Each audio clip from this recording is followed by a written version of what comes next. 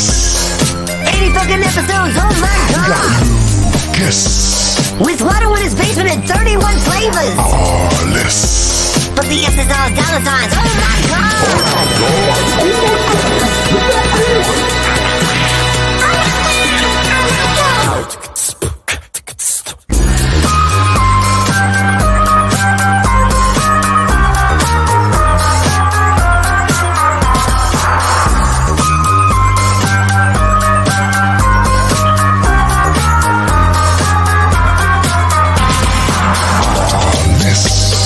We'll achieve gold and rubber wool.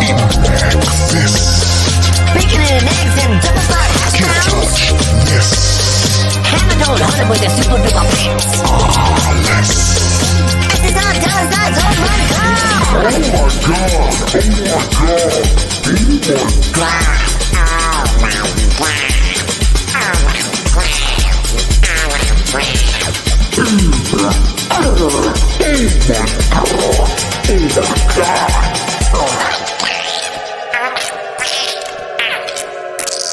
Oh my god! Oh, hello, everybody. Welcome thank you for joining us for week 3 of May the R Bless You. Now that Watto is in full screen, he can realize that perhaps his headphones are getting tangled in the very nature of his face. Hello, everybody. I'm going to resolve this issue while announcing this show. My name is Watto, the Flying Space Jew, and announcer of the George Lucas Talk Show. A talk show hosted by retired filmmaker and creator of the world's most successful joke, George Lucas. We used to perform at the UCB Theater, which was shut down. So now we do it live once a week on Planets Come. And through a long backstory that I don't really care to explain, we now just watch an entire season of Arliss every Sunday to raise money for a good cause. And hey, no shortage of causes to raise money for this week. We're raising money for the National Bail Fund. We had announced that it was going to be the Brooklyn Bail Fund, but then what happened is they got too much money. So they said, give it to other places. Here's the proof that we're not just fleecing people. I know Watto has a reputation for being a bit of a wheeler dealer, but I want to reestablish Watto only enslaves white people. And that might seem problematic for me to say this early on in the stream, but hey, I have no idea how we're going to be funny for 6 hours. So, National Bail Fund will allocate the funds we raise to whatever cities need that bail money the most. Okay, we're giving money to the National Bail Fund Network, and hopefully we will come up with some good incentives to make people donate. Already $25 gets you a signed headshot from Robert Wool, Arliss himself. $75 gets you a headshot signed by Robert Wool, Jim Turner, and Michael Boatman. Why are those prices so low? I don't know. Ask them. Ladies and gentlemen, coming to the stage, giving me time to then put my headphones back in, George Lucas. I'm George Lucas, creator of Star Wars. Welcome to week 3 of our Arliss charity watchathon. It's very nice to see you, Watto. Also, why haven't you said it's nice to see my friend? It's very nice to see Baby Yoda. Baby Yoda is your friend? He's my little friend. I have to say, he's not, he doesn't work for you, does he, Watto? Is he really your friend? No, he doesn't work for me. He's too young to work for me. I did buy him, though. Well, that's fine, then. I bought him, and I own him now.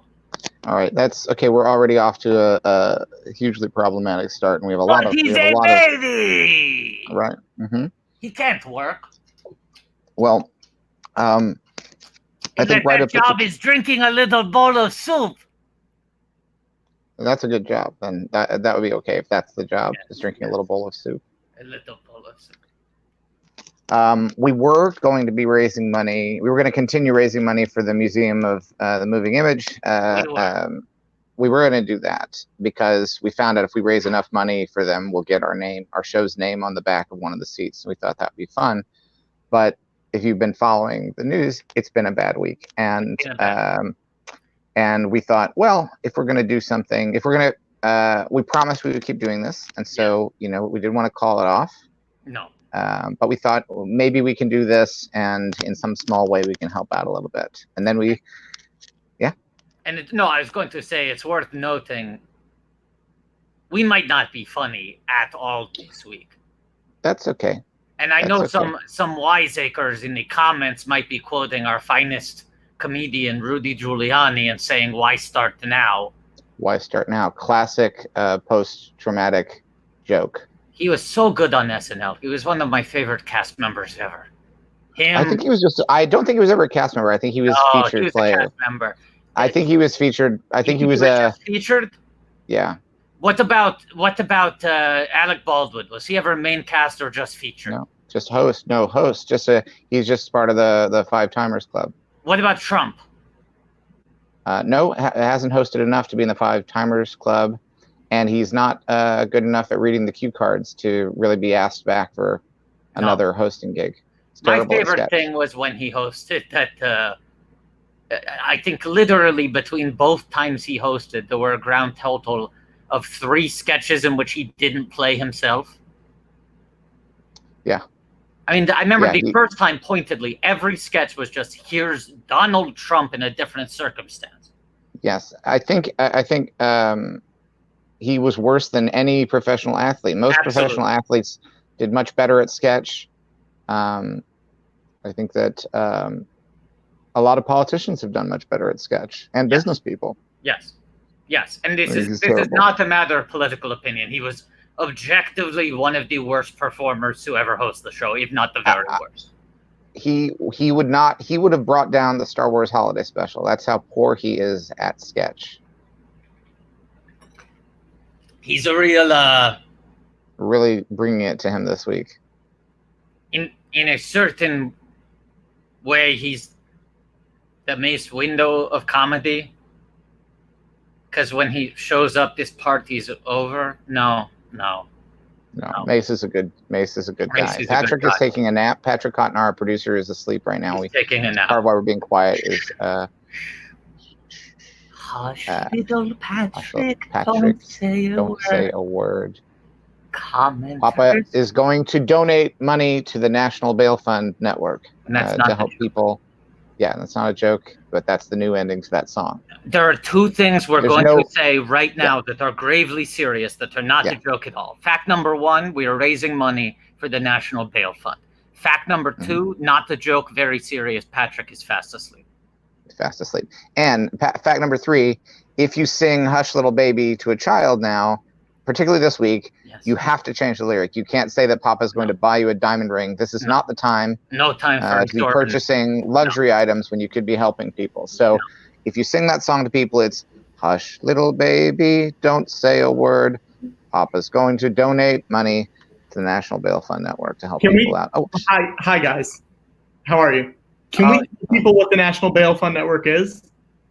I think I said, right? It is an organization that allocates money to the cities that need bail most in light of the protests happening nationwide, correct? Were you sleeping when I announced that? Yeah, did you not have a dream in which someone said that? Because sometimes when you hear things when you're asleep, they enter your dreams. Like your alarm becoming part of the narrative. Yeah. Of the dream.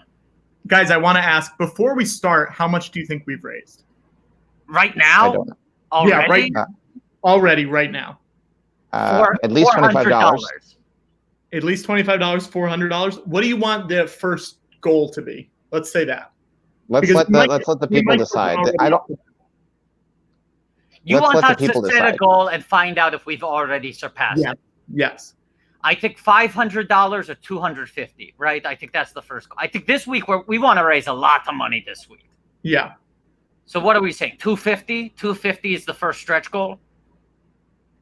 What do you want that goal to be? What do you want to have to do? Let's let the people decide. Let's get some ideas from the comments. Okay.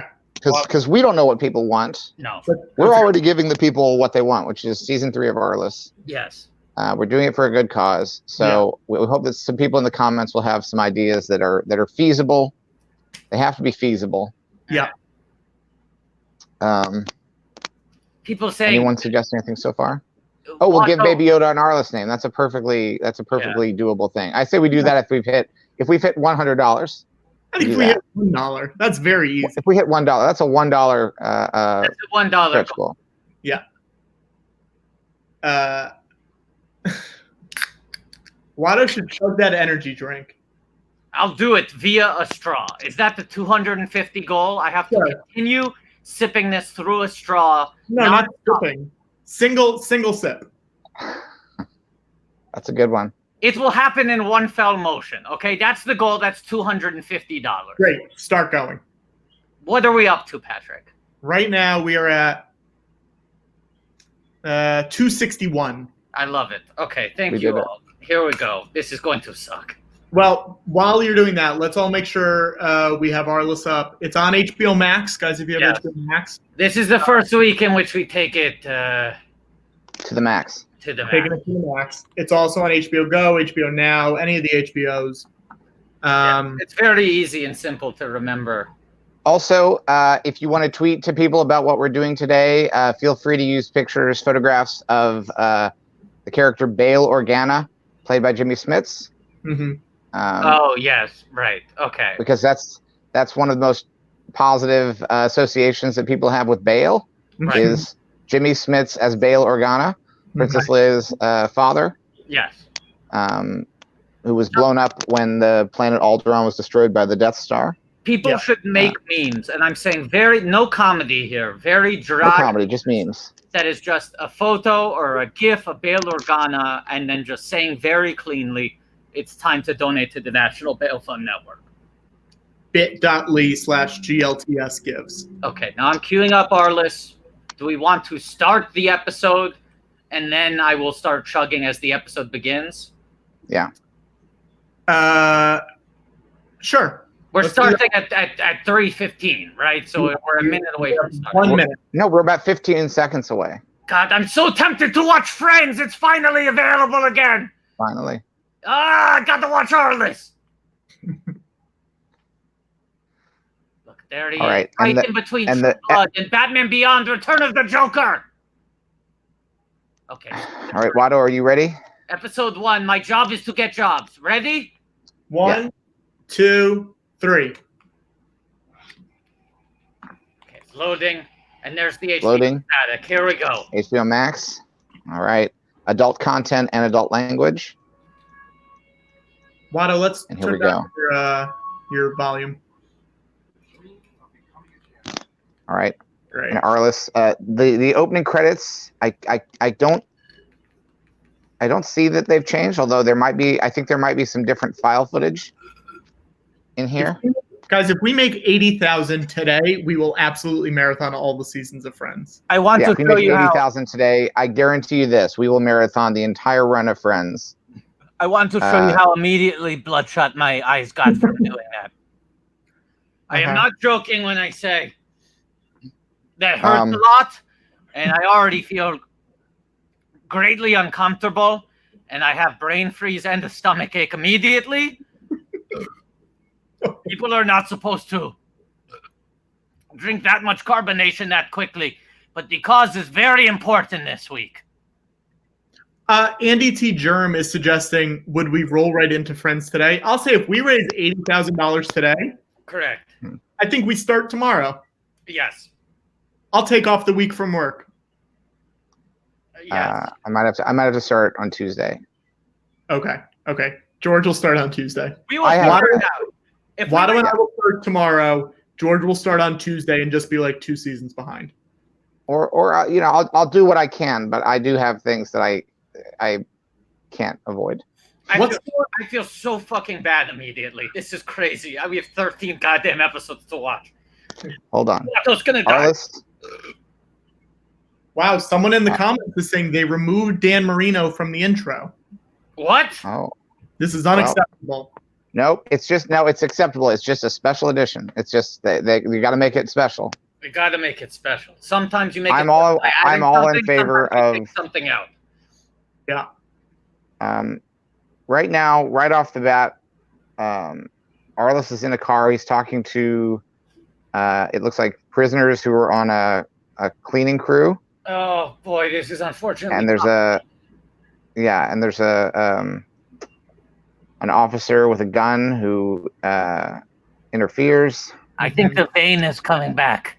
Oh my gosh. Earliest it's ever come. And all of Friends is over 82 hours. Yeah, we're not going to do it all in one shot. We're gonna levy it. We're gonna break it out. We're gonna break it up. This idea just came up. If we're doing Friends, we're gonna have to work a little bit to figure out the schedule. The point is, $80,000 will do it. Yeah, we'll figure out the turn. It's not even. We'll figure out how to.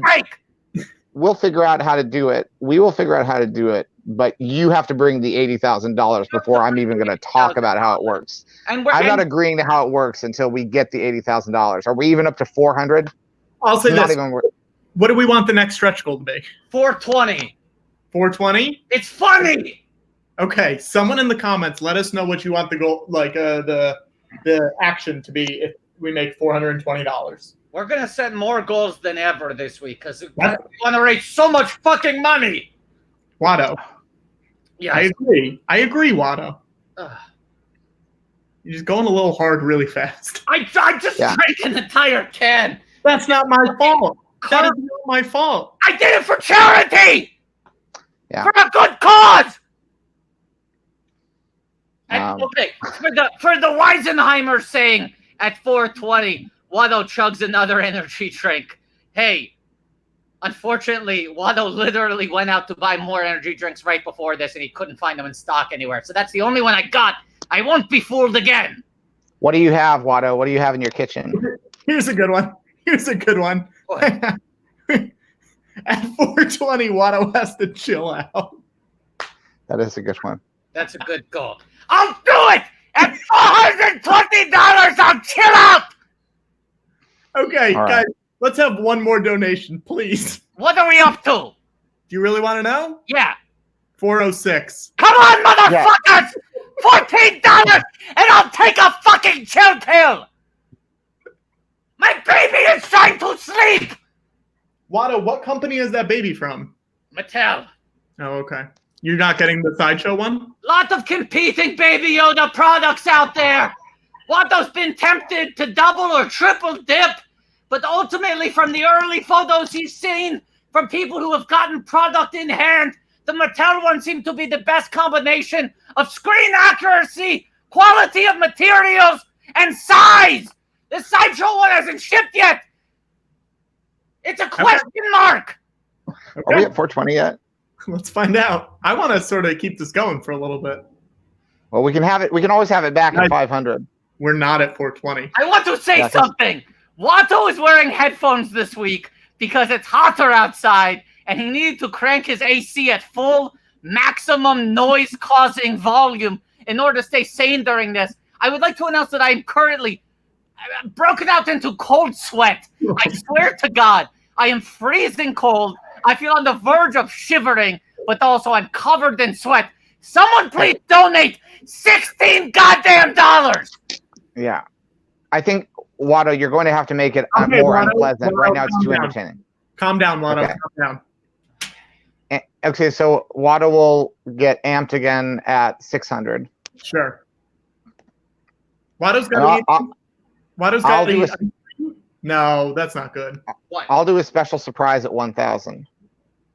Whoa.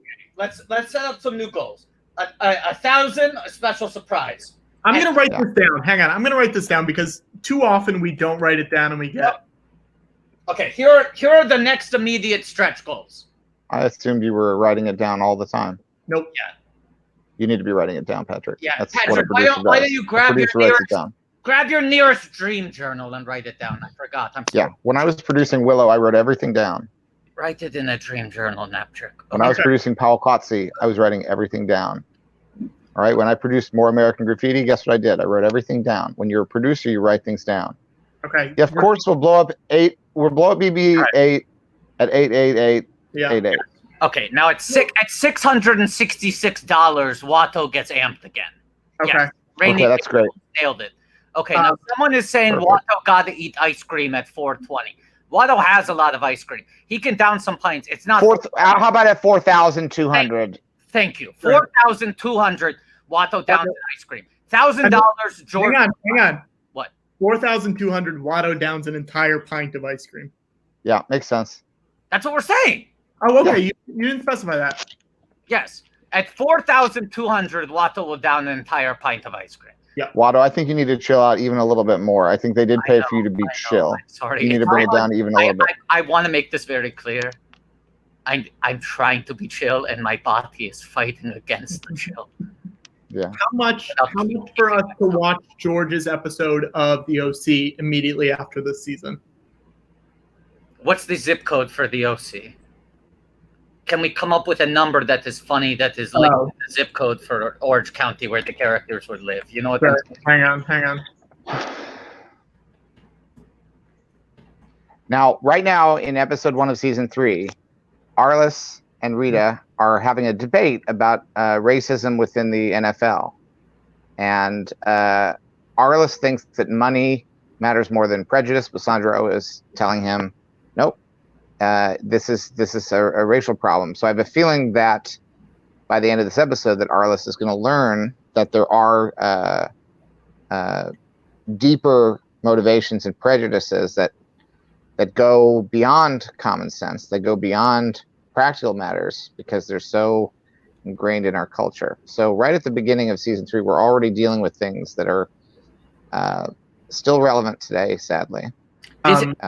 This is what I'm going to say, Patrick, okay? Yes. It looks like the zip codes for Orange County span from roughly 92857 to 92886 something. Let's set it at, if we hit 9,285. Yeah. Okay, 9,285. We watched the episode of the OC right after. We barrel straight into it. Yeah. 9,285. Okay. $9,285. Okay. Someone in the comments is saying, when PayPaling from Canada, PayPal adds a 15% fee. I would rather donate directly to the fund. I will get you a link to that. Then just forward us the email with the receipt just so we know and we can add it to the total. Yeah. Oh, God. Watto's nose is running so much. Let me wipe it off.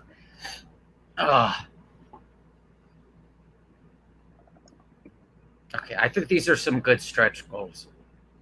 I'm trying so hard to stay chill. Yeah. Watto's going to eat some chicken and rice while he tries to take it a little bit easy. I mean, I'm still going to bring merriment and joy to the people, but Watto might need a little nutrition. Oh, also, here's my HBO pillow. Now, I should mention, Watto ordered an Arliss poster that has still not arrived 10 days later. I was hoping I was going to have an Arliss poster behind Patrick, get on board. Patrick, get on board. What's up? Oh, sorry. Patrick. I'm looking for the link. Patrick, I'm trying to stay chill. God help me. Get your goddamn pillow. It's here. Okay, Patrick, please. Watto is really Patrick, please. Patrick, this is no dream. This is no dream. This is really happening. Okay.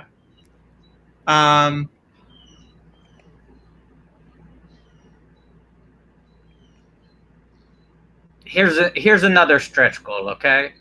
Yeah. This is a classic one. At 69.69. $6,969. Watto puts the condom on his nose and keeps it on for the rest of the live stream. I'll also say this, Watto, you should probably prep starting to get amped again.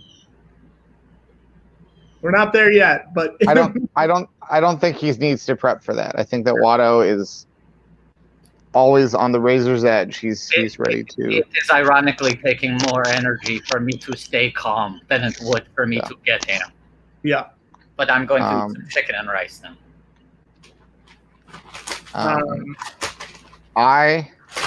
So outline the stretch goals we've laid out so far. 666 Watto gets amped again. 888 BB8. It's inflate again. Yeah. 1000 George has a special surprise. Yeah. 4200 Watto downs an entire pint of ice cream. 6969 nose condom. 9285 OC. Let's in the comments. I want people to vote on whether the special surprise at 1000 should be with a spoon or without a spoon. Yeah. And just based on the whatever the clear, if there's a clear majority, if it's close, I'm going to choose it myself. So it has to be a landslide. People need to speak up. How many people are watching right now? 150-ish. All right. So people, make your voice be heard in the comments. Special Everyone's surprise at 1000. Everyone's saying no spoon. All right. No spoon? No spoon. All right. Remember when it happens, you asked for no spoon. Okay, guys, I am going to put the link to the bail fund, the Act Blue, inside the chat. So stop commenting no spoon so everyone can find it. Never stop commenting no spoon. Someone update me on what happened in the last 5 Don't seconds. try to, Patrick, when a democratic function is occurring, do not try to get in the way of that by saying no more voting. I said people should make their voices heard. Okay, are people arguing about whether or not I can use a spoon? Yes. For the ice cream? Yes. I'm going to suggest this, and I'm going to regret it immediately. Where are the two of you landing on the spoon versus no spoon divide? For a full pint of ice cream? Yes.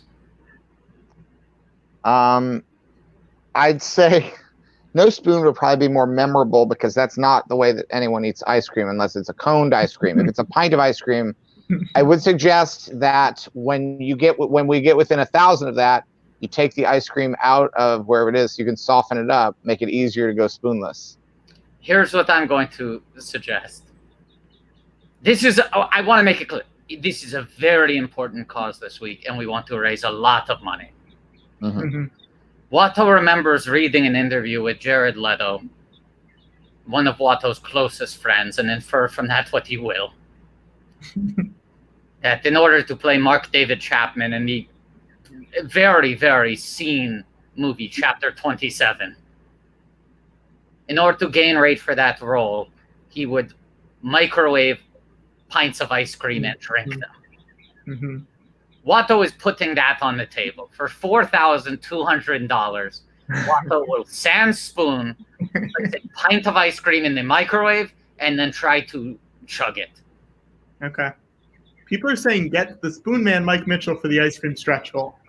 I mean, I think someone here could maybe burn that ask, but that's up to the person here. We're not going to burn that ask. You have to everybody has to do what they can, and we're doing what we can. This is what we can do.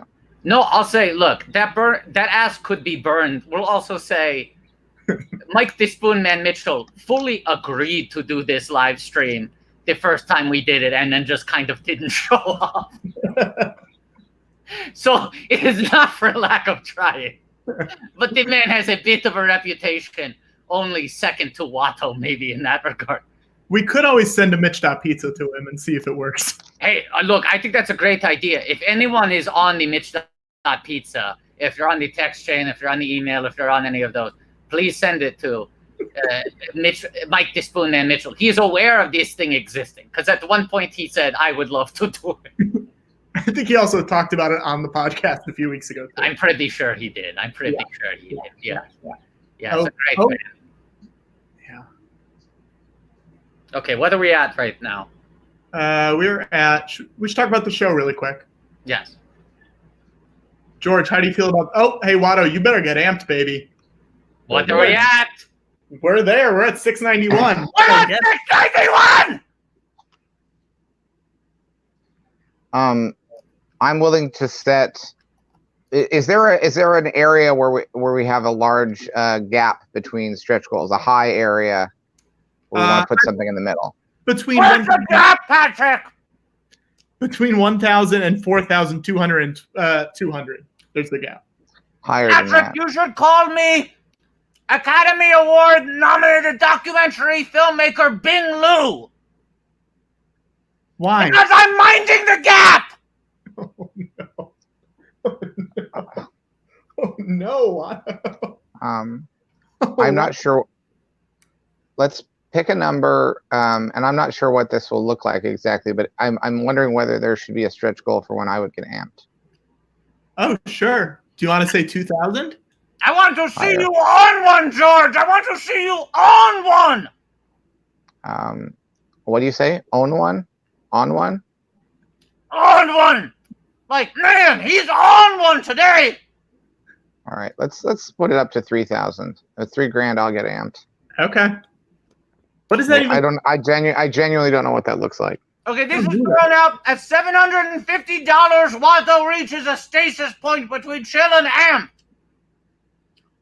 Yeah. We're going to make activating and deactivating rage mode a way to fill in the gaps between larger goals. Okay, that's what we're going to do going forward. Mm-hmm. If people want to And see I will the say- race, but it also seems like they want to see it end once it starts. Mm-hmm. Yeah.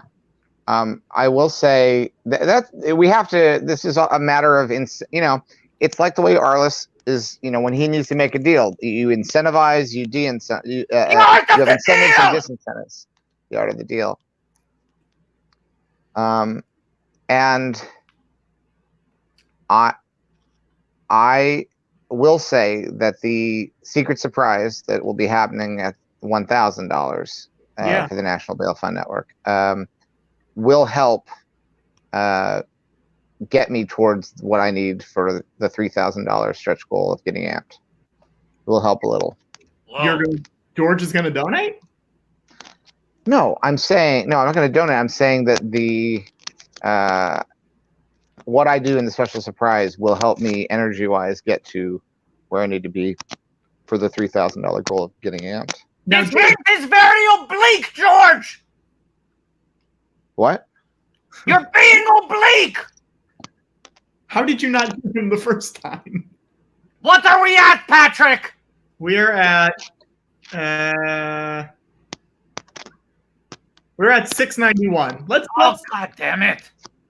guys, we'll all take a second. We'll breathe. I know, Watto, you can't breathe. Wait, Ah! Watto, when do you stop being amped? What is the number? 750. 50? Okay. George left. Today's a mess, guys. Today is a mess. I don't know if you know it, but our country is on fire! Yeah, no, I'm aware. Literally and figuratively! I am aware. I hate it! It makes me very sad! Yeah, me too. And angry! Okay, what are we at? I don't think it's moved in the 30 seconds since you Come got on! Watto, we want to keep people here. Let's take it down maybe one notch.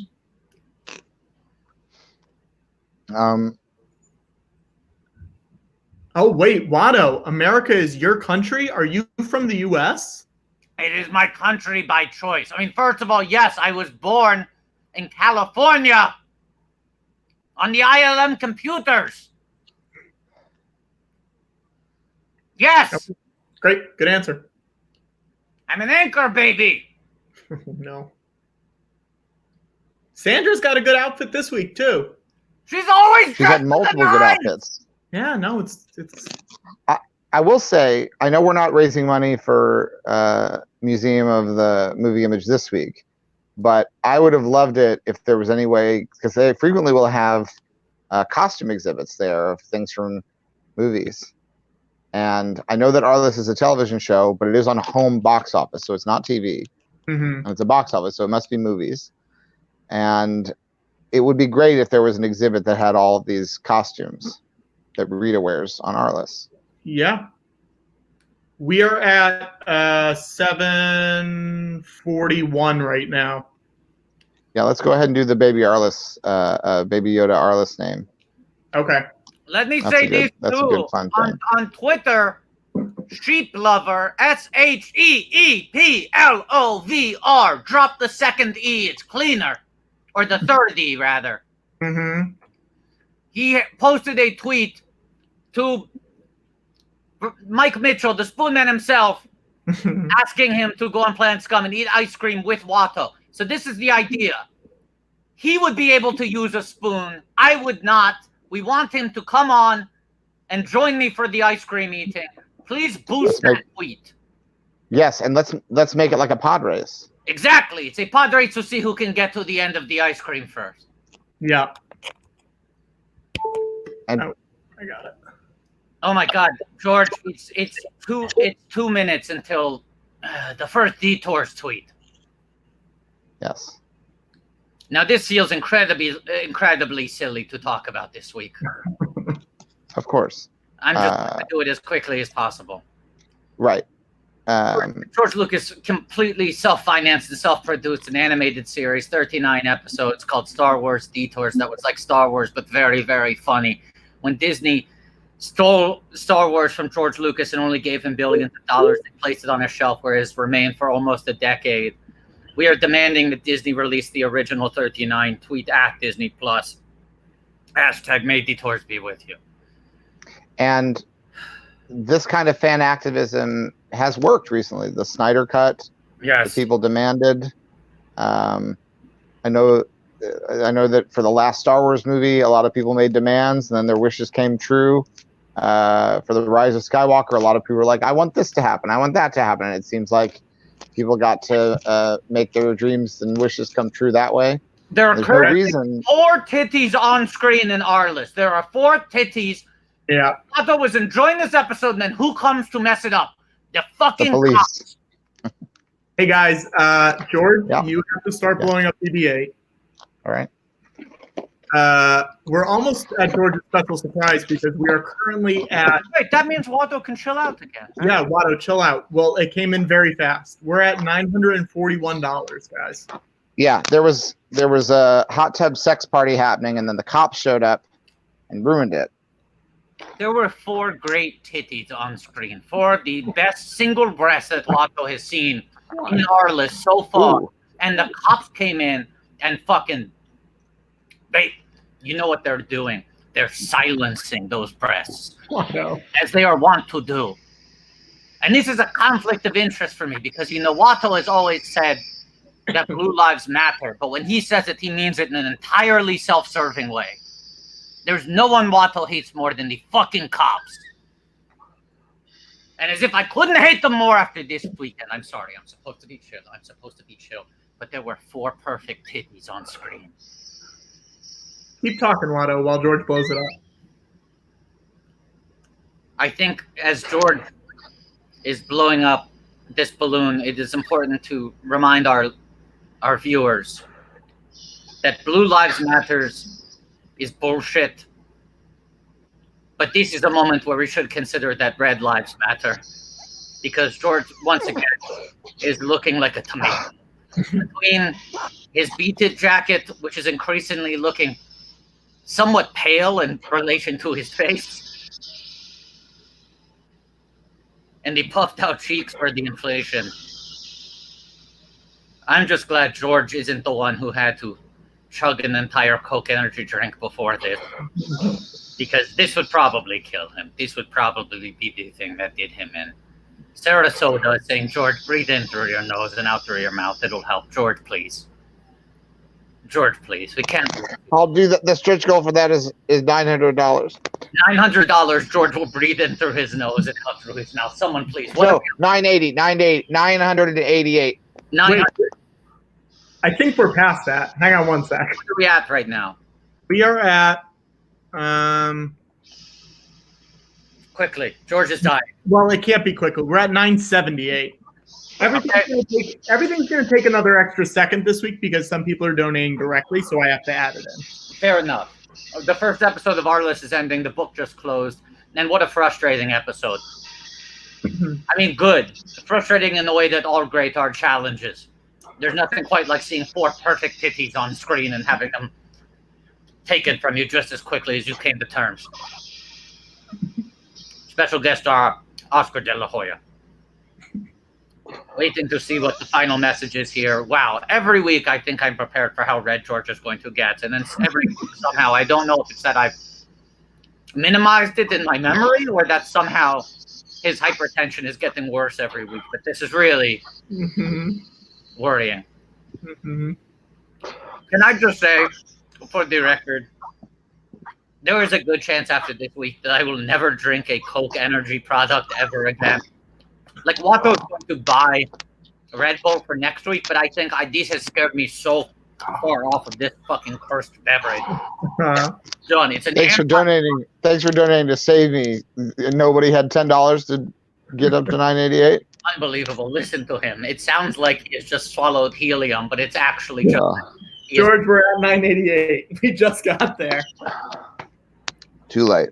Unbelievable. Too late. But that means we're very close to 1,000, in which George is going to do a surprise. Special surprise. Okay, now wait a second. Second episode auto playing for me. I got to pause this and reset. Yeah, Pause it. we got a few minutes. We got a few minutes. Okay. How's everyone feeling? Unbelievable. I mean, It's our best week yet. Yeah. That is crazy. Craig just pointed out we raised like a grand total last week, and we're at almost $1,000 already, which is great. Look, I think there are two things going on here. A, I think this is a very important and urgent cause. B, I think we're being far more aggressive with the stretch goals, which we need to really stay on these. You know. Well, and the reason we're having to be more aggressive with the stretch goals, A, because it's we're in. I mean, it feels almost strange to say that, given the pandemic that's been going on, but we're in even more of a crisis mode now than we were before as a country, and also I think the stretch goals compensate for the fact that we don't feel like being as funny as we might normally be. Look, George and I are usually two of the sharpest wits in the business, but we're not going to be able to craft razor sharp barbs for you this week. So if you want to laugh, it has to be through our own suffering.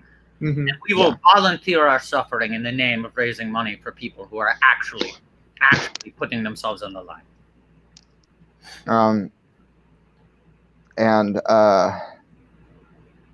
We're about less than a minute away from starting the second episode, and we should say that last week it was a 10-episode season. Season 3 is a 13-episode season. So 13. George, I want to say we are now 45 minutes in almost. We've only watched one episode from this season. I feel like you and I are currently at the energy levels that we hit at hour 15 of our original live stream.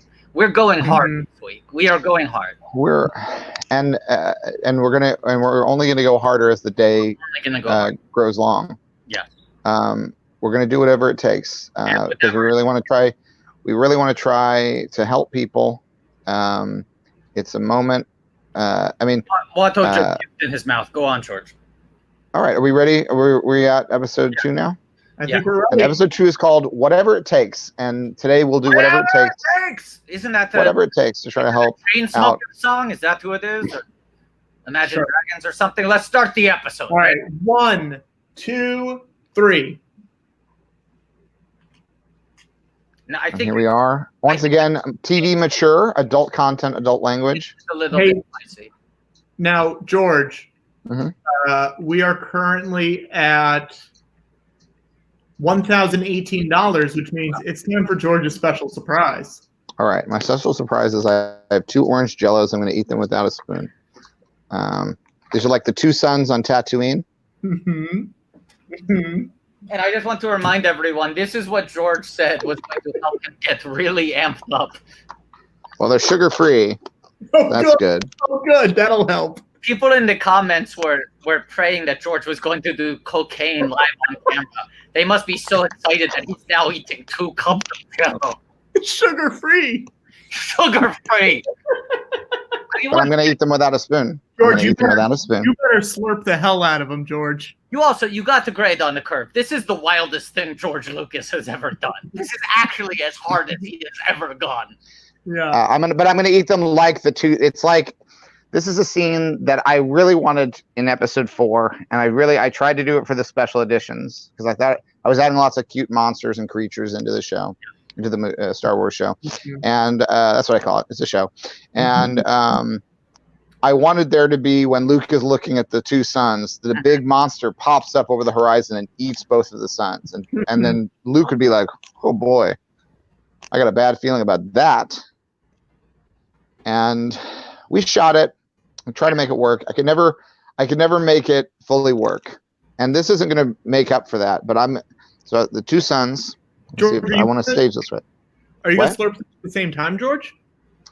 I'm going to do them back and forth, maybe. I don't know. Okay. Can you do like a waterfall, like drop it into your mouth from above? No, I'm going to go behind like that. Because that's the way I envision it. Would be like they're up here like this. And then the monster pops up over the horizon. He's bigger than the planet, this monster. He's bigger than all of Tatooine. Okay, George, tell us when you're ready to start the scene. Watto is going to be providing the score with all respects to Johnny Williams. Ready? Hold on. I got to get it framed right. It's hard to... Okay. This is not the ideal circumstance for staging this. Okay, we ready? Ready? Yeah. Okay, places and action.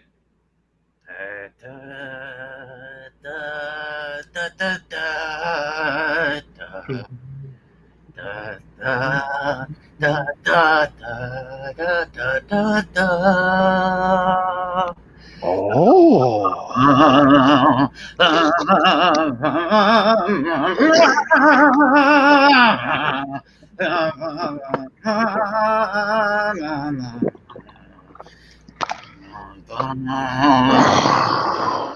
Can I say that was actually impressive? Now, guys, that was worth $1,000. That was worth $1,000. That truly was, George. And Patrick, I want you to apologize to me. It was worth $1,000. You're right. Worth $1,000. That's not an apology. I want to hear the words "I'm sorry." George, I'm sorry. It was definitely worth it. Now, George, we have a guest. Can I just say, look. Could you use the spoon? I did not. George, it didn't sound like an impressive action, but we forgot something. It's the singer, not the song. And George Lucas is one of the most electric performers alive. Guys, we have a guest. I'm going to bring Yippee. Yippee. Yippee. I will point out it's episode 2. Thank you very much. I have too much. Very good. I have 2 more orange sugar-free Jellos.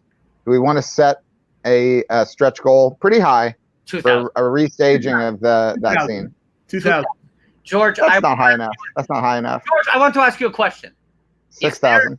George, is there someone on the Skywalker Ranch property who could go out and buy more orange Jellos so that perhaps at every... Really? There's no one? I don't think so. Wow. No. I would say maybe some of the people who are on the property might be not the right people to be sending out to stores right now. George, is there anyone you're I'm not gonna put my staff, I'm not gonna put my people at risk during a pandemic. Are there any for more orange Jellos? Neighbors in Marin County who could possibly do around? Hey guys, we have a guest. I'm gonna bring him in. Great. You know him from College Humor. You know him from his great podcast, the Jeff Rubin Show. What? He made a game last week, and I'm gonna have him tell us about it because it's very fun. What? Here he is, Jeff Rubin. Jeff Rubin! Hey everybody, how are you? Rubin. The podcast on raising $1,000, getting to the Jello stretch goal. Of course. Thank you. Jeff, you've been on the live show, right? I have been on the live show, yeah. Friend of the show. Friend of the show. Yeah, but you're kind of our Charles Grodin. Exactly. But you're our Bonnie Hunt. You're a Bonnie Hunt. I can't remember because it was a while ago, but I feel like at the live show, Arliss barely came up at all. Correct. It's just a new addition to the canon. 2020 is different in a lot of ways.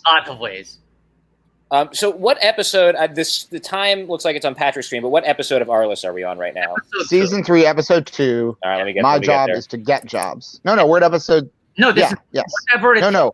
Whatever it takes. Whatever it takes. This is episode 2. Arliss fact checked it. Now, here's an interesting thing that I'm just now realizing based on, because I'm looking at the episode, I'm also looking at information, is that the online episode guide on Google says that season 3, episode 1 was Whatever It Takes, airing on June 7th, 1998, and they have episode 2, My Job is to Get Jobs, as June 14th, 1998. So they have different information, which could mean that the the current order might be a special edition. We'll need to ask about that. Maybe every episode of Arliss is either called Whatever It Takes or It's My Job to Get Jobs, because I feel like that's basically the theme of every episode of Arliss. Subtitle. Those are evergreen titles, certainly.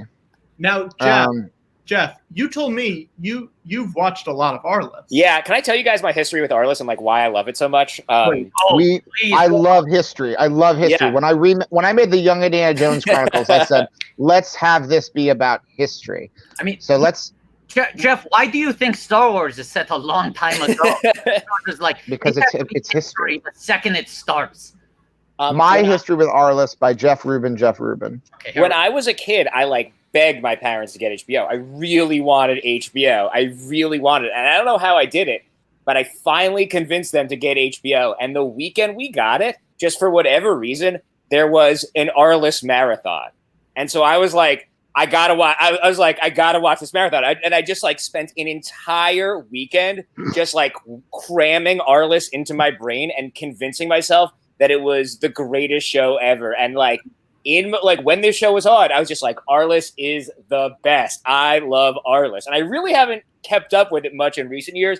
But I guess my memory is that it was a little ahead of its time. It was single camera and it had these cameos and It was pretty good, but I really haven't had an excuse to revisit it. So I was so excited when you guys started doing these because no need to hold back. You can just say it. You're an Arliss fan. You love binging Arliss, and we love binging Arliss. Yeah.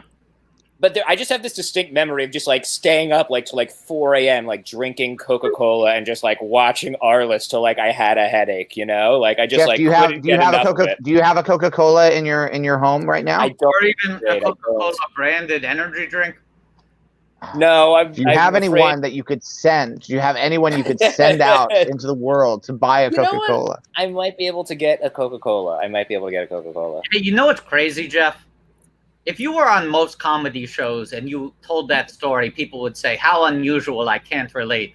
There are currently hundreds of people watching the show who relate to spending multiple weekends watching hours upon hours of Arliss until they get a headache and convincing themselves it's a great show. I'm willing to go on record that as Kurosawa was to the Star Wars saga, so is Jeff Rubin to the George Lucas talk shows Arliss weekend marathons. Wow. You walked so we could fly. This is the thing. You were actually kind of the prequel because we started episode 4. Right. Chris Gethard, Palpatine Gethard, comes in and goes, "Oh, I dare you guys to do an Arliss live stream." We thought that was the beginning of Arliss, but no, we have to go back to episode 1, which is Jeff Rubin at the UCB East 3 or 4 years ago, and actually quietly the seeds were planted. That for this whole thing. You were the original Arliss weekend marathon man. And when it made such an impression on me that when I see Sandra Oh now, I'm still oh, there's Sandra Oh from Arliss, even though she's had 2 decades of incredible career. When I started watching Killing Eve, my first thought was, oh yeah, she is from Arliss. This is a great actress from Arliss. This is what we have to make clear, that we're not everything is 1-to-1 with Star Wars, because you love Sandra Oh. But Anakin Skywalker and the prequels, he hates sand. It's rough, it's coarse, and it gets everywhere. Whereas you couldn't be happier that Sandra Oh's career, that she's not rough, she's not coarse, but she does get everywhere in the sense that she's been on so many great films and television shows. Right, that's the difference. Sandra Oh gets everywhere, and you're happy to see her. Yeah. Sand gets everywhere, and you go, none of this, please. No, not sand. No, not sand. Sandy O? Sandy O. Oh, yes. Oh. Yeah. And it's never a matter of there's that actress I once saw on Arliss. In my mind, she was always great because she was great on Arliss. And it's oh yeah, she's great on Killing Eve. And I'm I know she's great. I've seen Arliss. I've known she was great for 30 years. Yeah. Our good friend Bobby Wool. I don't know if you're familiar with Bobby Wool, creator and star of Arliss. He's a good friend of ours. I think you might be. Row now. He told us it was this kind of gift that kept on giving, having old Sandy O in the cast, because he knew she was good when he cast her, but they kept on finding out more and more of her power, sort of what she could do as an actress, and every season trying to utilize those abilities more and more. It's Christmas morning every day with Sandy O on set. I guess if any fans out there, because I know people have they're looking for things to occupy themselves during these times. If you want to re-edit the scene from Attack of the Clones where Anakin says he hates sand, Yes. but change it so it, and you can borrow these sounds because I know there are places in episodes 2 and 3 where all you need is Anakin saying "ra" and "o," Yeah.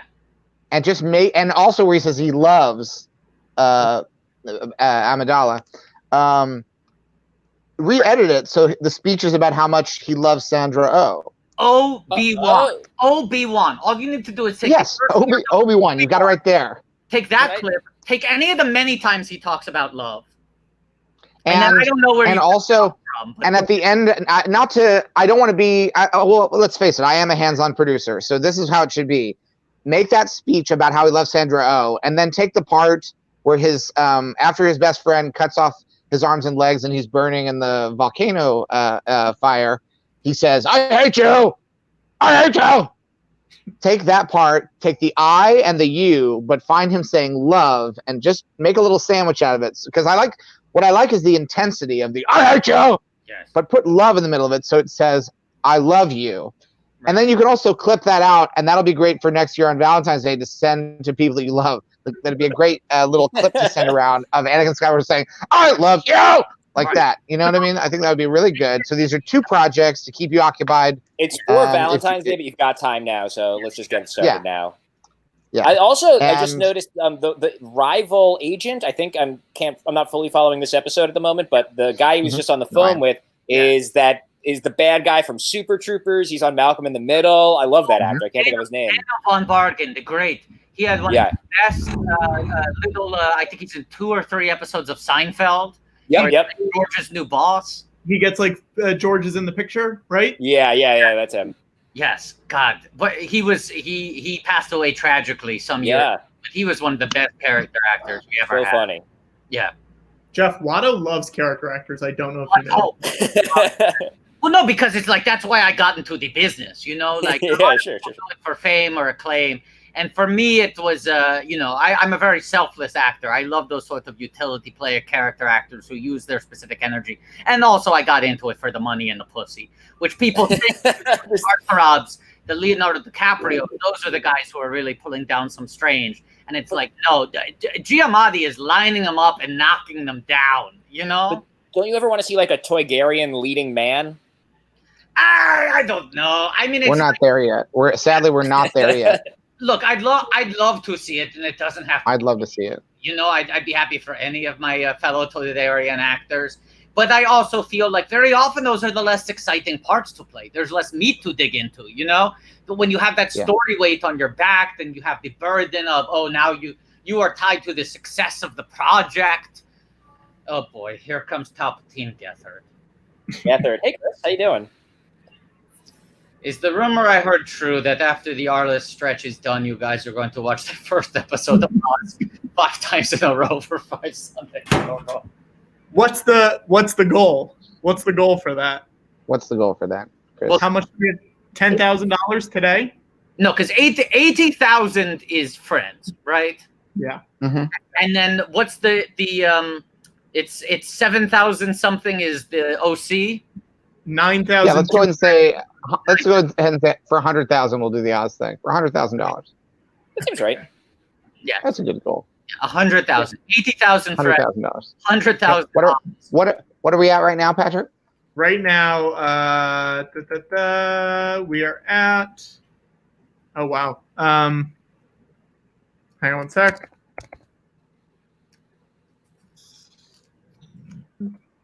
$14.13 and 50 cents. Wow, that's great, guys. Congrats. That's pretty good. Have you guys seen the new HBO Sports Agent show? Ballers? Ballers? Oh no, Jeff. Oh no, Jeff. Oh no, Jeff. Oh no, Jeff. Oh no, Jeff. Oh no, Jeff. Oh no, Jeff. Say, I think I lost you for a sec. Am I there? Because I was going on I was asking a very important question about Ballers. You were talking about Elizabeth Warren's favorite show. Yeah. I guess I was just thinking how this show begat Entourage, which then begat another sports agent show. Do you guys have any experience with Ballers? Is it different than this? Is is this like the blueprint for Ballers? Or are they two separate shows that just happen to be on HBO Bet Sports Agents with like, does Ballers do the cameos thing? Yes. I haven't seen it.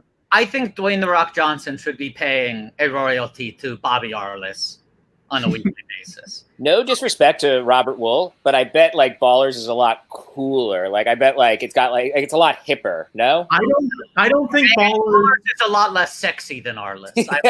yeah, that's probably it. I've seen the first season of Ballers. I don't remember there being real life cameos or a lot of real life cameos. I might be wrong. Here's my take. Here's how I would put it. Ballers is like low T Arliss.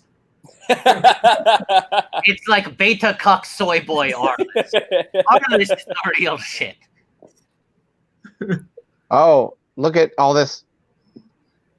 There's dogs and cats now. I'm just thinking the show makes me think about other early HBO programming, and there's Oz. But then the other thing I was really into was Dream On. Did you guys see Dream On? Yes, Dream Brian On, starring Brian Ben from Radioland Murders. The Right, Brian's of course, so of nice course. they bend him twice. Yeah, Ben famously the inspiration for BB-8. Yes. That is BB-8's full name. Yes. Ben 8. Kind of in the same way, like when I see Wendy Malick now, even though she's been in tons of stuff for 2 decades, I'm like, oh yeah, there's Dream On's Wendy Malick. Yes, of course. Mm-hmm. I always think of Wendy Malick as being from Just Shoot Me because I was on that. You were on that.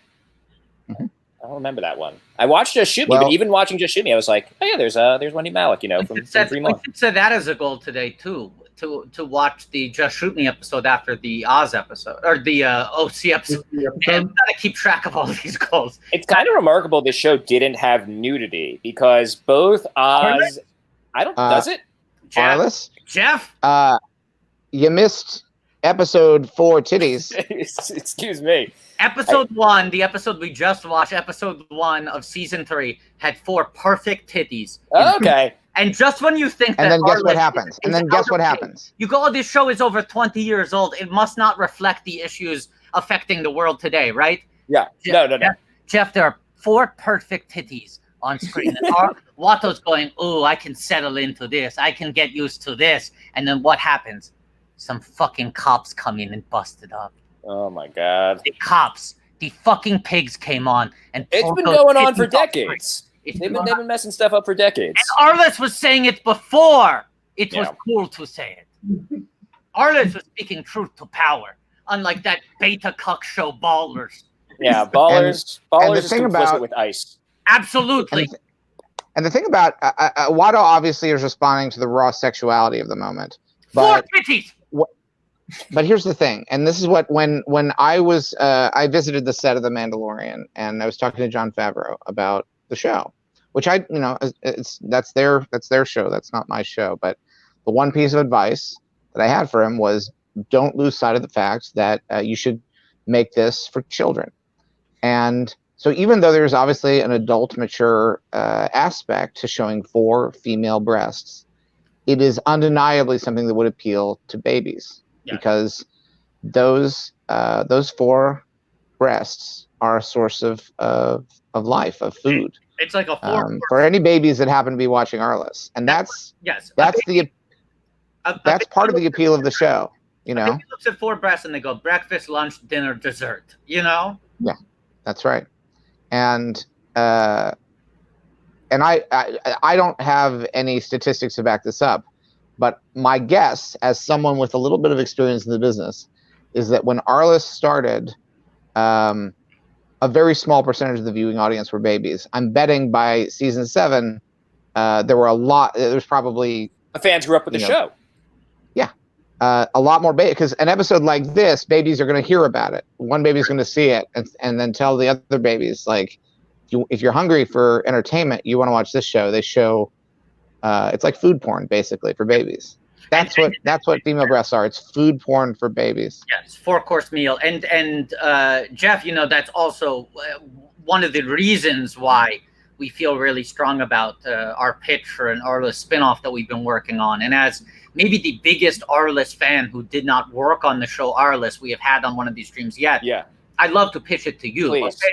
Yeah. So this is the circle we're trying. If we were setting up a room to write this, you'd be in that room, Jeff. Oh my god. You'd be an immediate staffing. No, I don't know if I could do that because I'm too enthusiastic about Arliss. Like I'm too close to That's it. what I don't we know love. that I. No, don't no. I mean, it's like any fan. give product. in to your feelings. Right. You want a combination. You're afraid, Jeff. You're afraid. Fear leads to anger.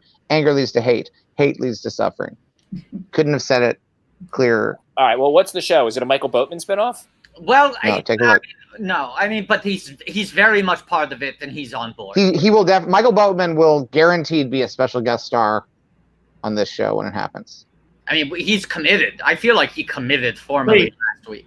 Guys, should I bring up a picture and just show Jeff? Yeah, please. Let me lay the runway a little Yes. first. Time the picture properly, okay? Yeah.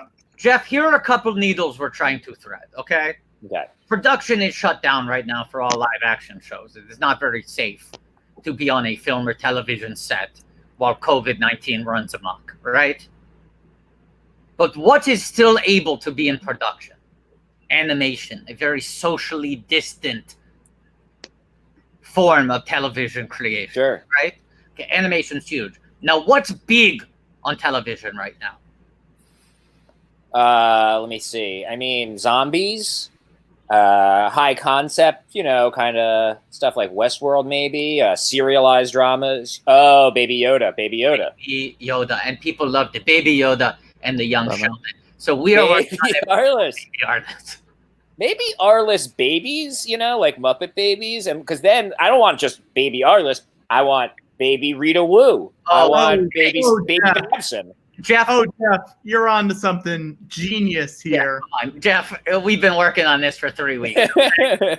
Now, here's a new character. His name is Michael Boat, baby. Okay. Oh, okay. He is both a baby and a boat, and of course, is played by Michael Boatman. Okay, this is kind of our main cast here. Now, let's introduce you to another great character coming up here, as Patrick scrolls. 2 more. Kirby Carlisle. Okay, this of course is. Arliss' rapscallion friend and business partner, Kirby Carlisle, but he's also a baby in the car at the same time. And he has a fully CGI baby jaguar in his car because in season 2, Kirby faces a real jaguar, too dangerous. We don't believe in that. Too dangerous. There's no now, reason does to put... Baby Arliss still make deals? Absolutely. Yes. Okay, because that's like the core of the show to me, I mean, the dollar signs are right there in the title. I think it would. I'm imagining a similar format. Every episode. Well, I don't know. So far, I don't know if this changes in later seasons, but so far in the first 3 seasons, every episode, of course, begins with the spinning book. Don't spoil if that goes away if the format changes in later seasons, but begins with the spinning book. And I think the book that Baby Arliss would write would probably be maybe one of those cloth books or maybe a board book that you could chew on. It would be a very different kind of book. Is there a nanny figure? I'm going. This is like a Muppet. This is like really Muppet Babies connected to me. I don't know why. I don't know if that's right or not. I don't know if I'm speaking out of turn here. We're in negotiations with Nanny from Muppet Babies. Whoa. Carry over the character. Wait, could the nanny figure be adult Bob Costas? Oh, that would be great. Good. That's good. Yeah, I'd love to get another Bobby on board. But yes, I think he still works with HBO too. Part of the pitch too, Jeff, is that the Disney Pixar Cars franchise is so popular. Thomas the Tank Engine, all of these sort of talking vehicles things. A little bit the Transformers, most of these characters are also vehicles. So you obviously saw Michael Boat, baby, and Kirby Carlisle, and then Sandra Oh, who's a letter O, which of course can very quickly turn into a wheel. And we kind of like Baby Arliss to also be a little bit of Baby Carlos, Baby Carlos. A little bit of Baby Carlos. Guys, I have some exciting news and just a little bit of product placement. Guess what was just delivered to me here in Jeff Rubin Studios? It's a can of Coca-Cola. Here we go. Now let's set a stretch goal. No, don't drink it yet. Let's set a stretch goal. What are we at? Stretch goal. What are we at? What are we at? Right now, we're at $14.13 and 50 cents. I think 1,500. When we hit 1,500, I will drink this. Let's say. So we're at 14.15. I say at 14.50 you open the Coke. Okay. Bill's Okay. And then at 1,500 you drink it. Yes. Okay. And open it close to your mic so we can hear the bubbles. Everyone's doing something different to support what's going on out there. If me opening and drinking this Coke helps even a little, then I'm happy to do it. You know, it's not a big deal. But do you remember that commercial where Kylie Jenner gives a Pepsi to a cop in order to settle down a protest? Right. Oh. You're doing the Pepsi, opposite. proud sponsor of both the Star Wars Episode 1, The Phantom Menace, and Indiana Jones and The Last Crusade. And also a sponsor of cops. We're doing Pepsi, the opposite. Pepsi has been there. Pepsi has been there for both Star Wars and for Indiana Jones. Pepsi helped introduce us to Jar Jar, and he also helped Indiana Jones reconnect with his father. But fuck them, because Pepsi says Blue Lives Matter out of self-interest because their can is blue. We're all Coke all the time now. And Jeff, at $14.50, you're going to crack open that Coke to help get people out of jail who have been fighting the cops. Can I show you guys? Can I show you guys something that came in the mail this week? Please. Yeah. This is Dave Winfield was in this one. I missed that. Nice shirt, right? It's a nice khaki shirt. You can wear it. It's great. Very classy. Yes, a gentleman's khaki. A gentleman's short sleeve khaki. What's this? Oh. And the what? It's a Pepsi shirt. It's a Pepsi branded shirt. Well, I'm sorry to tell you, you have to burn it now because this is an anti-Pepsi live stream. Okay. No, I'll never be anti-Pepsi. I'll never be anti-Pepsi. They were there for me when I needed them. People pointing out, I just want to restate this for people turning in late, the seeming lack in logic of Watto being anti-Blue Lives Matter, even though he's blue. I don't like that the movement was co-opted. I fighted for Toydarian rights forever, and the fucking pigs took it from me. Now, everyone it was pointed out. Also, people who are saying, Watto, you're blue, they had better be a Toydarian saying that, because I would never say that to you. I also want to say, I think it was Andy T. Jerem in the comments pointed out, HBO Max seems to autoplay things more than HBO Go or Now, and you can't turn it off. So people, if you get to the end of an episode, just press pause. Yeah, you can pause it. Yeah, that's what I'm doing. You can pause it. That's what I did. Because the next episode is fans first. Fans first, which is something I do not agree with. No. Just because the fans, if the fans knew what Star Wars was, they would have made Star Wars, and they didn't. We are trash people pointing out that Na'vi get excluded from Blue Lives Matter. Yes, Blue Lives Matter was originally a movement of CGI Americans who are blue. The Smurfs, the Na'vi, the Toydarians. We were all in this together, and then the cops come and fucking stole it from us. We're at $1,440.84, guys. I'm gonna start loosening up the tab. I'm gonna start loosening the tab. You got to lubricate the tab before you pop. Well, you know, sometimes you want to push on the small part so the other part comes up, then it's easier to kind of get under it and sit right up. You know. Yeah, absolutely. I can just feel that next donation coming in, so I'm ready to go. And we should reemphasize that these donations will help people. So if you're hesitating, maybe don't hesitate and just go ahead and do that. And then the little bonus you get to hear those bubbles. We're going to listen in close. Yes. It'd be great if we could listen to those bubbles before we had to start the next episode. And we have 1 minute left for that to happen. I want this to sound like an episode of Fizzy Boys, the podcast. Chris Gethard, Don Finale podcast. Yeah, when are they gonna? They should be doing more episodes. They should bring that back. The Fizzy Boys should come back during this. There's no reason that they should be making more episodes. Bring back Fizzy Boys. Bring back Fizzy Boys. Yeah. Make sure to tweet at Chris Gethard and Don Finale to bring back Fizzy Boys now. And let's make that a stretch goal. How much money do we need to raise for them to record an episode of Fizzy Boys today? Yeah, I would say, let's make that $15.50. $15.50. Gethard and Finale have to record an episode of by midnight. A special charity fundraising episode of Fizzy Boys that they release by midnight, Pacific time. Yes. It can be as long or as short as they want. Yeah. But if we reach 1550, the Fizzy Boys are back. They got to be back. For charity, for a good cause. You guys are raising $1,550 for this great charity. The least they can do is drink some soda and talk about it, You're about to drink whatever's can. I'm doing it. It's easy. Yeah. Are we not at 1450 yet? Hang on, guys. I actually have a let me hold on 1 second. Oh no, what's going on? We're losing money. People are rescinding their donations. Hang on. For a second, I thought Gad was a I guest. seriously thought Josh Gad was about to join this live stream. Sorry, that was an auto. I thought we had Olaf. That was so disappointing. I thought we had Olaf. I thought we had the Yellow Bird from the Angry Birds movie himself. Let's listen. You ready? Yes. Yeah. I would love sound, bro. That's pretty good. That's pretty good. That's pretty good. It's seamless. All right. Now, do we have to George, start can the we episode? make that the official new edition? Is that ready for Disney Plus? That cut? Yeah. Now, Please send that to Disney Plus. Tell them to add it in. now we have another guest who's going to pop in and join all of us. I see her face. All of us. Join all of us. She's the best. I'm going to bring her in right now. Monique Moses. Whoa. Hi, guys. Should we, just to mind the clock, now that Monique is here, should we start the next episode? Yeah, let's do it. Yeah. Do you, Just do so you we don't fall have it behind. queued up, Monique? Hi, I do. I have HBO Max. I'm very excited Oh. about it. It's Monique, I love your Bill and Ted's Bogus Journey T-shirt. Thank Incredible. I thought I would wear it in honor of Mr. Lucas, space-related, time-related, Yeah. you know. Sure. Thank you. Yeah, Yes. yeah. Mhm. Ed Solomon, friend of the show, who wrote Bill and Ted. And Monique Moses, friend of the show. Oh, thank Yes. you. Past guest. Yes. Yes. Well, I was I myself in the past? You were guest? there. I You were was there. there as someone. All right, Yeah. let's start episode 3. Here we go. Yeah. All right. 1, 2, 3.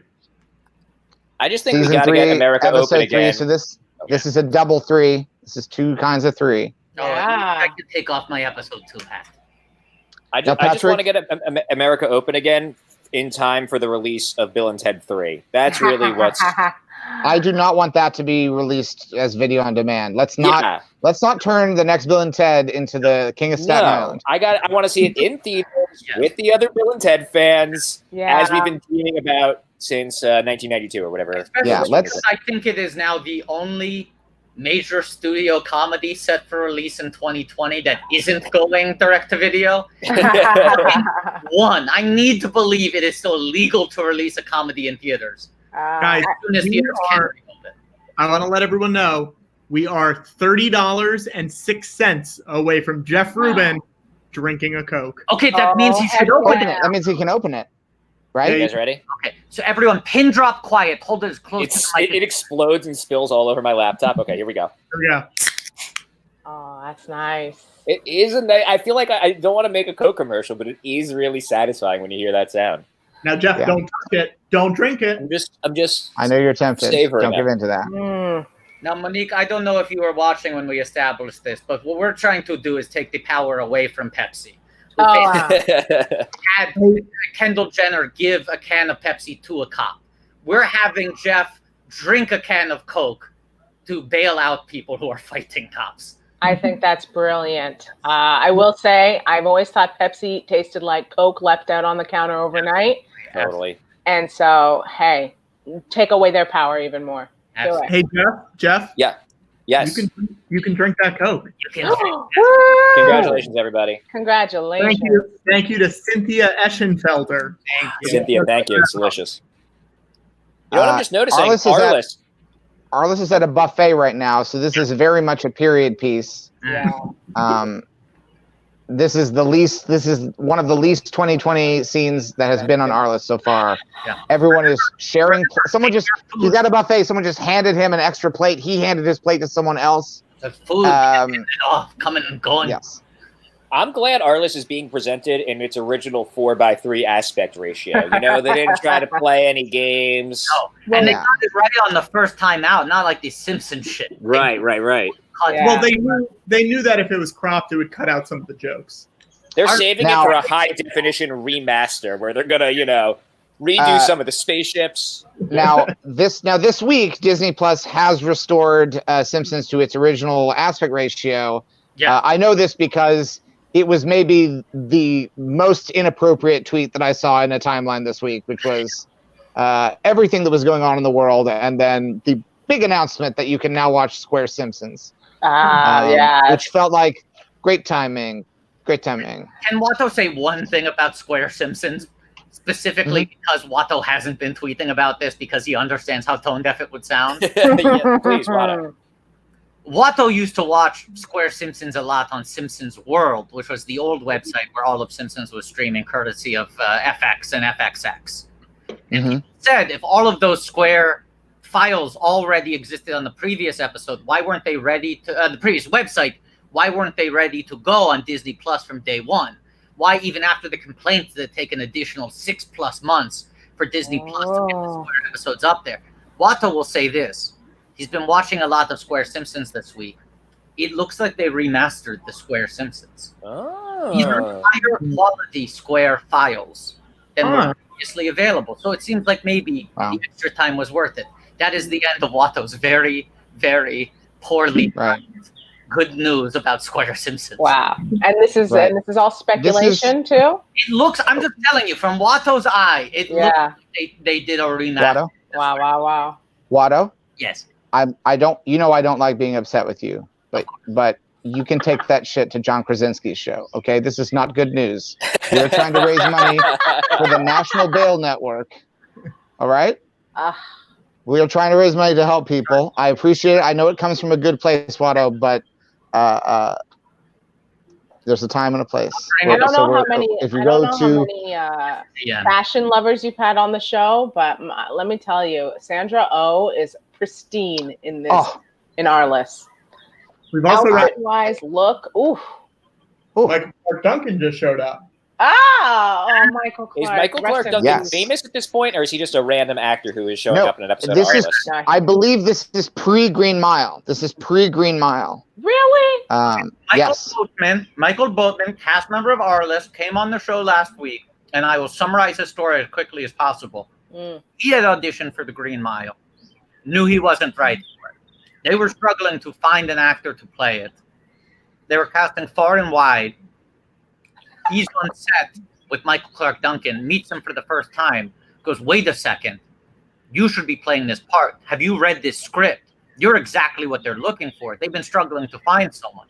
And he goes, I know. I bothered my agent about it. He couldn't get me in. And Boatman grabs him and says, you need to make sure you audition for this. A year and a half later, Boatman goes to see Green Mile in theaters. He doesn't know that Mickey D got the part. MCD shows up on screen. He screams to his wife. A year after that, Boatman's at the Emmys, reveling in the success of our list. Wow. Looking to someone on the red carpet. MCD comes up behind him, gives him a hug, and on camera says, if it weren't for this man, I would not have gotten the Green Mile. Whoa. Also, stabbing. I know. I might be a little behind you guys. I started a little late. No. The stabbing goes on for a while. Stabbing just happened. Okay. Our list is responsible for Michael Clark Duncan's Oscar. Oh, no. Michael Boatman just got stabbed in the behind. Oh no. He fell on the knife. Oh, yeah. Okay. He was videotaping what was happening, and then he got bumped, and he fell and landed on the knife, and now they're at the hospital. They're looking for medical attention. The Simpsons, I think Sandra Oh is wearing Marge's dress from the Country Club episode.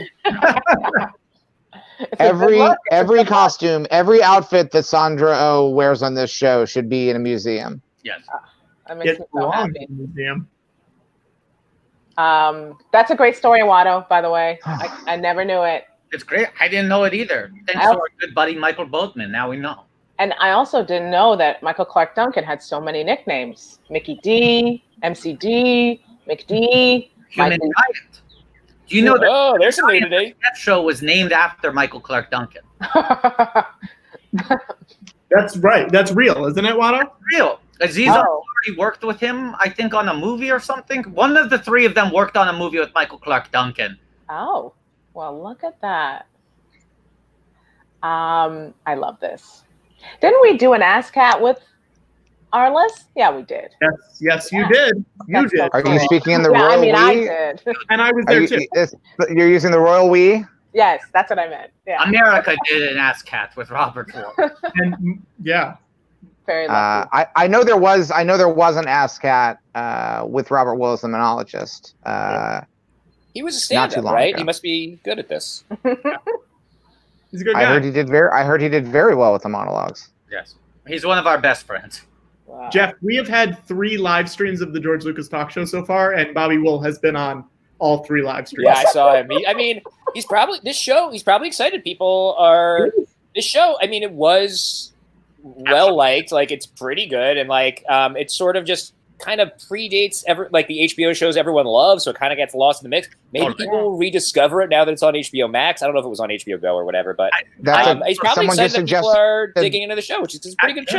Absolutely, and I understand why he wants to be part of this, because he enjoys the sort of reevaluation of his show. That having been said, it is objectively weird that Watto now talks to Robert Wool on a regular basis than most of his immediate family.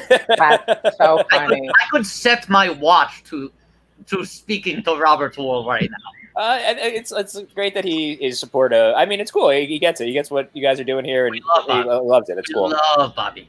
What's Now, that other sports agent show that was on Ballers? HBO? Ballers? You mean Ballers. No, it was Jay Roach. Was that his name? Oh no, that Jay Roach was an agent on Action. Oh, and but he wasn't a sports agent. I don't think. Okay, all That right. was about Hollywood, yes. Oh wait, I'm thinking of Jay Moore. Jay Roach That's is what like I the meant. director. Jay Moore. Jay Roach directed Austin Powers, International Man of Mystery. He did the whole trilogy. All connected. They're all connected. And Hal Roach was responsible for the Our Gang Yes. films back in the day. Right, Yeah. and the Roach in the movie Wall-E is named Hal as a joke to both Hal Roach and also Hal from 2001: A Space Odyssey. And Hal, the pod from 2001: A Space Odyssey is actually in Watto's junkyard in episode 1. Absolutely. Wow. So you see, it all comes back to Star Wars. Everything is canon within his. Hey, Watto, are you in this episode of Arliss? I wish I read for it. I did read for it. Arliss is just like I taking believe back- Watto, you auditioned for that tray of shrimp I did. that we just saw in the last scene. There was a tray of shrimp, and in the end, they just decided, you know what, we're just going to go with an actual practical tray of shrimp. It's just annoying to me because I feel like CGI actors like myself get typecast so easily. But it's like I can literally re-render myself as a tray of shrimp. If Right. if you let me transform, I can do it. But if I recall correctly, you had an issue with playing shellfish. I do. I mean, yes, it's a conflict of interest against my religious beliefs. Now, Monique, I have a question for you. Yes, sir. Were you ever on a Herald team? Yeah, I was on a team called Some Kid. Do you want to know who else was on it? Yeah. Mike Kelton was on it, and Okay. Keith Patty, and Andy Bustillos was on it for a bit, and James III was on it for a bit, and So nice they named him thrice. they did. Who else? Oh, Stefan Schweck.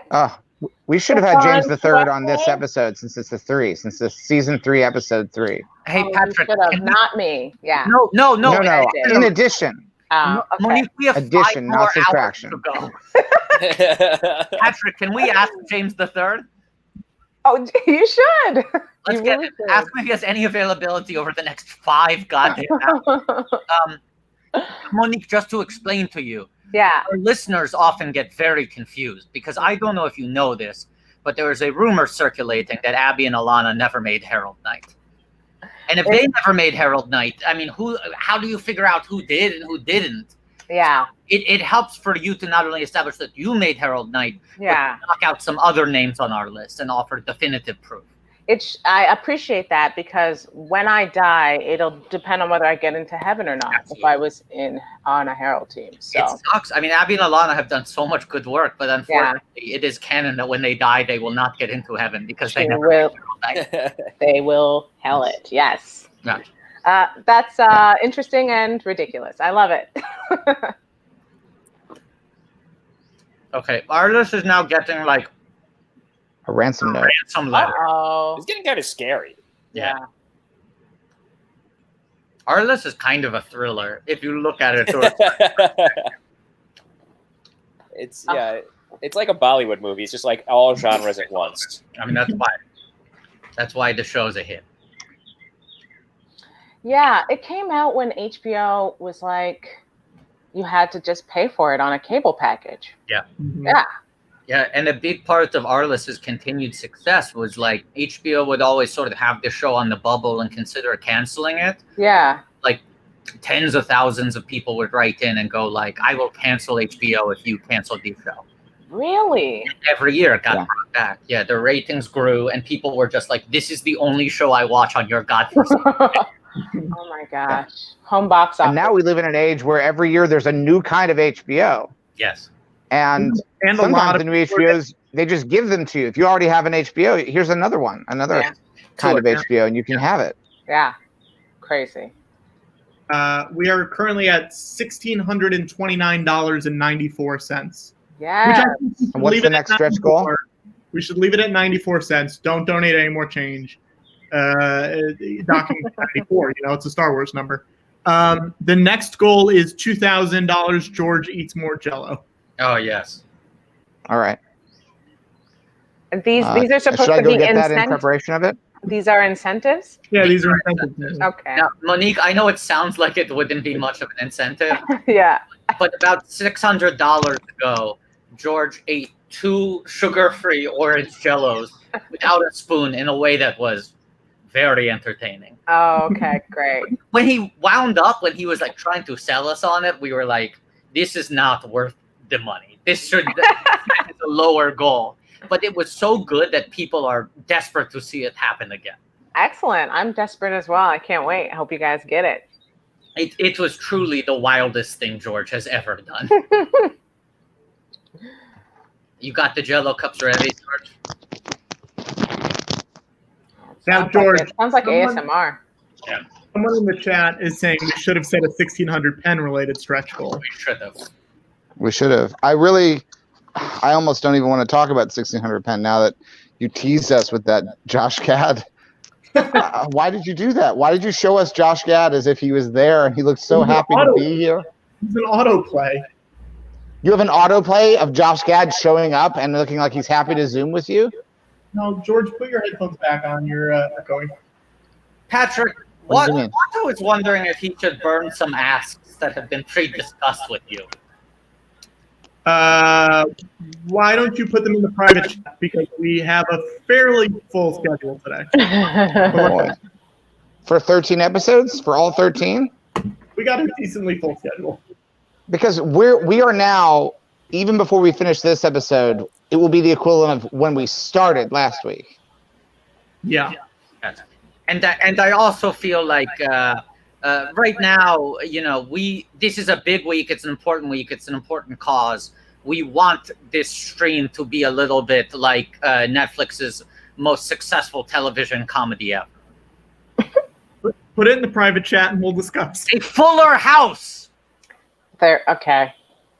I like I it thought you were when going to say have to wait for Astronomy the Club. I punchline. thought you were going to say Astronomy Club. Oh, I wish. George Lucas. Gotta love you. What a fucking good That's- show. If you haven't watched Astronomy Club on Netflix, It's so funny. now is the time. So good. It's a Thank quick you, watch. guys. It's one of the most fun watches you're going to have Yes. all week long. It is a show that I hope. Are we going to get more episodes of Astronomy Club? I can't say. I don't know. We are. Oh, you in a can't say. We are in a pandemic, and everything is kind of on hold. So. So no plans for a Zoom episode? No plans for a Zoom? Could you imagine? That would be fantastic.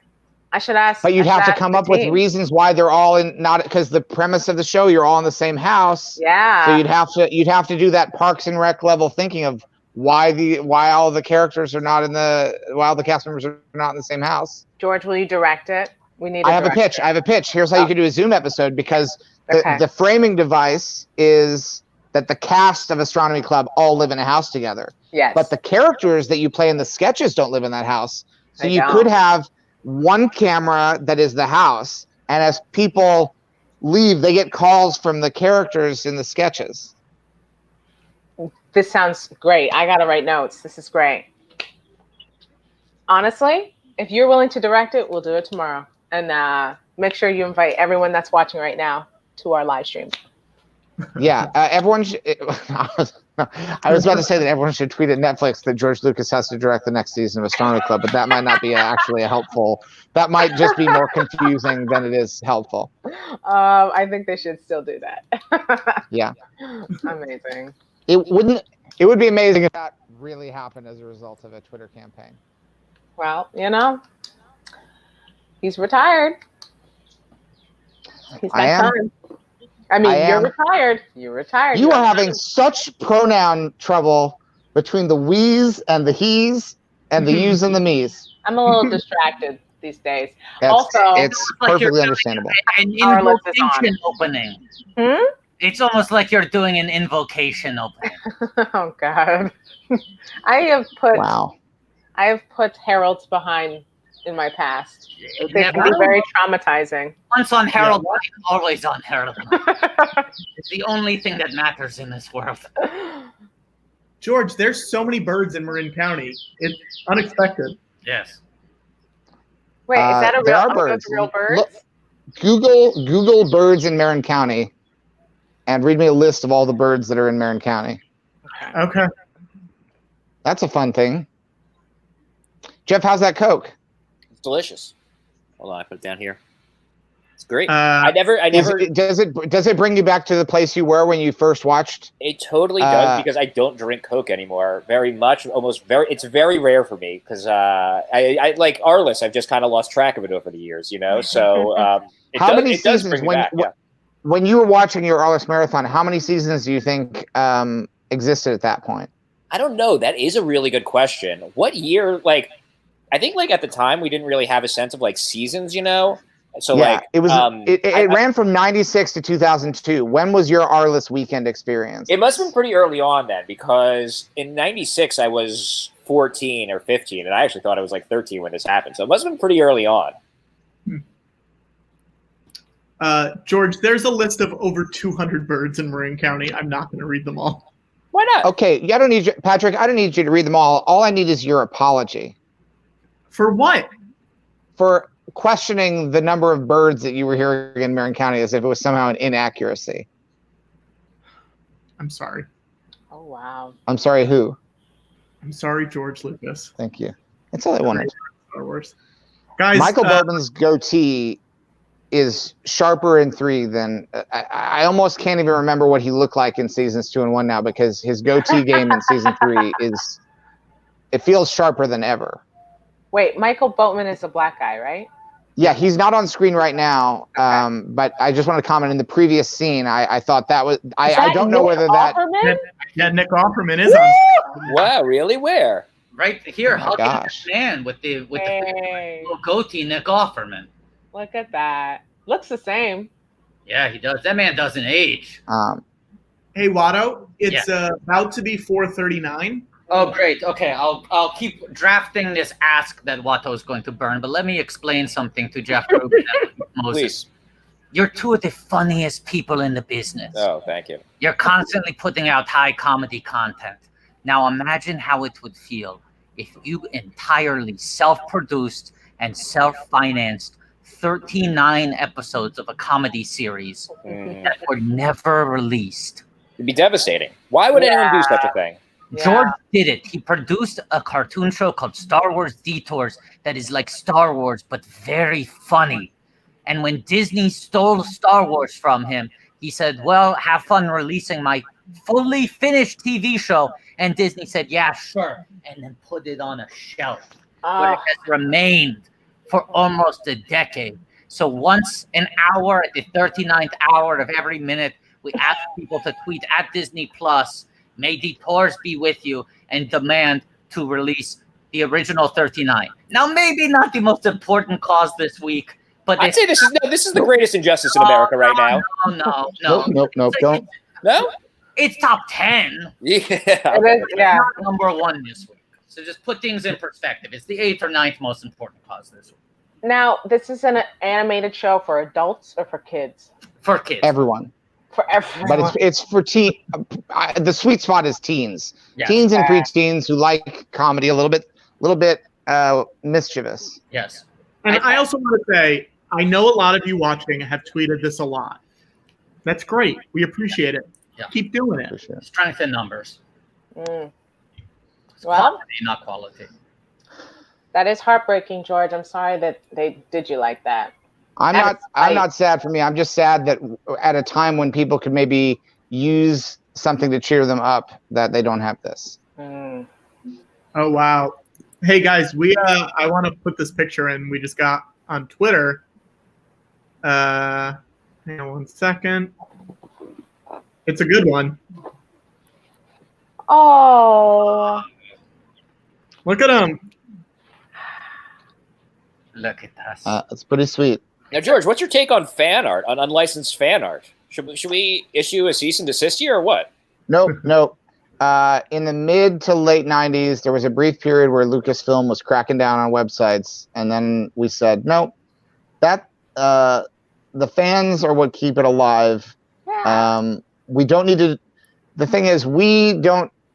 If I'm never gonna give fans the like, I don't think fans have any control over the real thing, but they should be able to make up their own stuff and spread it around. Keep Star Wars alive. It's fun for people. I'm 100% behind fan art. I'll probably put some fan art in my museum. What about like sexy fan fiction? Well, I'm not the most sexual person. What? What? No. I'm not. George I'm not. Lucas, you're hot. But I understand that other people, if that's what they like, just don't bring it up around me. Just don't. Now, I remember back in the day, I'd be walking around the offices and I'd hear there was apparently a Star Wars porno movie and people were talking about it and they were laughing about it. And I remember saying, guys, I don't want to hear about it. Okay. Darth Vader would not do that to his daughter. Two things. First of all, Watto did just burn an ask that hopefully will pay off later. All right. Second, Patrick, can you tell us what we're up to? We are up to. I want to make sure we remember the reason for the season, which is raising money for the National Bail Fund. We're up to $1,629.94. $400, y'all. You can do this. And remind me what our $2,000 goal is. $2,000 goal is George eats some more Jello. Whoa. And this is. You don't know how funny this is. It sounds like a bad goal, but I'm telling you, you're going to laugh. It's a good goal. Than you would at the original 39 episodes of Detours. It's a good goal. And you should also, when we get close to reaching that goal, you should tell people, come join the live stream. You're going to want to see this. You're going to want to see. What were you about to ask, Monique? I was going to say, is that your flavor of choice? The color orange? For this specific restaging, because what I do is I restage a scene that I always wanted to do in episode 4 when Luke Skywalker's looking at those two suns. Yeah. I wanted for there to be a big monster that pops up over the horizon and eats both of the suns. Yeah. And then Luke would be like, oh boy, I have a bad feeling about that. Sounds good. All right. Now, we're getting close to episode 4, The Family Trust. Which that sounds like it could be a Star Wars movie because Star Wars is about family and trust is a major issue. Because the Skywalker family, there's all kinds of deception and there's all kinds of, people sneaking off and doing stuff and not telling their son or who they are. And, Yeah. all kinds of family problems in that family. Like getting married, not telling the Jedi Council. It's all part of the family trust. Can I throw out 2 more stretch goals that just feel like obvious? Mm-hmm. Okay, 1, I feel like let me get this right, at $4,444, George deflates BB-8. At $8,888, he reinflates BB-8. Okay, let's just add those to the list. That's great. Say that one more time, Watto, just so I can hear it. $4,444, BB-8 is deflated. Which for Monique and Jeff, it involves George essentially having to hump the air out of BB-8. He has learned it the only way it deflates. So on camera, I do. need to- Obviously, we've said that this is a hard time to try to be funny about anything that's going on because there's a lot of truly horrible stuff going on. But I do want to take just a small moment just to appreciate on a very small level that there may be somebody out there who's at a protest and they're out there trying to make a positive difference in the world. And then they get arrested by some overzealous police people. Bail is set. They can't afford the bail. And that the reason that they are able to afford the bail is because George Lucas humps the air out of an inflatable BB-8. Look, it's not That, like, they won't know it. They won't know it, but that will be a thing that happens in the world, which is that someone will be able to not have to go into a prison cell that day because George Lucas literally humps the air out of an inflatable BB-8. This All is right, a tough week to make jokes, so that's the kind of joke we're going for. It's the Yeah. larger sort, the big picture joke of that. Yeah. No, it's honorable. Let's start this episode. Okay, ready? Oh. Everyone get it right. Episode 4. Episode Yep. 4. 1, 2, 3. All right. Love the spinning. Once ball. again, TV mature. If you're watching this on HBO Max, there is adult content and adult language. So far today, there have been episodes about steroids. He's dealt with societal issues that are still obviously relevant to the current moment, even though this show is decades old. It's still speaking towards a lot of the very human concerns that people are dealing with in the world today. And it's very nice to be able to do this, even though we can't be together as friends because of the horrible pandemic that's spreading everywhere. I want to say it's very nice to be able to spend a little bit of time with my friends Watto and Patrick, and also with Jeff and Monique. It's very nice to see you. Thank you so much. Thank you, George. Have and you guys had Watto. any sports fans on the show who, like, because there's kind of these, like, sports people kind of coming and going without comment for us, and I feel like that was a major component of what made our list special. Yeah. Now, Were you a sports fan when you were watching? When I was Jeff? watching this, I was, but then, like, I went to college and I, like, completely lost track of all sports, and now I don't know who any of these people are anymore. But, like, when Right. I was watching this, I was like, oh my God, they got Dave Winfield. This is incredible. What a funny show. you're just going to have to keep tuning in, you know? Yeah, he'll never answer the question, we're sports fans on this show. Now- Does this show originated as a Star Wars thing have a lot of sports fans in it? I feel like they're usually two separate groups potentially. Yeah. That is true. I mean, pod racing is a sport. Now, true. one thing that we haven't commented on is that in the previous seasons, when we'd see Arliss's book, it would spin towards the camera. Yeah. Now it just appears. It no longer spins toward the camera. It just sort of slides, scoots in, and then it opens up for you, and then you go into the book. Oh, really? Mine's fun. I got a spin. In this episode, it did not spin. It just scooted right on. Boop. Monique, maybe you got a special edition. That's Maybe you got a very special edition, or strange. maybe I got a special edition. But I'm going to go back, even though it'll throw me off a little bit. Mine did not spin. I'm seeing supervising producer Bruce Kirschbaum. Arliss hits the little basketball back towards the player. He walks across. It says created by Robert Wool. No spin. It just fades from black, and the book is already there. And then it Well, opens and- up. I just went back to mine and I see a baseball field, very far wide shot, and then the book spins up towards me. On episode 4, The Family Yeah. Trust. Hold on. Well, I want to back up because I want to show you. I'm going to back up. Let's back it up the and Family hold. Trust, and it says, but starring Robert Wool. Hang Right on, you before guys, it says that. you guys are both on HBO Max, right? HBO Max. All right. Watch what Whoa. happens. Watch what happens. Live. Okay, here we go. Okay. Actually, Here through. we go. I am. Come on, let's see the book. But that's past where it spun for me. No, George. wait. Where was the spin for you, Monique? It's before all of that. It's like there's like a montage of sports imagery, like people, diving into a pool and stuff like that. Let's see if the spin is earlier. This is the first. We're not legally allowed to show this, but this is the first we've. Screw it. This is you too know what? important. Yeah. This is too important. Fuck the police. We're gonna show it. Yeah, I hope gonna- they will it's come and coming arrest me for showing this. I hope so. This is gonna we're gonna get pulled from YouTube.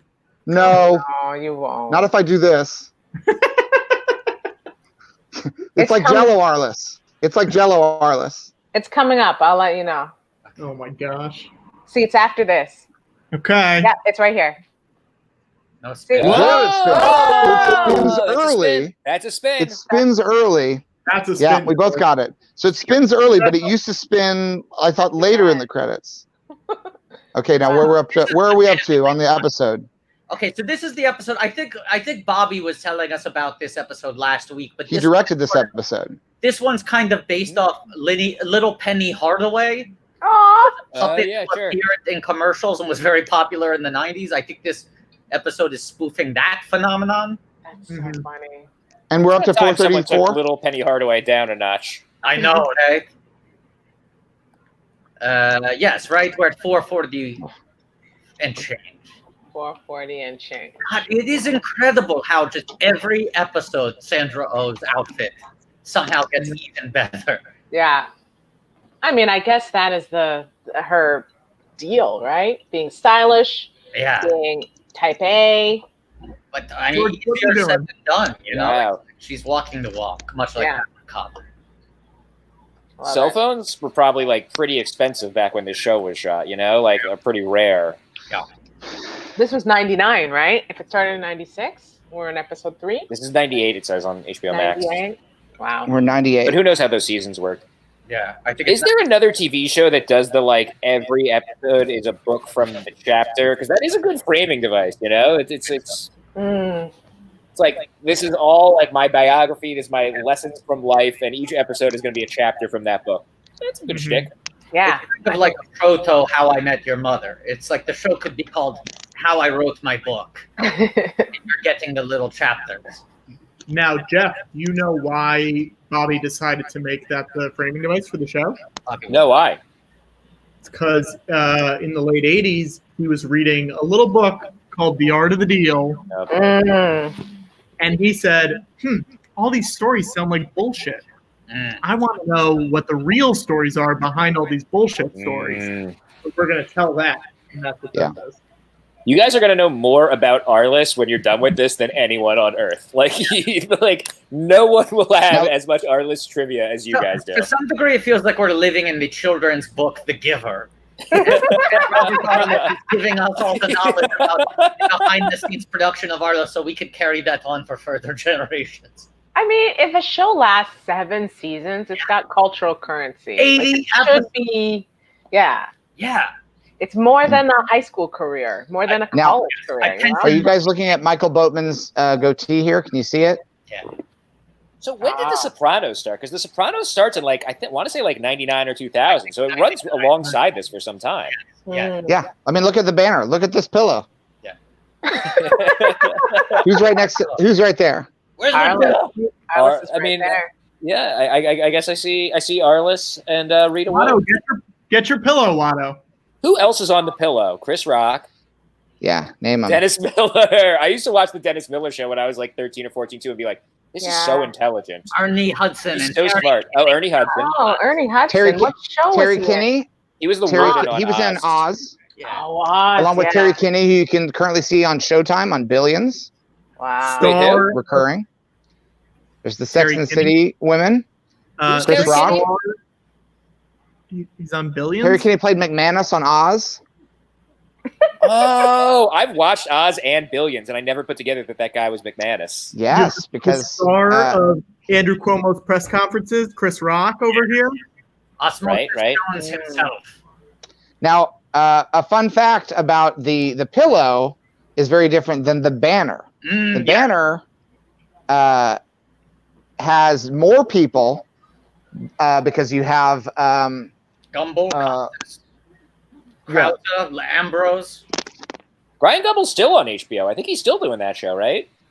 But Gumbel is on the banner but not the pillow, but Rock is on the pillow but not the banner. Yeah. Hmm. And no one can tell me why. Trying to get to the bottom of this. It's a big mystery. Why did Gumbel refuse to be on the pillow? Did Rock refuse to be on the banner? Or was this a decision that was completely out of their hands and someone just decided? It's kind of funny No. that for Oz they went with the two authority figures and none of the prisoners. You know, Yeah. give me a Yeah. J.K. Simmons on the pillow. Give me an Yeah. Adabisi. Right. Yeah. yeah, there's so many. There's Beecher. There's who else is on? Who are the other characters? What's his name? That kid from The Wire and all that Nickelodeon shows. He's on it. I can't think of his name. Henry Rollins in Yeah. Oz? I think. Oh, what's his name's on Oz? The guy from Law and Order. Yeah, who had a band, who was in like some rock band. Did we say Chris, J.K. Simmons Yeah, already? Henry Rollins. We said J.K. Simmons already. Yeah, who's the guy who's Yeah. on Law and Order and he's in Wet Hot, American Summer? Chris Maloney. Maloney's on Oz. Chris Maloney's penis, I believe, was on Oz. Definitely. Yeah, I he had believe a I see him long- peeing he had on a- Oz, which is a a long weird way to show romance. someone's penis. You know, it's not just like a sexual thing. Like you see him peeing in a bucket. It's very unusual. Heavily recurring. Yeah, and he had there's Dean Winters as Ryan Oh, O'Reilly. Dean Winters, sure. Edie Falco Yeah. as there's Adebisi. Oh, there's Eamon Walker as Saeed. Great actor. Yeah. I love him. Harold Penninel from Lost played Augustus Hill, who was the Sure. narrator for the. It's funny, like I duration of the watched show. Oz once. I mean, I watched like the first 4-ish seasons of it, like 15 years ago, and I remember all these characters. It's a very good show. I mean, it goes a little off the rails, but like all these characters, like I can tell you something about them. You know, it's a very memorable show. I can tell you how big their penis is, etc. Yeah, of course. Yeah.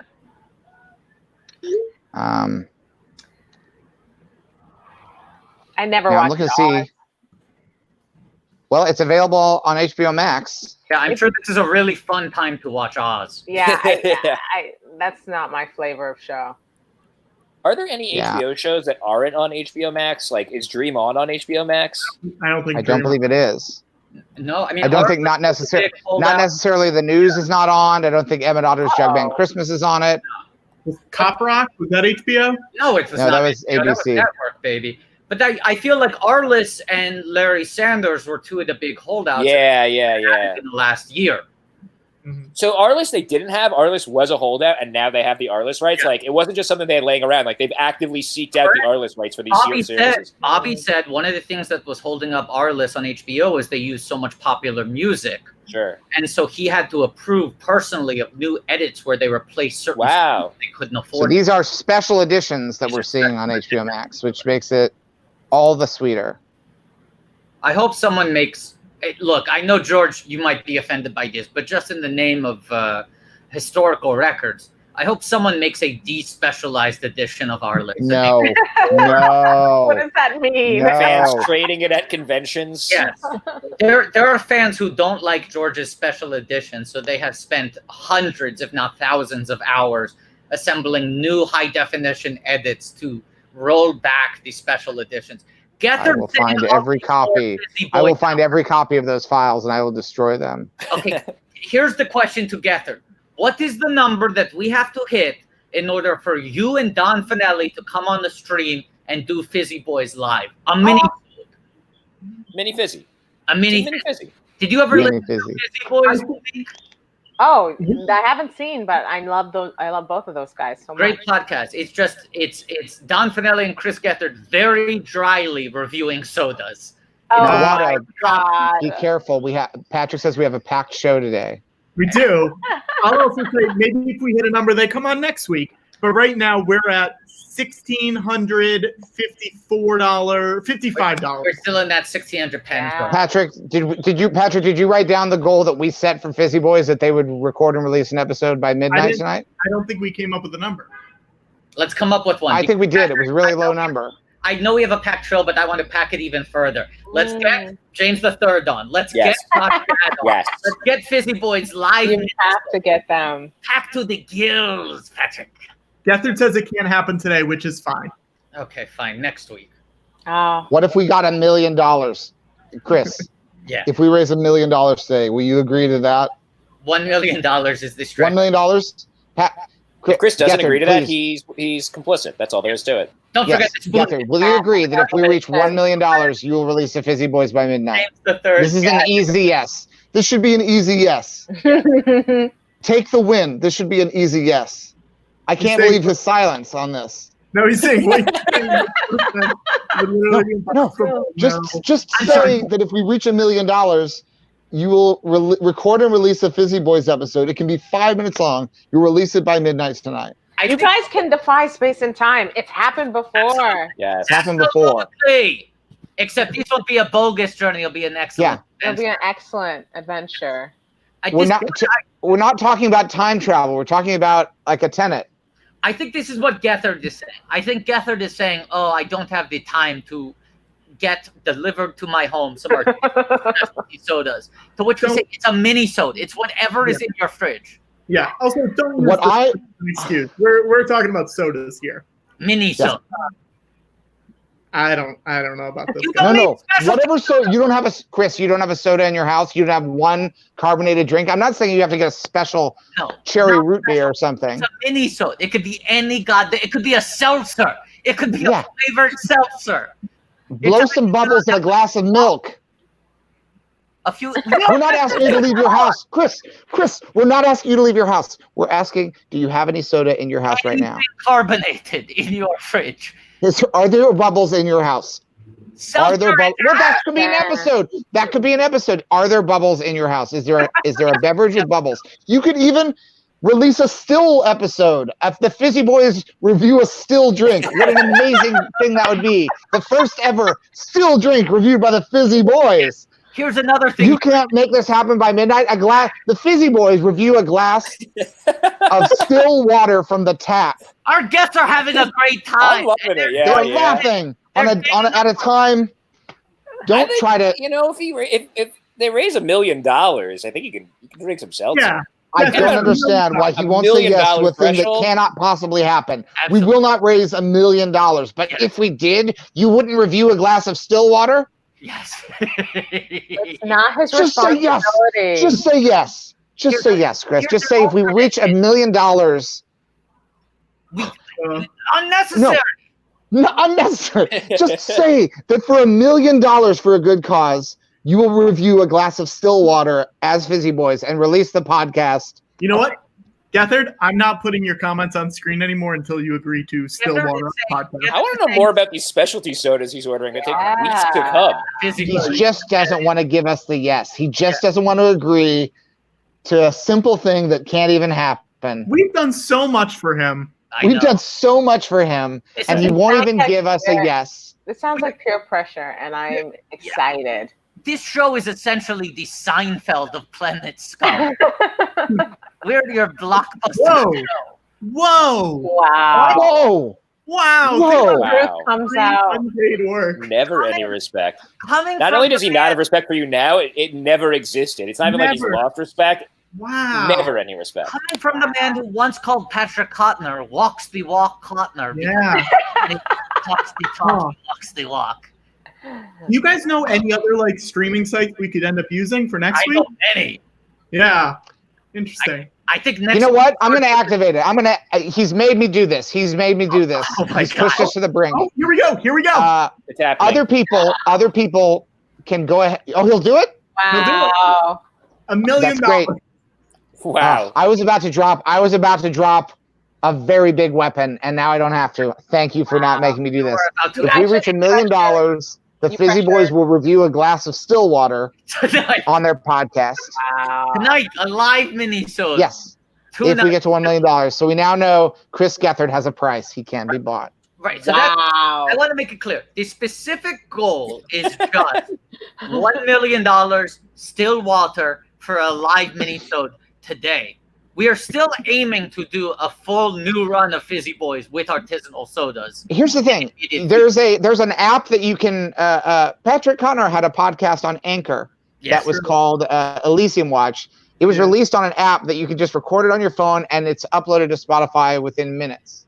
Yes. I should also mention there's been a bidding war for this show, much like John Krasinski's Some Good News. Good news. We've got multiple offers. We don't. Now we just got to raise $1 million. Planet Scum. Yeah. Okay, everyone, let's get to $1 million.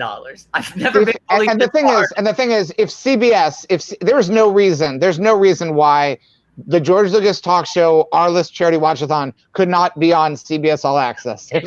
I can think of no reason. It's a buyer. It's a seller's market right now.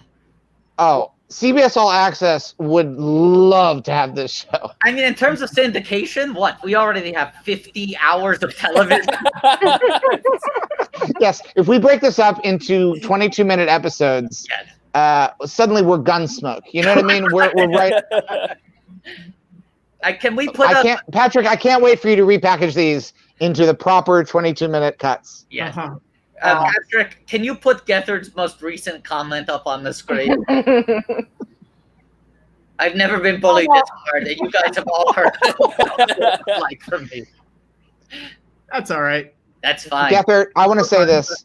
Thank you, Chris Gethard, for giving the Jersey Lucas Talk Show a home on Planet Scum. We kid because we love, and we're all, it's been a rough week, and tempers are, running hot here at the Jersey Lucas Talk Show.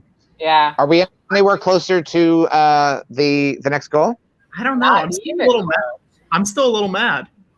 And you know what, guys? I'm going to take this opportunity to hop off because it's after 5 and I have some things to do. But I will say this.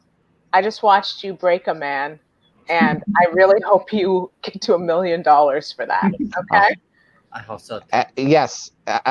We did something here today. We broke a man. He's broken. He's a broken man.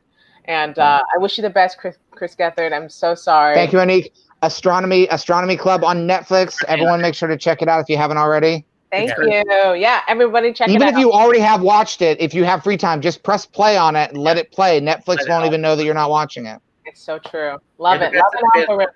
You're a class act. Thanks, guys. Bye, Monique. Nice to see you. Bye.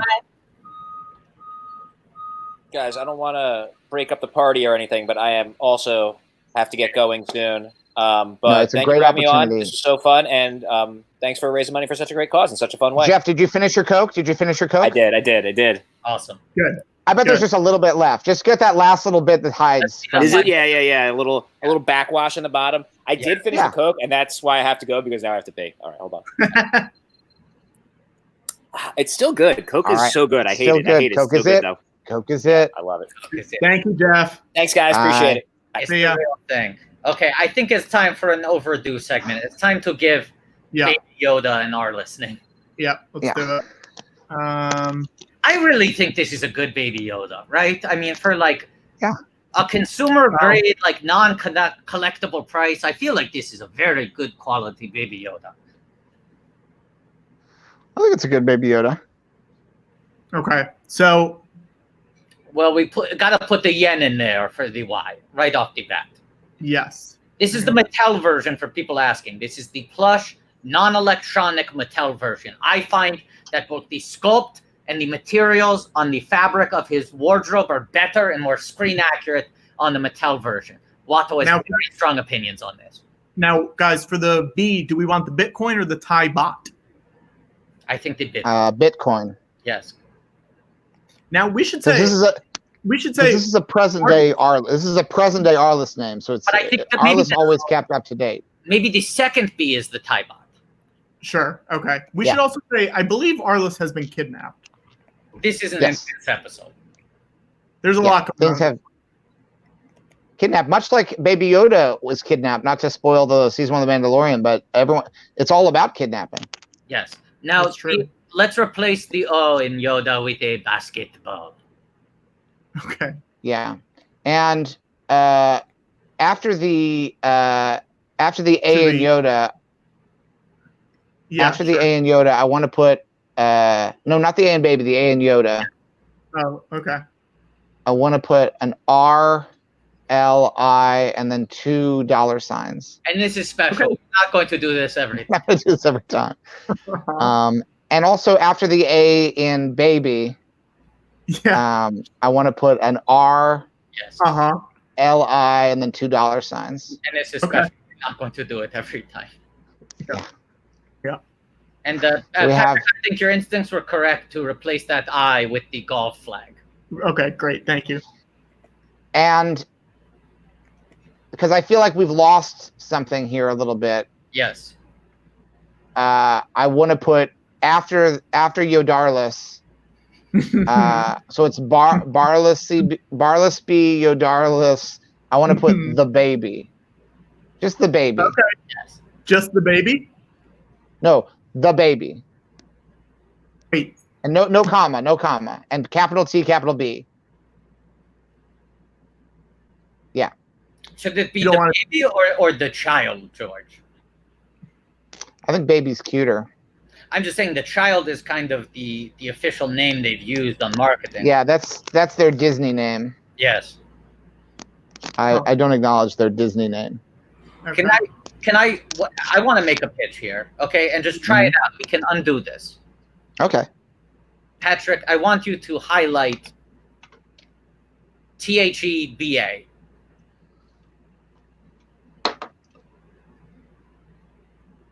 And try cutting that. And then removing the space. Yes. This would be barless B, yodarless B. I think it's got a good ring to it, right? Yeah. Yeah. Do we feel good? Do we feel like that's ready to go? I don't know how to top it. I don't either. That's good. We got it. We got it. We got it. And do you know what I say about that? We got it. Yippee. Yippee. Yippee. Yippee. Yippee. Yippee. Yippee. Yippee. Oh, that was a good one. This is a good week. We're having a good week. Right? We got it. We got it. Okay, what are we at right now in terms of fundraising, Patrick? We are at. Oh no, hang on. The Bitcoin doesn't come in the banner. Too modern. Too modern. Too modern. We are at. Now, I will say, currently, Sandra Oh is wearing a welder's mask, which is very 2020. That's very keeps the droplets in. Yeah. We are at $1,803.56. Wow. And at 2000, is that when I do something special again? You drink some you do a special edition of eating the Jello. Yeah. And I'll say this to fill in the gap, to mind the gap being loose style. At 1900, because people are asking for it, I will put the sequel hat on Baby Yoda. Whoa. That's good. That's 19. We're trying to mind the gap here. So that's pretty close. We're less than 100 away from that. I'm saying $100, and he will wear the hat for the rest of the episode.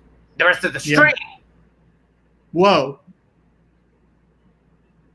This was an intense episode, and he directed. This was a very intense episode. I also just noticed that last shot of the book is over Fenway Park. That's the background. Yeah. Michael Boatman continues to be a special guest star. Yeah. He's no different than Bob Costas at this point. He was pulling double duty. John Ohlmeyer. ABC would not give him the out. And sometimes you just have to, that's one deal that they had to make a special way. I know. It's kind of, I mean, it was sort of life imitating art. Film editor John Murray. I don't know if that's the same John Murray who was on Herald Night. I'm guessing no. No, but that's just a guess. That's just a guess. It's a guess. I'm guessing just based off of his age. John Murray could have, as a very young man, been the film editor for Arliss. We don't know. It's just a guess. It's just a guess. It's just a guess. John Murray, the host of the very popular Bruce Springsteen podcast. He's on the team GOAT at the former UCB New York. Possibly the film editor for Arliss in 1998. And I believe he was probably on Herald Night at some point. He was definitely on He was definitely on Herald Night at some point. Yeah. Yes. John Murray was on Herald Night. Gethard's asking if we're close. And what do you? We're getting there. We're getting there. We're getting there. It's been like 5 minutes. We're very much on our way to $1 million. Rebellions were built on hope. Rebellions were built on hope. 5:15 right now because the episode, that was a long one. We should just go straight into the next episode. Yes. Right? Yeah, let's do it. Okay. Let the autoplay just happen. One, I do like that if you 2, 3. Great. I do like that if you pay close attention at the end of these episodes, the little HBO Max logo pops up if you're watching on HBO Max. Yes. That's a little bit of extra bang for your buck. Yeah. Now, I know that Patrick Patrick, earlier you were saying we couldn't have any more guests because today was so packed, and yet look, it's the three of us I know. all alone. I'll say this: Come on the show yet. we are scheduled to have a guest right now. We'll waiting to see. Can you Oh, wait put and in the see? private chat who it is? I think I know, but just to confirm who is I think you do. I think you do know. great. Then I won't even ask you to type it out. Yeah. Connor, Hallie says she finds your voice soothing. Thank you so much, Hallie. I really appreciate it. Gethard, get on camera. You're saying you're Yeah, get on literally camera. here, not on camera. No, we don't want to get there on camera. Oh boy, see, this is a beef now. It's a beef. Oh. It's a beef. It's a beef. It's a beef. Well, we're This gonna could get. be his. We don't know that this is Chris Gethard who's actually making these comments. It could be his young son at the That's why we keyboard. need visual proof. People ask, where's the beef? It's here on the George Lucas talk show between Patrick and Gethard. Yeah, everyone's hashtagging "Where's the Geth?" Where's the Geth? I'll listen. Well, yes. Where do clients come from? I will We send. start off with a dead body at an open casket funeral. This is And already. Arliss is attending. I got to say, Bobby wasn't lying when he said as the show went on, it got darker and darker and heavier and heavier. We're seeing this season already. It's dealing with heavier subjects and Yes. darker terrain for these characters. Oh boy. This episode directed by Timothy Marks. The great Tim Marks. one of the brothers. No. And it's the shellfish that got him. This man died of a shellfish allergy, which is a callback. Oh, hello.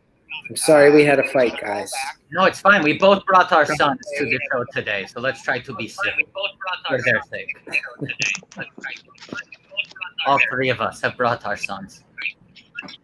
Patrick, no, Patrick. How can this not be my son if those two? Stormtroopers are cops. They're the opposite of what we're supporting. Yeah, that's not the time, Patrick. Now is not the time to cuddle up No, to a stormtrooper. I'm in a place. I'm in a place.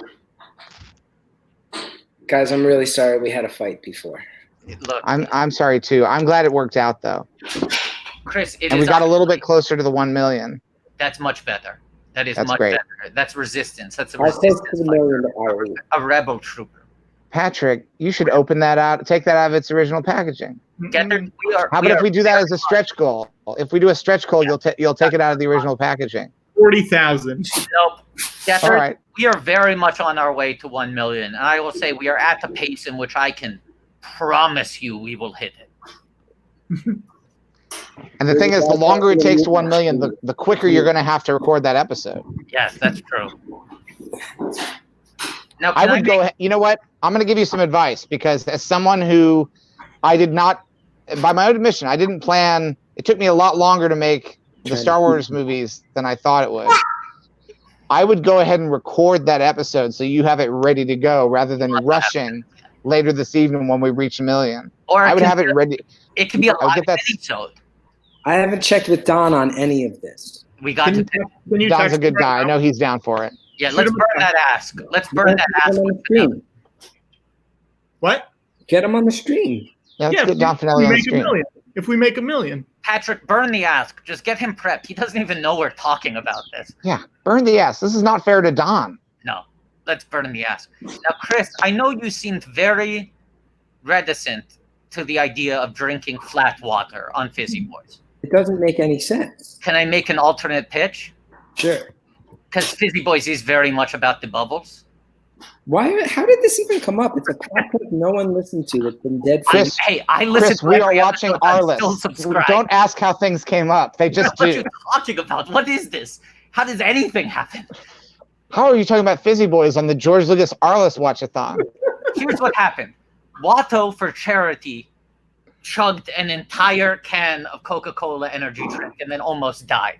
Then when Josh Rubin, the Josh Rubin so nice they named Jeff Rubin. I'm Jeff Rubin. starting. When Jeff Rubin, former college humor co-worker of Josh Rubin, they both worked together. When he came on the show, he offered to drink a Coke for charity.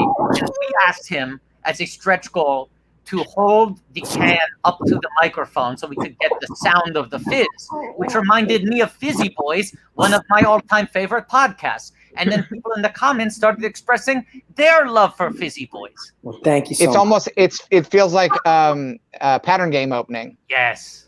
Now, do you know that there's an episode of Fizzy Boys that was never released purely because Don forgot? Of course. And I remember this. I mean, once again, I am truly a very big Fizzy Boys fan. There was also a point in which you promised that you were about to release the unreleased episode, which Don had recovered on his computer. And then what in fact Don released was a different episode that had already been released. He posted another episode for the second time. I remember vividly. It was the most disappointing day of my life. I'm still listening. Okay, here's my pitch, Gethard. I understand, even though it's for a good cause, drinking flat water goes against the very principles of Fizzy Boys, which has always been a bubble. That's what makes it special. That's what makes it special. Well, it also makes sense. Don and I are supposed to drink the same drink. I know. 2,000 miles apart. So here's my pitch. Are you ready for my pitch, Gethard? Sure. Each of you pour a glass of milk, get a straw, blow bubbles into the milk, and then drink it. I have an addition to this pitch because you can't. It's hard to drink while blowing the bubbles. You each have significant others. You could have the significant other blow the bubbles into the milk while you drink the milk. You each have your wife with one straw blow the bubbles while you with a different straw drink the bubbles. What do you have to do? You have to blow bubbles into a glass of milk while I drink it so that it's technically carbonated. I love. Tell Hallie it's for charity. It's so people can get bail. She loves blowing bubbles in milk. I love Hallie. preschool. She's loved it since preschool. Thank you, Hallie. Thank you. Thank you, Hallie. Thank you, Hallie. It's fine. We're assembling furniture, and Hallie's building Cala Red Wagon here. That's what the bang is. That rules. Hey, Sounds like it's really happening. hey, can I tell everyone what Watto texted you for your birthday? Sure. Watto downloaded like 8 different photos of birthday cakes made in the image of Kit Fisto, your favorite Star Wars character. But Yeah. then after downloading the photos, Watto forgot, so he sent them to you roughly 36 hours late. It was pretty great. All right, I gotta go because people are analyzing my house and it makes me uncomfortable. Yeah, we'll see you in a couple of hours. Tell Hallie to get her straw ready. All right. Yeah, no, I don't highlight those comments, Patrick. They make me feel a little weird. What about this one? Does this make you feel weird? Is this off-brand? Yeah, no, things Yeah, have been a lot Chris, better where than can people find you on Cameo?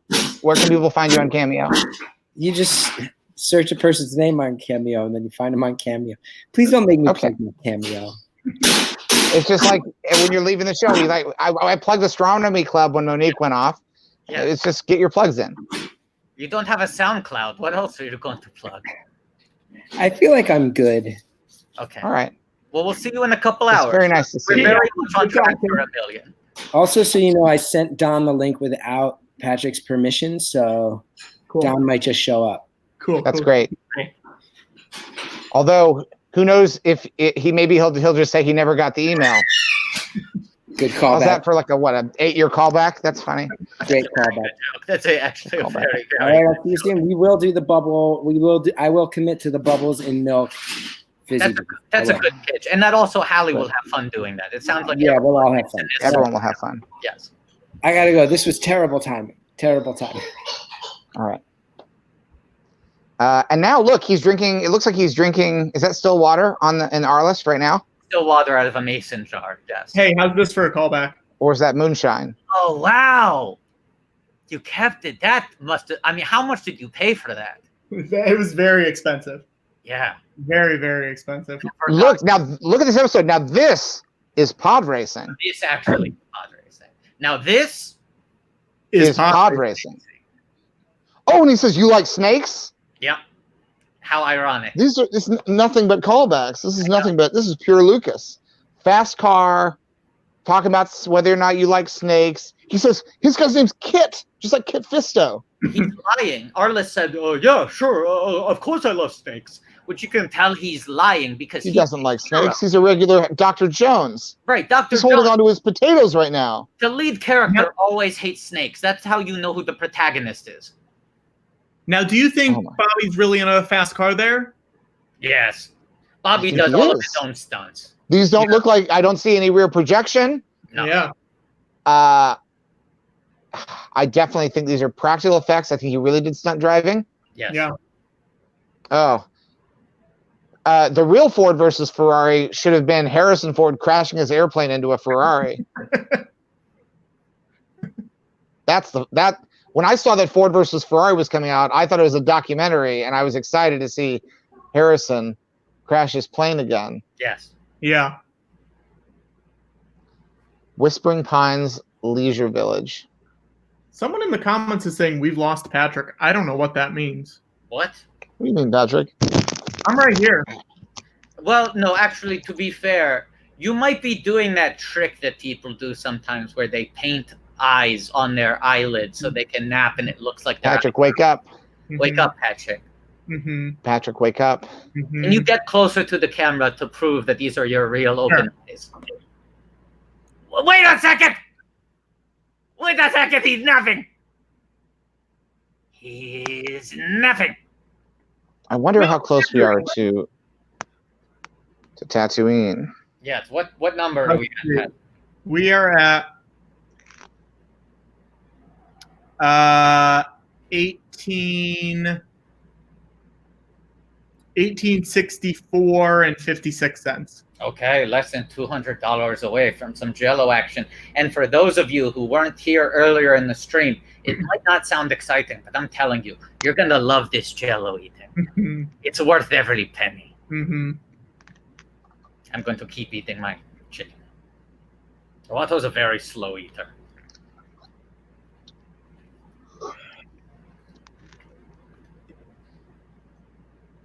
Am I right about Boatman's goatee being sharper this season? Yeah, well, I feel like last episode, it was an interesting thing where his goatee was not connected. He had almost a Tony. Now it's connected. Now it's connected, which tells me Boatman grows fast. Yeah. But he's got definitely some clean lines there on the tee. Yeah. I mean, Boatman's a snack. We all agree, right? Yeah. Oh, for sure. Yeah. I think it's one of those things. I think I don't pretend to know all of the modern, slang lingo, but I think the young people would probably say that he can get it. Mm-hmm. I think he can get it. Yes. And it's because he's a snack that he can get it. Yeah, absolutely. Am I saying that right? The reason that this person is a snack is because they can get it. It sounds very natural the way you're saying it. I think you're doing it correct. I think that person might be a snack, and the reason for them being a snack is why they can get it. And because he can get it, it means through transitive property, therefore he is a snack. Yes. Why am I hearing noises all of a sudden? Yeah. I'm trying to have my roommate order dinner. Oh. What are you having for dinner? I think some pizza. I haven't had pizza in a few months. Oh. Yeah. Why is that? Why didn't you want pizza? Why didn't I want pizza? Ooh, look at this guy. Look at this guy's goatee. It connects as well. Wow. He looks like Harvey Keitel. He's got a Harvey Keitel vibe. This guy has a little bit of a villain energy. I wonder. Yeah. He will test our main heroes. And you can tell he's bad because he keeps saying he's a loser. I know. He's a loser.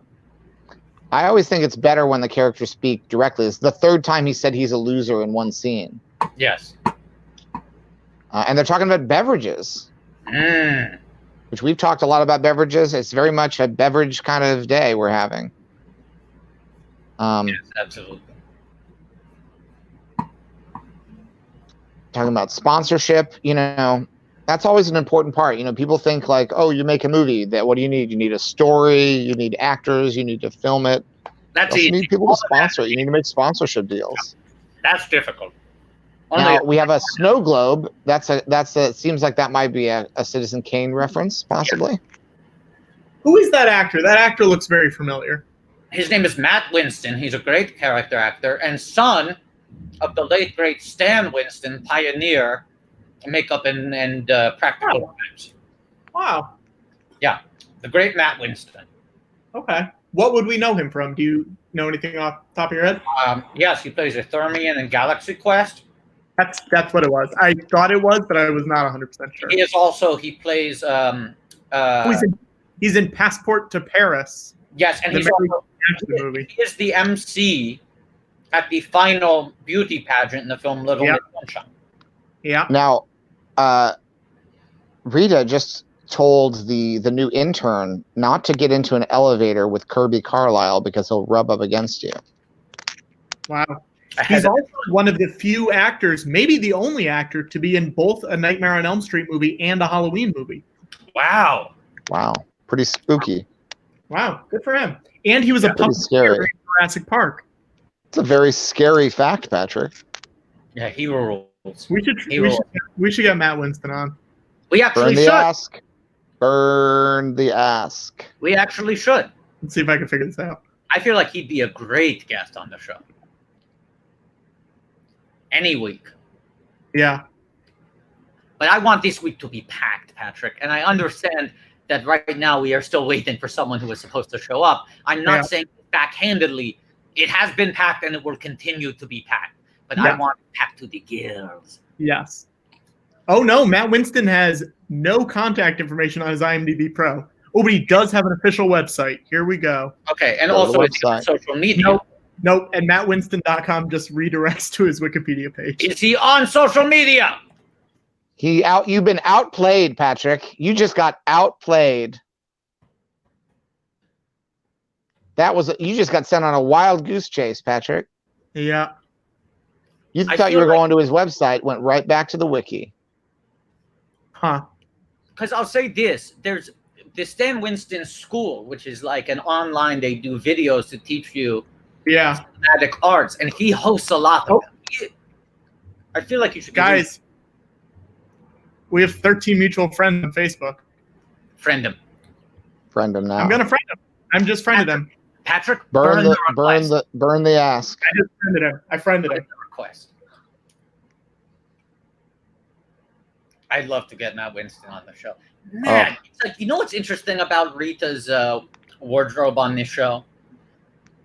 And her hair and her makeup. Not only does it constantly impress, but I feel like they're constantly trying out different styles with her.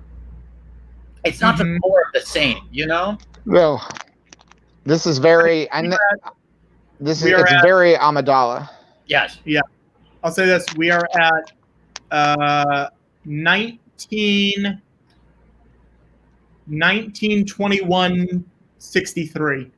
Folks, we are less than $80 away from George eating 2 1921. So we were in the pre-talkies era of cinema. We got to get to the sound era, folks. Let's get to the sound era. Give me a talkie. We got a lot of good cameos. I just saw Jeff Gordon. Yes. A lot of good NASCAR cameos. Yes. Also, Dale Earnhardt, Richard Petty, Matt Williams, Charles Woodson, all these NASCAR kings. He burned the asks. Bobby burned them. You gotta. But none of them can hold a candle to Kit Bello. No. It's true. He's faster than them all. Just had a name drop of Mother Teresa. Oh. That's our first Mother Teresa name drop. Will there be another one? I was going to say, maybe it's foreshadowing. Maybe she's a guest on the future episode. Oh, I wouldn't be surprised. That woman is a saint. Bobby's Rolodex, it knows no limits. Hello, Mama T. How would you like to come on our list, please?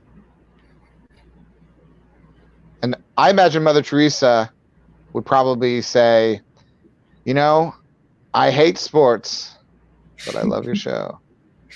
And I bet she comes on the show. I'm going to go ahead and call it.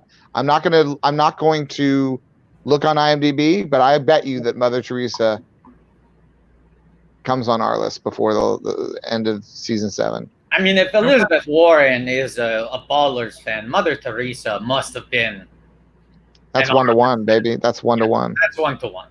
Guys, we should Arliss a person who donated a name. Yes, let's give him an Arliss name now.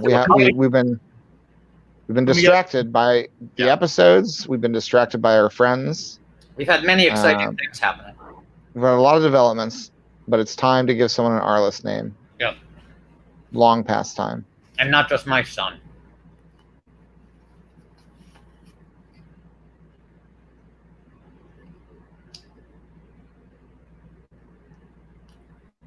What are we waiting on, Patrick? I don't understand. What's happening? What's going on? Trying to get my dinner ordered. Oh, okay. I guess dinner is the new napping. Absolutely. And now we have a new bit that Patrick is Yes. constantly eating food. He's a glutton. Let me get a good name. Let's get Patrick a good name for someone who's constantly eating dinner. I got it. Let's give him a good name of a restaurant. Oh, no. Hang on. Here we go. Patrick, I'll start it off. Patrick Chow now. Snack trick chow now. Snack trick chow now. We got it. Oh, no one's playing this right now, Patrick. Right now in the comments, I guarantee you, people are going nuts, giving Patrick his new snack name. Snack trick chow now. Let's do Bates Noodlemaker. All right. Oh, let's get it trending. Snack trick chow now. Go to all your social medias, get it trending. Patrick ate dinner for 30 hours. Oh, we can always rely on our audience to help really deliver this. I like this suggestion. Patrick caught dinner. Every one of these is perfect. Hang on, I keep doing the wrong one.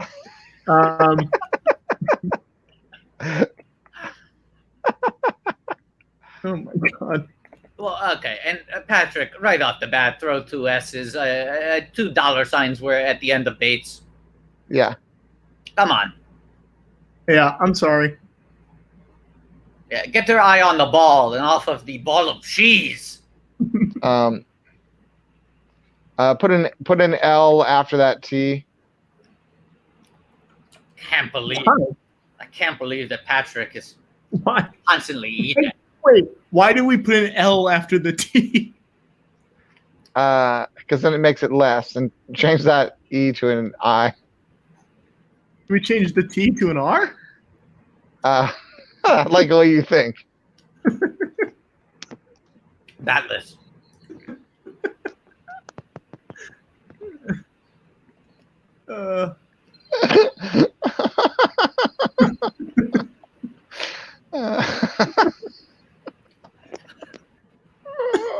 Oh no, we've lost George. Can I write out some of the other names that are being suggested? Yeah, sure. Pat Snack Brunchner.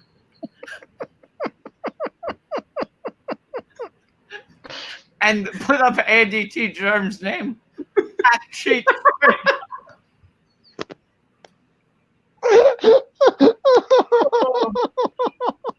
Oh, that's funny.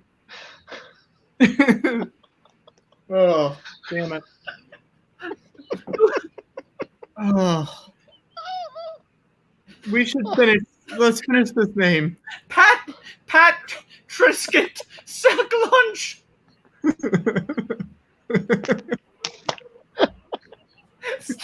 Snack Pack Quinoa.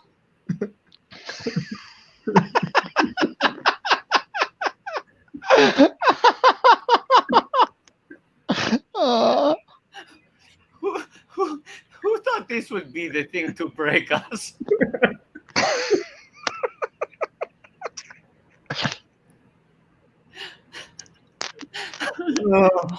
Excellent work, everybody. All right. Great work, everybody. Oh no.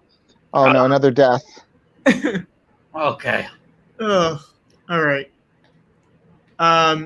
Let's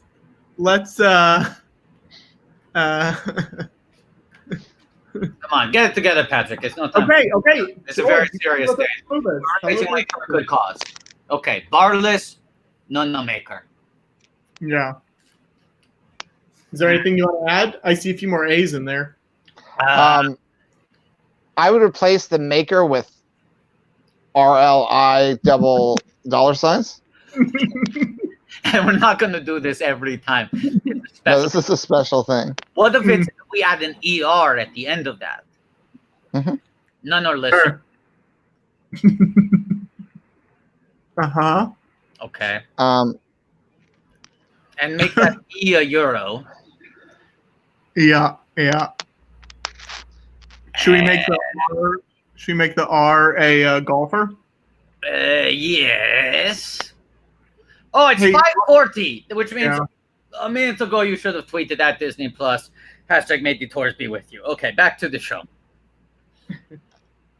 That was your best one yet. Thank you. I want to say that for people who've been keeping track of these aliases Yes. that Patrick goes by, Yes. I was looking to see if Patrick had any wikis out there. Mhm. And there is, not on Wikipedia, but there is a Marvel Cinematic Universe wiki that lists Patrick as a editorial and talent producer on the documentary celebrating Marvel's Stan Lee. Wow. Great place to put those aliases. That is true. Yes. They're almost like his alter egos, his secret identity. Yeah. Ooh. Think Trick once more. Ooh, That's a good one. I can't believe that each of these is perfect. I know. You keep on thinking we've run I out. keep thinking of someone's gonna fail. I know. No one has missed yet. Someone is asking why Patrick isn't on WikiFeet. I think it might be because there's no footage of his feet anywhere. And we could change that if we make that a stretch goal that Patrick will show his feet. Oh no! I already What? did it. I just did it. You showed your You feet? did what? I just showed a foot. We didn't see it. It was too quick. We can still make it a stretch. Okay, great. We'll make it a stretch Yeah. goal. We want a Let's make it long a stretch goal. close-up shot of both feet No, exposed. I'm not doing that. I'm not doing that. You have Why not? I'm not For doing WikiFeet? Oh. $400,000. Great. Excuse me. At $400,000, why don't you make it 40,000? Why don't you make it 40,000? Make it Because at 40,000, this comes out of the box. Yeah, and you show your feet. Yes, let's make that 20,000 and the feet is 40,000. Okay, sure. And here's another name that's good. Pancake Cotton Candy Nor. They are all good. I'll also You know, say this. Guys, here's the thing. I believe now I've gotten on- 0 viewers today. So if you guys have given me mean names, you have to follow me on Twitter. That's the rule. Yeah, you have to follow Patrick Cotner on Twitter. That's another important, More it's not the followers. most important cause that we're trying to help with, but it's one of them. It's a cause. It's in the top 10 along with releasing No, top 20. top 20. It's gotten bumped this week. But let's also mention the goal is for Patrick to have more followers than the Twitter account for 1,600 pen. Now, is that looking good for us? Everyone pause before we go to the next episode. We have 2 minutes. Pause it before it autoplays. Or pause it as it starts autoplay. Yeah. Okay. How are we feeling? Thank you for those names. That was really fun. I needed that. And we should think we never all needed that. Let's also say we should never let Patrick off the hook for eating during the live stream. No. That's fair. Sure. I'm wondering. Here's my question. I'm wondering if one of the. I'm wondering if our guest got time zones confused. Very possible. Maybe. He's in a different country. In which case, we are headed for a train wreck of overcrowding. No, I think Because if that, it's I believe if the person comes on at the time I think they will come on, it might be a happy accident. Fair enough. All right. Now, Patrick, here's an idea that was thrown out. Yeah. What if we combine 2 stretch goals into one? For At what? a certain number, you have to unpackage the action figure with your bare feet. Sure. How much? 4,000. 4,000? That's so cheap. Oh, Patrick, I'm sorry that you don't want to raise money for a national bail fund. Sure. I was 4,000. mistaken. Sure. 4,000. I will unpackage them with my bare feet. For $4,000, Patrick Hotner will unbox an action figure of John Ratzenberger with his bare feet. Yeah.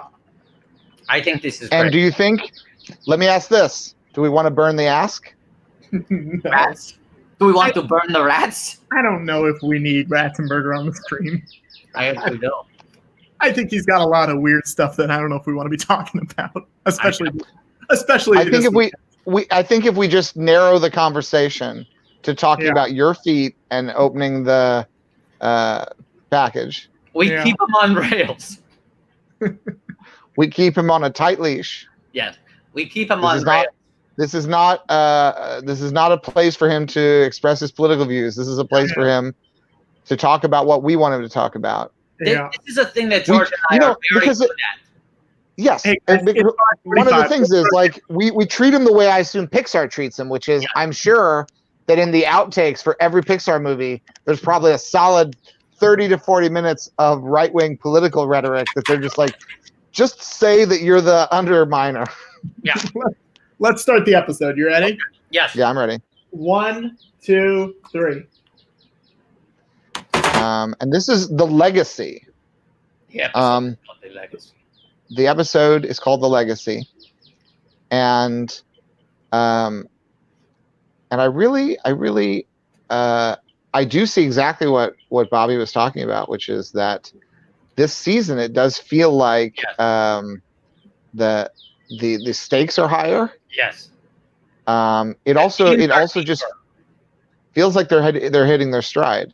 Absolutely. I mean, you have to remember, we started with the rookie season, right? Bobby likes to call it the rookie season. They were really just getting their hang of things, realizing what they were figuring it out. Going to. And also, they didn't understand sort of the best way to use every cast member. There are a couple new shots in this intro, it's been pointed out. I mean, Sandra and Jimbo didn't have their own sort of clips in the intro in the first 2 seasons.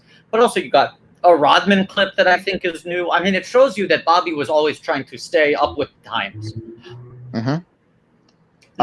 You have some of the clips in the opening credits, in the opening title sequence, are evergreen. Yes. But then there are other clips get swapped out to sort of freshen it up. Michael Jordan. Hey guys, they're saying my Wi-Fi is bad, so I'm gonna pop off video really quick and refresh my Wi-Fi, but I will be back in a second. Okay. All right. And well, we know what that means. Exactly. It's dinner time. Yeah, it's time for breakfast. Supper time, supper time, supper time, supper time, supper time, supper time, supper time, supper time, supper time. That's Patrick's theme song. He is going to put himself into a food coma so that he can take another nap. They're directly tied. You have to follow the money, and you will realize it's all of a piece. Patrick, you're going to take a nap, but also take a napkin because it's supper time, supper time, supper time, supper time, supper time, supper time, supper time, supper time, supper time, supper time, supper time, supper time. How was your meal, Patrick? It was good. I ate really, really fast. I don't doubt it. You were probably just inhaled that food, that supper. Quick power nap. Yeah. You caught power me. nap, power snack. Power snack. We should warn. I know that Michael Boatman is going to be coming back next week. Yes. As we've always established, he is a snack. We got to warn him that stay away from Patrick. He'll eat you for his dinner. Now this is episode 6, so this is the Return of the Jedi of the season. Yes. And it's interesting because in each of these episodes, you kind of figure out in the first few minutes what's the angle on this one. Like it looks like he's scouting a young athlete. This actor looks familiar. This older man. Mm-hmm. He looks like not the priest, but the one in the green jacket. Yeah. I have to see him again. But now here's this man in the Leatherman jacket. This guy looks familiar too. Man, I got to hit up the R list. Oh, he was Buffy's boyfriend in season 4 with the Initiative. Yeah. He's the bad guy, right? Spoilers for Buffy. No, he's not the bad guy. Guy. I thought he was part of that. Like, I don't remember Buffy. He was he was a good guy who was involved in the Initiative, which was this underground military operation. But to a lot of shippers, people who wanted Buffy to be with Angel, he might as well have been the bad guy because they were really rooting for Buffy and Angel to get together. But of course, Angel could never fully be with Buffy because if he experienced true happiness, he would lose his soul and transform into Angelus, the very, very bad vampire. We need to be careful talking this much about Buffy What? Why? because I someone's have a life. gonna sucker us into watching Buffy. For charity? Yeah. If the number's right. Watto, have you watched Buffy? Waldo has actually never watched Buffy. He's seen maybe That surprises me. isolated episodes. I think Watto would like Buffy. I think so too. A lot of people have told Waldo that. Yeah.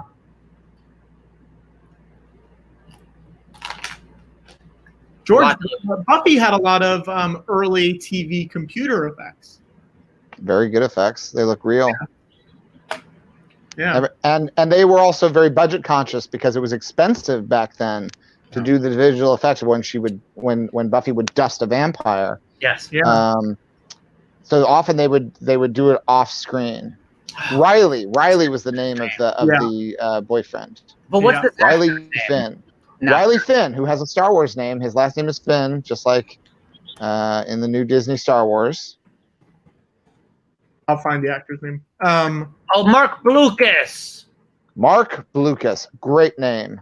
Great name. Great name for a person to have. Yes. It's kind of, it almost feels like his name is an homage to you, Jordan. I really think it is.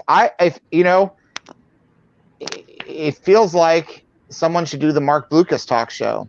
That would be a fun show to watch. The Mark Blucas talk show. That would be great if we ever get a network slot, and who knows. Yes. And then, because that was always my hope, and still is kind of my hope that one of the networks eventually that I'll get into that lineup for late night. It's inevitable. Originally, my idea was that when Fallon retires from the Tonight Show, then Seth will move up to the Tonight Show, and then I had always hoped that I would take over for Carson daily. Lily Singh. Lily Singh. Right, you're going to replace Lily Singh now. When Lily gets bumped up to late night, and they need sort of a hip, fresh, young voice in the Lily Singh slot. Yeah. But if I ever get to the point where I get to the slot and I get to pick who comes into the show after me, Mark Blucas would be my choice to do the Mark Blucas talk show. Yeah. Now, guys, I think I've solved a mystery that has been a little ongoing. Okay. You know how when we look at IMDb, we're like, why does it say that Sandra Oh is only in like 45 episodes? Yes. Mm-hmm. I'm on the IMDb page for this episode, and there are only 5 cast members credited, and Wool is the only regular cast member credited. So this seems like perhaps the RLIS IMDb pages are not as well maintained as they should be. Yes, not at all. This is a great thing to get people involved in. People have some free time while they're self-quarantined. Yes. Let's get our these episodes live with us. You can verify who is or is not in each episode. It's a great thing you can do. Update the IMDb. Maintain the pages. Yeah. How about a good hashtag for it would be something like IMDb best. Yes. Right? What if it's Arl IMDb? Arl IMDb, and we replace the B with the Bitcoin symbol. Mm-hmm. Oh, I don't know. Capital ARL, lowercase I, capital MD, lowercase b. Yeah. We want to remind everybody, how close are we to the next stretch goal? We are at, let's see. We are at 1951 and 69 cents. All right, so we're in the Technicolor era. We're about to experience CinemaScope. We're in the money. People are singing that in movies. I guess that's more Gold Diggers of 1933. But people are still singing it because they've got that post-war. And yes, and if we could get this up, if we can bring us up to 2000, then we have the glorious recreation of what should have happened in episode 4, but didn't because we just couldn't make it work technically. We can do it now. Be like a special edition of what you did at $1,000. Mm-hmm. Yes, you get the chance to perfect what you did $1,000 ago. Yeah, and I am getting pretty hungry for these sugar-free Jellos Mm, that have been outside for hours now. yes. You know what's They're the no great longer thing? cold. They're no longer even chilled. They are, Warm. let's room say, temperature. warmer than room temperature because I'm Right. outside Skywalker Ranch, Mm, and they're nature. these have been outside with me. They're sun Ooh, kissed. it says there's a jazz instrumental playing, and this character just said, "Oh yeah, I danced to that song the night I first met Emma. God love Well, her." she'd play that for me after every home game win. I'd I'd get home and and she'd play it, and we'd laugh. money, or music. Okay, this episode is the legacy, right? I'm trying to figure out why this older actor Yes. looks so familiar to me. But as you said, there are very few people listed on this page. There's a photo Right. of this guy. I think he might remind you of somebody, No, like maybe like Robert Trotsky or someone. no, I know that's what you're thinking. Because for a second I thought, does he just remind me of Trotsky? And Trotsky was exactly what I was thinking of. I swear to God, I remember this guy being in something. I'm going to have to go deeper. I'm going to have to. I think maybe he reminds you of when Dom DeLuise played a bird in The Secret of Nim. No, And then what if that bird turned back into a human that was not quite Dom DeLuise? no, that is not. Please, I know from Secret of Nim. Okay. Have just been Doesn't he informed. look like that old owl? Doesn't this guy look like that old owl from Secret of Nim? Yes, I know Jeremy the Owl from Secret of Nim. I am not mistaking him for Jeremy, nor Robert Prosky. He reminds me of someone himself, and I'm going to figure out who it is. Patrick, go on. I will hack the internet. I will enter the mainframe to find out who this actor is. We're gonna reschedule the person who is who's not. Great. Oh, you're kidding. Can we say now that also it seemed like maybe he didn't understand that we were now doing an R-list live stream and thought that he was going to come on and talk about Star Wars. Is that fair to say? We'll figure it out. We'll figure it out. Wait, We'll figure what it happened? out. We'll figure it out. Tell me in the private chat what happened. No, we'll talk later. No, I'm in the private chat right now. Watto's making it to seem like there's more drama than there is. There's no drama. I was just wanna- saying it's going to be funny. I want you to dish in the private chat. I'm in the private chat right now. I never go in here. I know you don't. I'll say this: George has avoided the private chat to some detriment of the stream sometimes. Also because George refuses to own a laptop, and which makes it more difficult. Yeah, I do this on my phone. It's just a fun fact. Ooh. Someone's got- Wiki feet. Wiki feet. Were those Patrick's feet? We've seen those are Bobby's feet. Is that the Bobby's first time we've seen Bobby's feet? Bobby's feet. I think so. Now there is no reason now if you find that in the 12th minute, between 12th and 13th minute of season 3, episode 6, you have a clear shot of Bobby's feet. There's no reason that Robert Wool shouldn't be on Wiki feet with those feet. And That I'll was say a this, clean shot. I just checked and he is not. Excuse me. Someone- Excuse me, Wiki feet.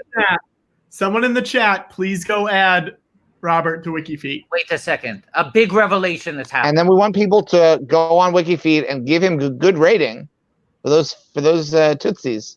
A big revelation has happened. Thanks to Emma Collett, I have now confirmed the actor who looks familiar to me isn't Robert Prosky. Isn't knew that. Jeremy the Owl from The Secrets of Nim. It is Kenneth Mars Oh, from the producers and Young Frankenstein and the voice of King Triton in The Little Mermaid. That's yeah. right. And The full he is not- Katzenberg. He is not on the IMDb page for this episode. That needs to be rectified immediately. IMDb better.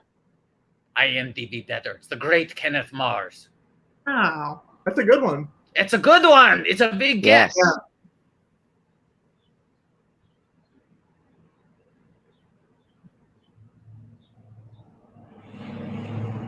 The name of this investigator is Javert. That's a Les Mis reference.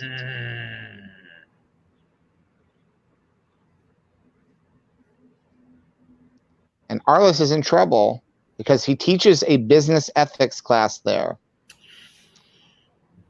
but they're onto him. It's a scheme in order for him to stealthily, under the radar, recruit without actively recruiting. And Arliss is quoting this guy chapter and verse. And this guy knows, like, you're onto me, but Mr. Michaels, we're onto you.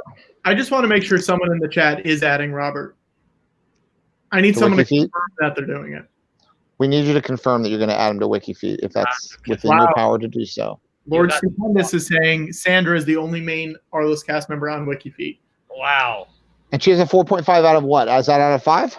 Out of 5. Pretty good. Let's get that up, people. Let's get that up to a 5. Yeah, go vote. Go rate it. Go vote. We're still trying to book Sandra for a future live stream. If she knew we helped bump her up to a 5, that might be money in the bank. Guys, we are up to, let's see. Oh, and I have a hashtag for when we get up to 4,000, which is Patrick Footnar. We're up to Foot trick Footnar.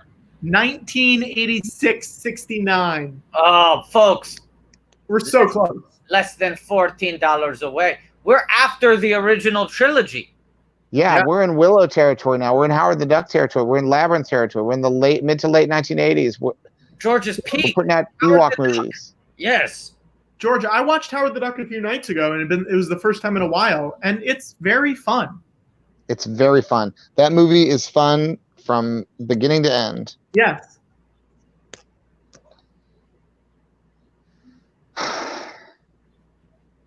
Every time that movie's on, I call up everybody I have the phone number of who was involved in it, and I tell them this movie's still good.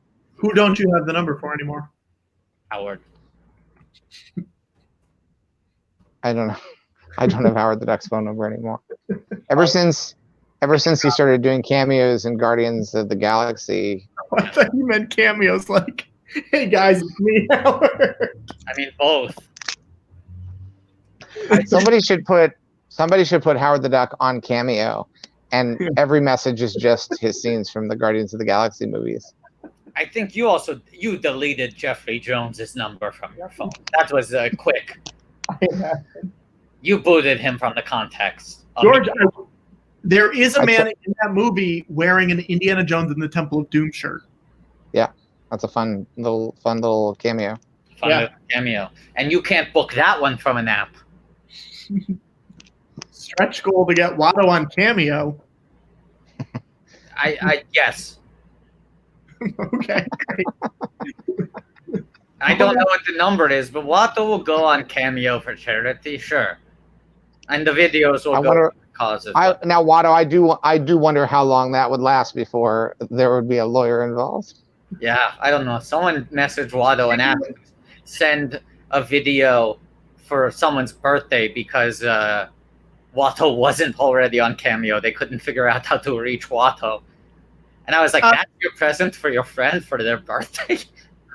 Santa's on Cameo. Watto can be on Cameo. Watto. Yeah, but in fairness, no one ever has sent a bunch of lawyers to a nursery school to paint a mural of Santa.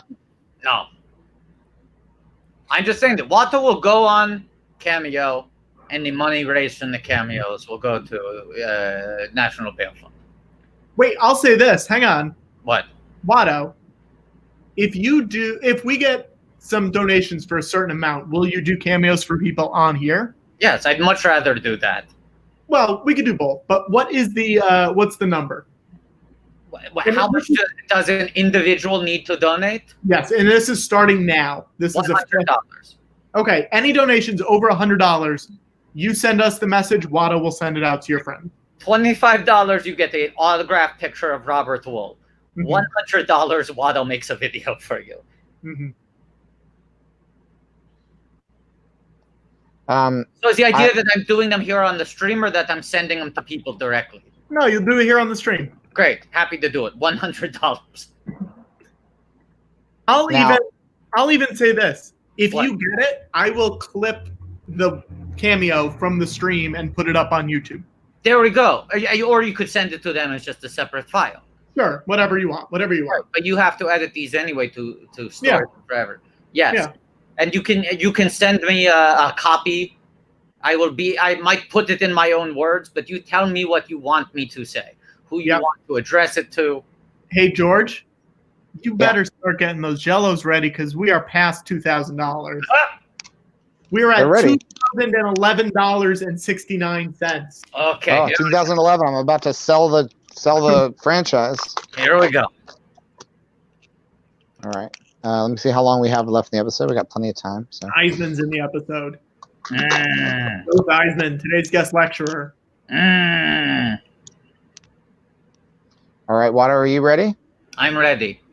Now I'll give the full context of this. This is near the beginning of episode 4. And this is what I originally wanted to happen, but I didn't have the technology to make it happen. So we've all seen the iconic shot of Luke Skywalker staring off at the 2 suns of Tatooine. But what we didn't see is that there was a giant creature, a Tatooine monster, who appeared over the horizon, and he ate both suns. And then Luke Skywalker would say, "Oh boy, I have a bad feeling about that." And we tried various ways. I always felt like it wasn't going to look right. But now, thanks to your donation, we're going to make it happen. Watto, you're going to score it? Yes. All right. So we'll place the 2 suns up, and then I'll be the monster, okay? Okay. And just a reminder that these are sugar-free. Yes. Yeah. Ready? Places? Yeah.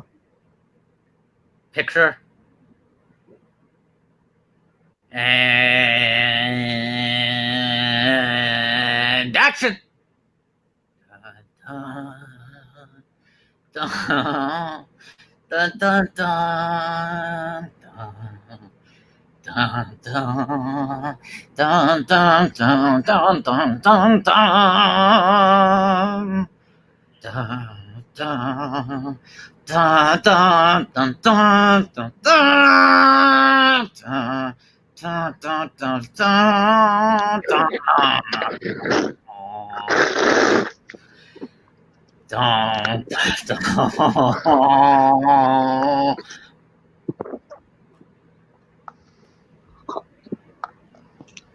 Wow, George. Can I make a very funny joke? Yes. Yeah. George, I thought you were going to show us how a creature faced the 2 suns in your dream version of Star Wars. Not do a Patrick Cotner impression! Yippee. Yippee. Yippee. Snacking like a monster is what I'm saying Patrick does. No, I got it. Wow. Now, George, how did you feel about them basically reusing that at the end of Rise of Skywalker? I know we talked about it a little bit, but it was so early in the morning that I feel like a lot of people didn't hear it. I thought it was great. I thought it was a great idea for them to crowdsource the movie. The movie, as far as I understand it, I'm not totally familiar, but they did that. That movie was basically like a wiki page, where they everybody kind of got a chance to sort of edit it and correct things. I think it was basically a crowdsourced film, wasn't it? Where everybody got it was open source to have. Yeah, it was open source. Open source. So it was sort of like people who, if you liked the Force Awakens, you get a little bit of that. If you like The Last Jedi, you get a little bit of that. I think that movie was all thanks to all people. And I think that's, I think that's fine. And let's also say you yourself had already reused the 2 suns at the end of Revenge of the Sith. Yeah, so it's like, why not? Let's see him again. It's poetry. It rhymes. Yeah.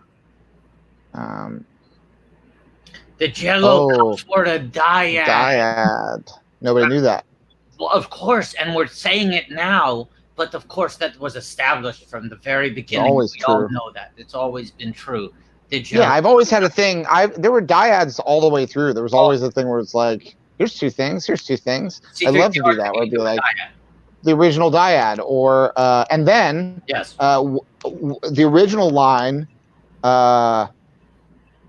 The original line was not "I am your father," it was "I am your dad." Yeah, and then whenever he dies, he says, "I guess this makes me a dad." Yeah.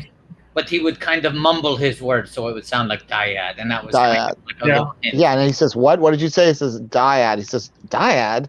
No, die, Dad. I'm dying." I am dying. I'm I your am dad. your dying dad. Yeah. Let's do another. That's how he was able to kill the Emperor. You know, when the Emperor was shooting out all those dark side energy bolts, it was because Darth Vader was a dyad. He was about to die. Yes. A dyad. Yes, absolutely. That's always Palpatine's weakness, is a dyad. Always Palpatine's weakness.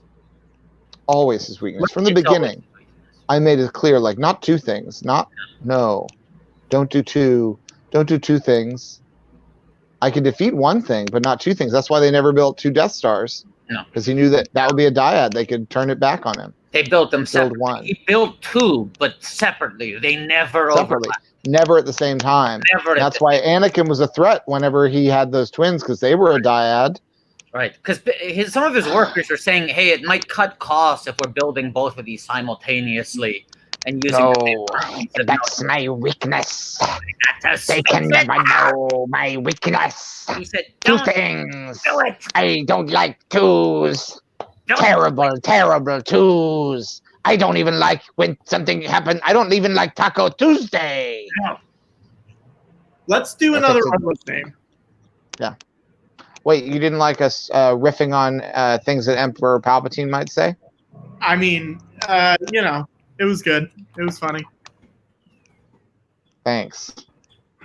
Take those S's and make them double dollar signs.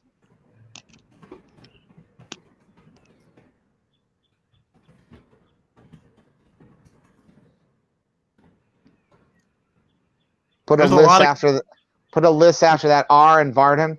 Yes. Put a list after that R in Dasarathi. Yes. Put an LI after. Yes, right. There we go. Yeah. Okay. put a list after the A in Athi. Yes. Put our list after the A at the end of both A's. No. We're not gonna do this every time. This is. It might seem like at this point this is becoming like a hack No. go-to. This is a special thing. In the and let's go ahead. I know that these are our list names and not Star Wars names, Yes. but I feel like we've already got so many R lists in this name that let's go ahead and put a solo after that Han. Yes. Oh, sure. In all caps. All Yeah. caps. Okay. And then after Solo, to colon a Star Wars story. but Patrick, all of the S's in a Star Wars story should be double dollar signs. Oh, wait, hang on. Should we? Yeah. I know we're not going to do that every time. Yup. No, but this is it calls for it. And also here. Right, there we go. And this, yes. Now, make that solo. Make this S in solo a double dollar sign too. Sure. Okay, hang on one and 2 second. basketballs, right? Yes, Yeah. of course. And the V should be a martini glass because Arliss loves to play as much as he loves to work.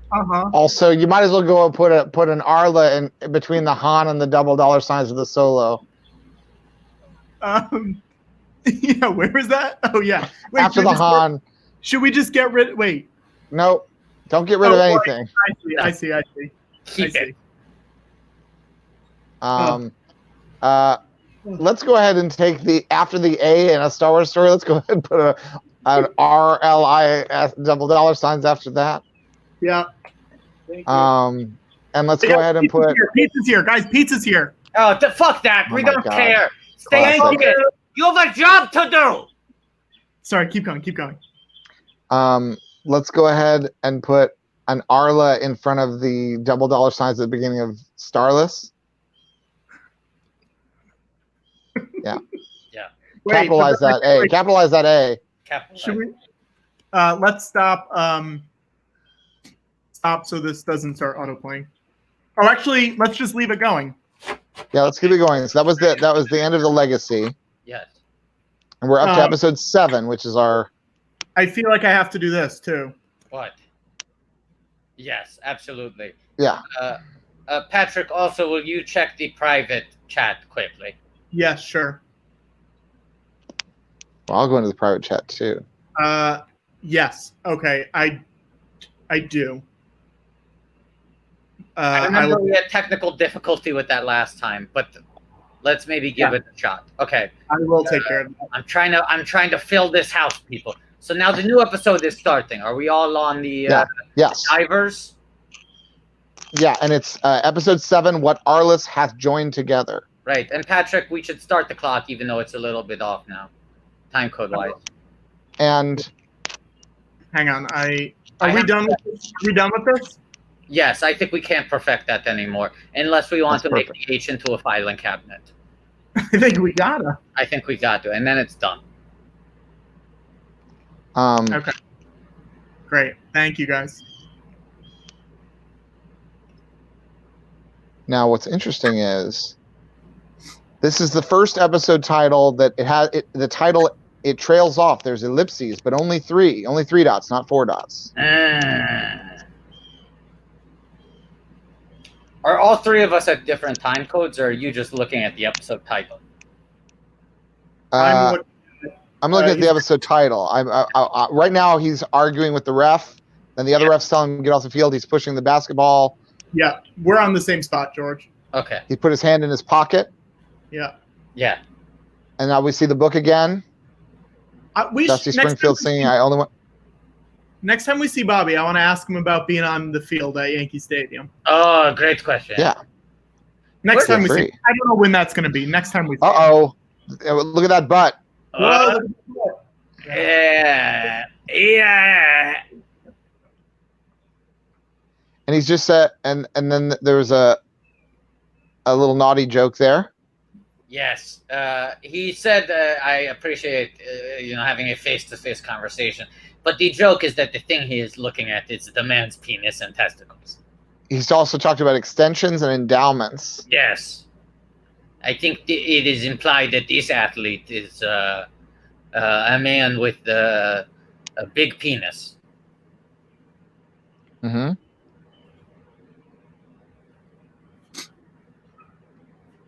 All right, and it looks like now he's meeting the love interest, who is a dental hygienist. Yes. And he's asking about his gums. Now, Patrick. Yeah, what's up? What is the next stretch goal we have pre-established, and is this a time to pull another Bing Lu and mind the gap? The next stretch goal we're at is George gets amped at 3,000.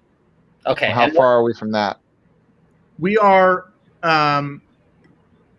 Sorry, you guys got me doing a lot of stuff right now. No, I know. I'm sorry. Oh, I'm sorry, Patrick. We are at 2,033 and 69 cents at last.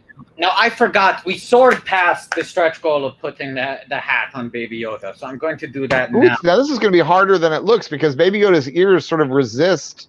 I know. Hat wearing. That's not a great fit. No. Hold on. Maybe you put one of the ears under so it's sort of off to the side like Liza in Cabaret. But that this is... Hold on. I'm working on it. Give us a little bit of Liza in Cabaret. A little bit of Sally Bowles. Wait a second. I lost the clip. Okay, give me a second. This is going to take more... All right, there's not a time on this. We got plenty of time.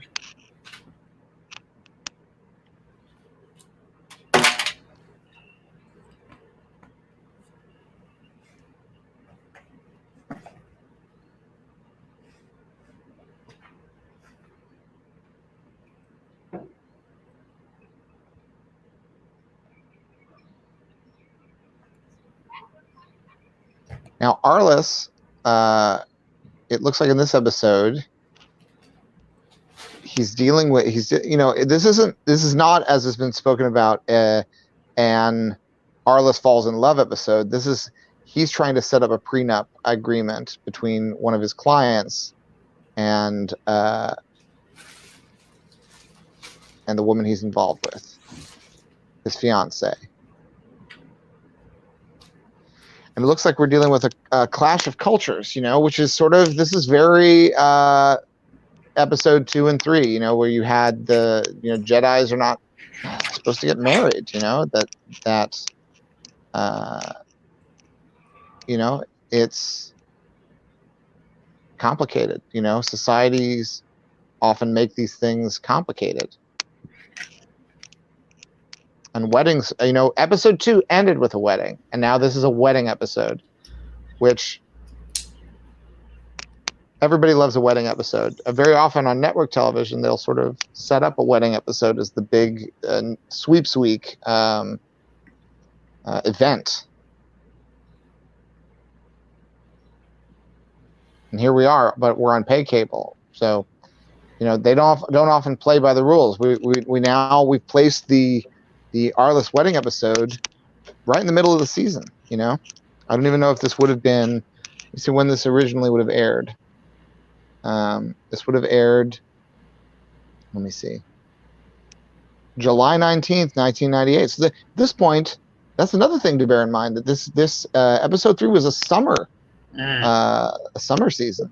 Hey, Griffin. In an era where that really meant something. So people were watching Arliss when a lot of other the networks are sort of down for the summer.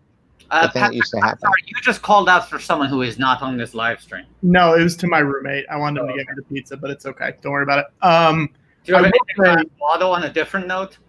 No, this was a general note. I was also going to hop in with this. We have this. I'm going to add it on. I don't know if it'll work. Oh, I'm sorry. 2 titties on screen. Go on. Right. Oh, and look at those tootsies. Look at those feet. Now, there is, if you look on George's screen, a very light overlay that says Watto in the style of Cameo. Oh. Why is it on my screen? I'm not sure. Let's see if I can. There you go. Yeah, there it is. Okay, so $100, you get the Watto cameo that will later be edited. So do you get the file and you can do with it what you want. Yeah. Now, Jim Turner, those were his feet Jimbo! in the episode, and to the best of my knowledge, Jim Turner is not on WikiFeed if Robert Wool isn't. Yes.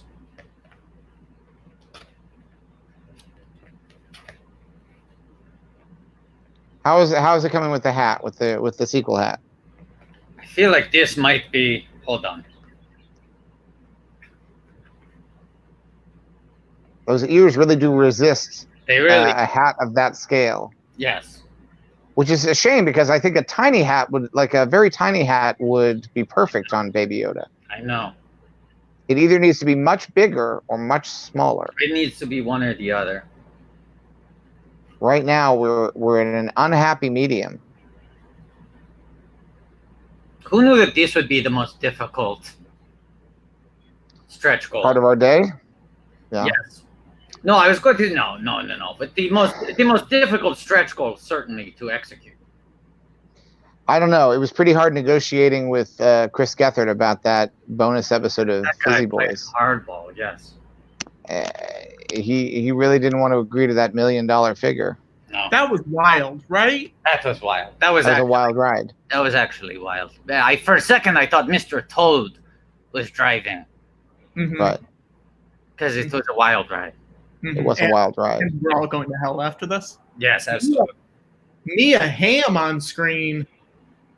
Oh, Mia Hamm. Soccer superstar Mia Hamm. Yeah, soccer superstar. Wife of Nomar Garcia Parra. Really? Yeah. Oh, man, I forgot that. I don't know if that's still the case, but let's find out. It was at one point. We're getting Still very... the case. 2003.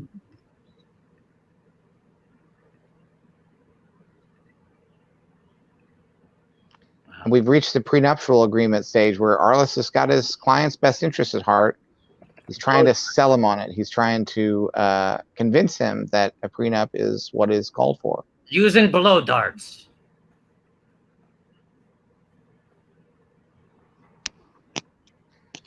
I mean, there are so many sports that Arliss has covered. It feels like he never stays in one place too long.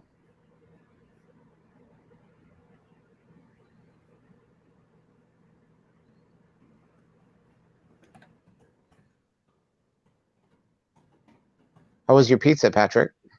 It was good. How was your You ate nap? it? Oh, wait, no, I haven't eaten it yet. It's heating up. Wow, why would you lie to me like that? Why would you reflexively? You saw that. Did you see how that happened just now? How was your pizza, Patrick? And you just, without hesitating, you said it was good. You said, Yeah, I mean, oh, wait, I haven't eaten it yet. Is this Tenet? Good. Is this the plot of Tenet? Is that a spoiler for the film Tenet? How was your pizza? It was good. I haven't eaten it because I experienced time backwards. Is it time travel? No, it's not time travel. It's time experienced backwards. My pizza was good. I'm about to eat it in the past. Yeah. I drive my car backwards on the street. Is that the plot of Tenet? They just drive backwards? Yes. Are we ever going to see that movie? No. Chris says he wants to put it out in theaters tomorrow. Your buddy Chris. Your buddy Chris. Chris? I didn't know you guys were close, George. We're not close. Okay. But they should call him Chris Yeslin because he's saying yes, show it in the theater as soon as possible. I want everyone to go to the theater and watch Tenet. My movie about how a bunch of people use the reverse gear on their car to drive backwards down the road. And they're in the car, and then he puts it in reverse, and then the person's saying, is this time travel? It's not time travel. It's just one of the gears. We can drive the car backwards on the interstate. Uh-huh. I love how fast those cars go, though, even backwards. You love that stuff. This also must be... I love when things go fast. I love it when things go fast. Another thing you have in common with Christopher Nolan, you were saying that we should call him Christopher Yeslin. Uh-huh. But in fact, with Christopher Nolan, the only thing he likes saying no to is people telling him no. That's right. You and him have that in common. Yeah. They shouldn't call him Christopher Slow Man. They should call him Christopher Fastlane. They should. Slow and low. Okay. Patrick. That was a deep cut. Disgusting. Patrick. Sequel fans, what? Disgusting. When were you going to eat your pizza? Yeah. I'm reheating it right now because I don't trust delivery men's fingers. So you're sort of making a special edition of the pizza. Yes. Oh, you think you're going to make your pizza so hot that it kills the finger germs of the delivery person? Didn't you hear that heat kills the virus, George? I heard that. I do like how many pizza places now have commercials where they say, we're not going to touch your pizza anymore after we deliver it to you. Yeah. I always thought it was implied that after they cook the pizza, they don't touch it. Sure. That is what. But now it's not just implied; it's a promise.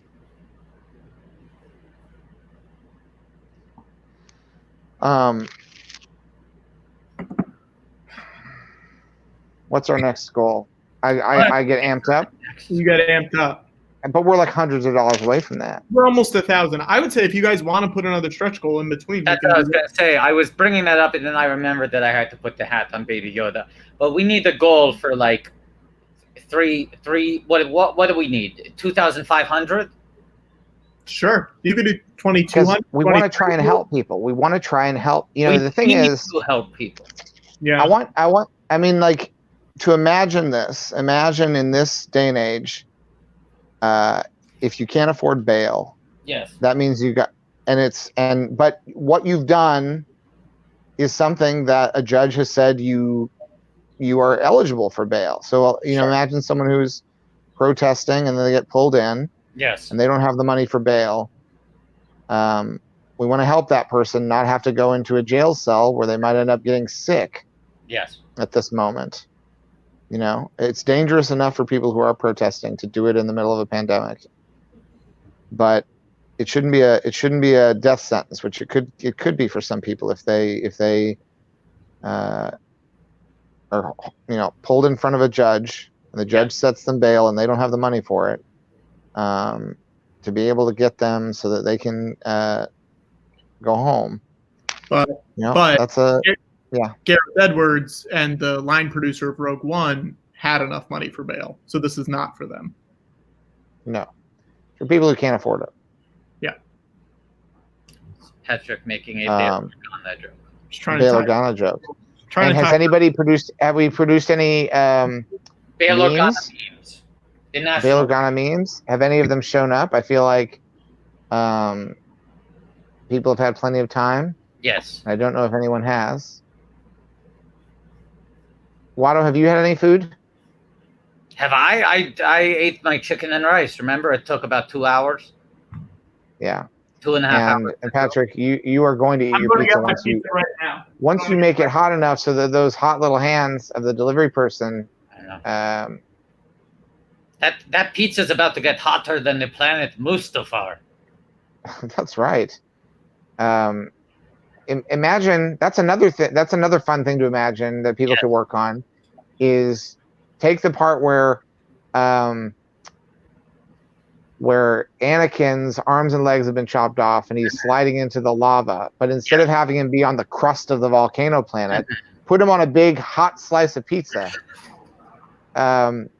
Anyone who can do that right now, take that scene and instead of it being, oh gosh, it's times like this I wish I hadn't sold Star Wars. Imagine instead of a volcano planet, which I think, I got so set in my head that they were fighting on a volcano planet that it never occurred to me they could be fighting on a pizza planet. Yes. I want you to, yeah. So when he's like burning, it's because they're on a pizza planet and the pizza is so piping hot. It's so fresh out of the oven. I want anyone out there who can make GIFs, who can make JPEGs, who can make little video clips, turn it from a volcano planet into a pizza planet.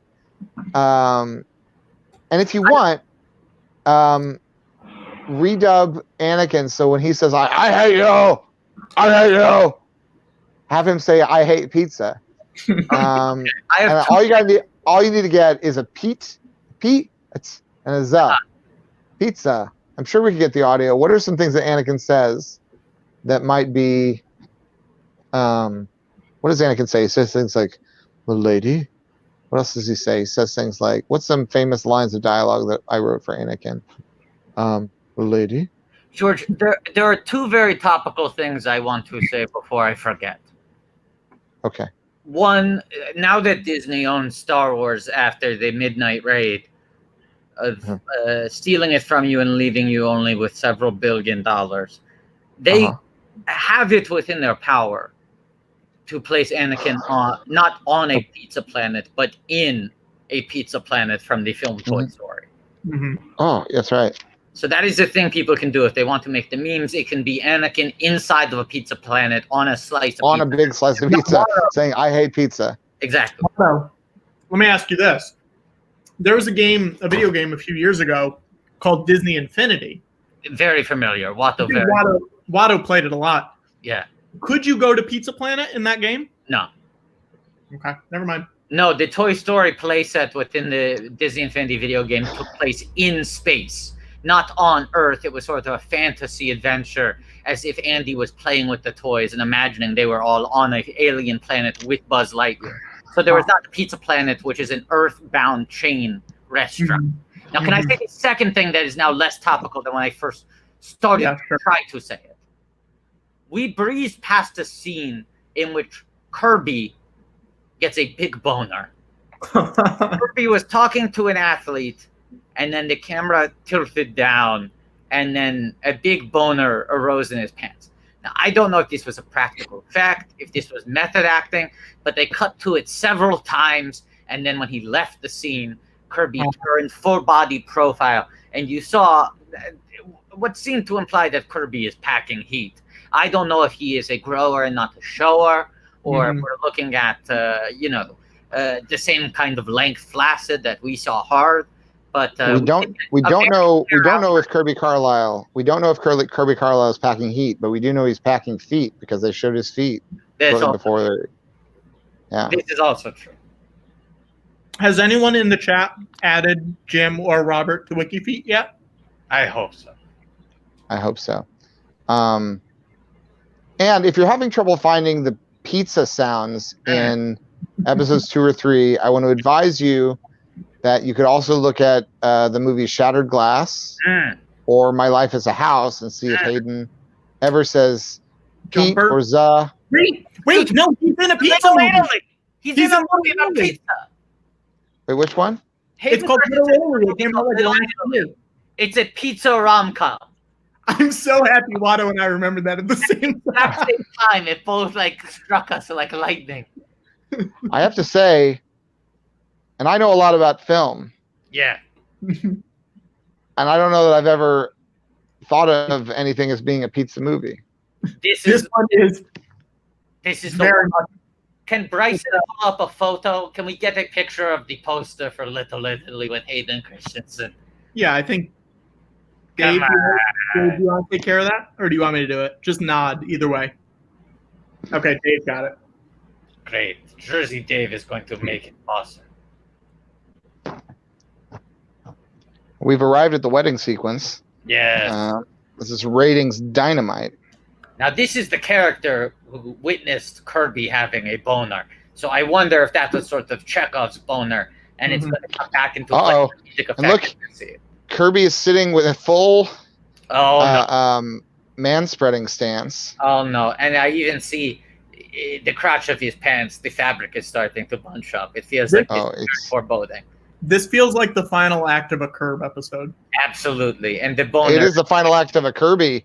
Kirby, your enthusiasm. It is. Uh-huh. Says, my family has arrived. It is Boatman's Well, I don't know- Boatman's I don't know if goatee. you watched the trailer. Let's see. Let's wait for some pizza to enter into this trailer. He definitely says the word pizza in this. All right. And the director of Miss Congeniality and How to Lose a Guy in 2 Days. There it That's pretty is. Sal's Pizza. He works there. Now, I believe, correct me if I'm wrong, Watto, Yeah. that this movie takes place in Canada, or was it just shot in Canada? I think it's shot in Canada. I believe it takes place in Little Italy, New York. Oh, Am I okay. wrong about that? I think it's just very much shot in Canada. I mean, Hayden Christensen, of course, Canada's favorite son. But we got Andrea Martin, Alyssa Milano. What's his name? Do the Right Thing. What's his name? He just Danny Aiello. Danny, the late great, right? Didn't we lose him recently? Yeah. Watto, I feel like you would have been friends with Danny. Oh my God, are you kidding me? Yeah. I worked with Danny on a project, and this is very real. Yeah. Later in Danny's life, he was having trouble seeing, and we had to make cue cards for him. Yes. But Yeah. the cue cards were this big, and they were too small, so we had to go get the largest poster board we could. Yes. And write the letters like this big on them. Yeah. A lot of fun. Yeah. It sounds fun. Oh no, he slept with Vincent's son. How many different movies did Danny Aiello make centered around a pizza parlor? I don't know. Okay, this. But I do wish that, in hindsight, and of course, there comes a point where you can't go back because you don't have the rights to change your movies anymore. Sure. But I always wished, in hindsight, that I had found a place in Star Wars for the song "Papa Only Wants the Best for You." Mm. Now, if you're unfamiliar with this Danny Aiello song, Watto, I know you know this song, yes? Yes. It was after Danny appeared in the Madonna "Papa Don't Preach" video. He released a song. He released a song that was kind of an answer song to that. Yes. Called "Papa Only Wants the Best for You." Mm-hmm. And I don't know if we want to. Do we have time between the episodes? We have 6 minutes. I will say, Watto is definitely going to use what is now the longest break we have had in between episodes to use the bathroom. All right. But well, is Patrick getting his pizza, or what's happening? That's the question, because I'm like, oh, I can't leave you alone. But Jesus Christ, if Patrick uses this time to take a nap. Okay, Hey Patrick, guys, go in the bathroom. we have a few minutes before we're gonna start. Yeah, I know. Yeah, well, okay, so Watto wants to use this as a little break. Okay. And I was just talking about the song "Papa Only Wants the Best for You." Can we watch that? No, because it'll get taken down by YouTube. No, we don't show it. We just watch it. I mean, I'd prefer if we didn't, but Well, what would you like to do, Patrick? I don't know. Let's talk. Let's just talk about how we're doing. I mean, oh wow, Watto really just fully left. I took him off. Okay. Save some space on Well, how do you feel that today is going, Patrick? I mean, I will say It's going pretty good. We're on season 3, episode 8. yes. That's pretty smart. We're in the home stretch, and I'm liking this season. It feels. I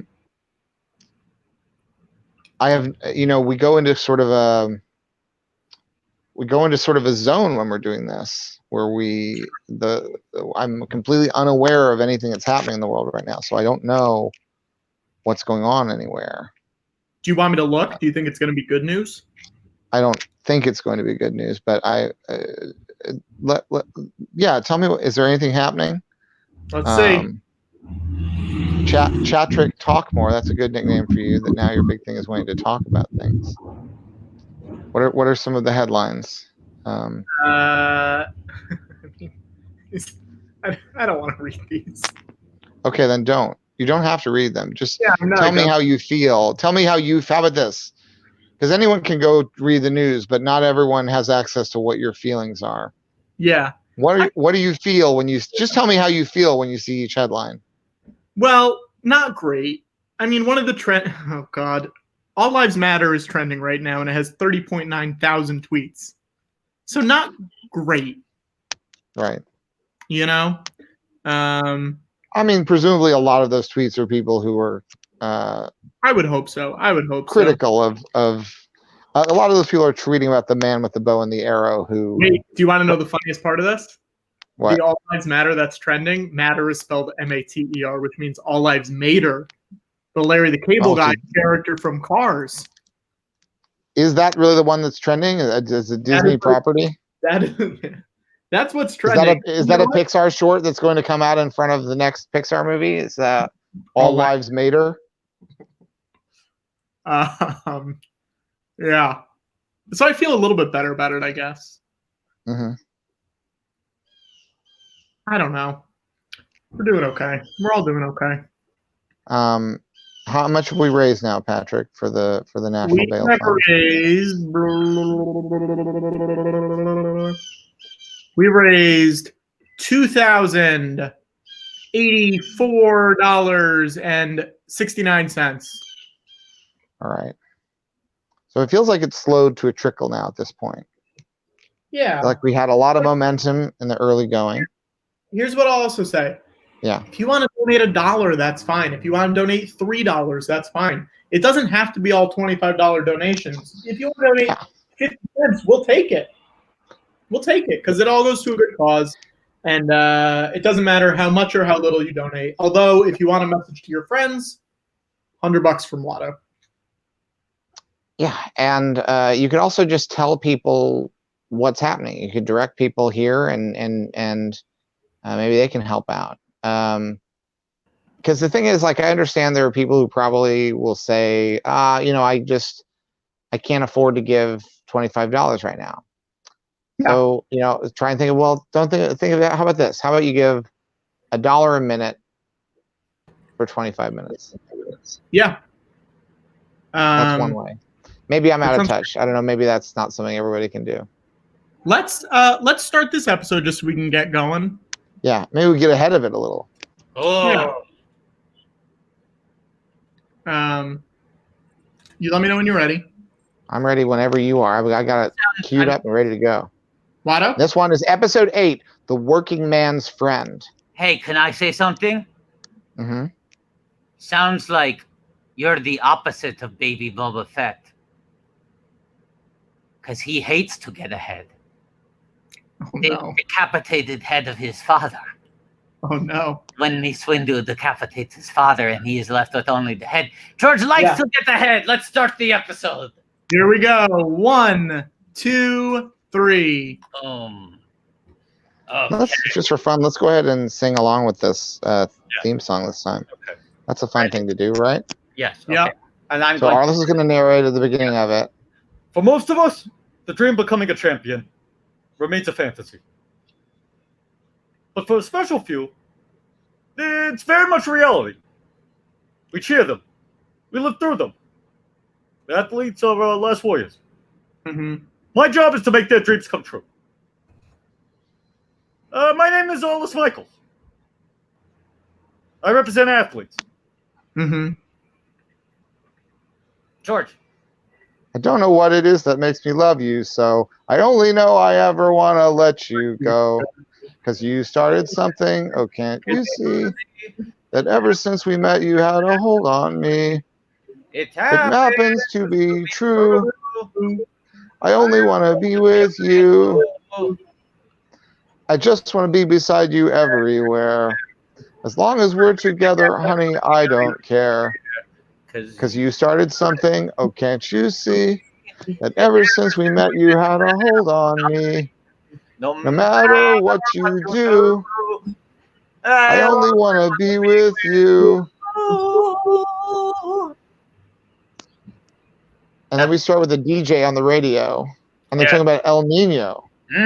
Topical. So it's setting us in a place in time.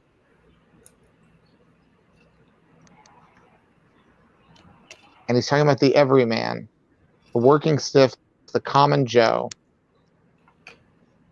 Oh, and the joke here is saying, I never look down upon them, but he is. He's getting his shoes shined. He's looking down upon this man. Hey guys, we actually have some guests that are going to join us. Okay. You know them because they're writers. They've written on The Tick. They wrote Pokemon Detective Pikachu. None of this is interesting to me.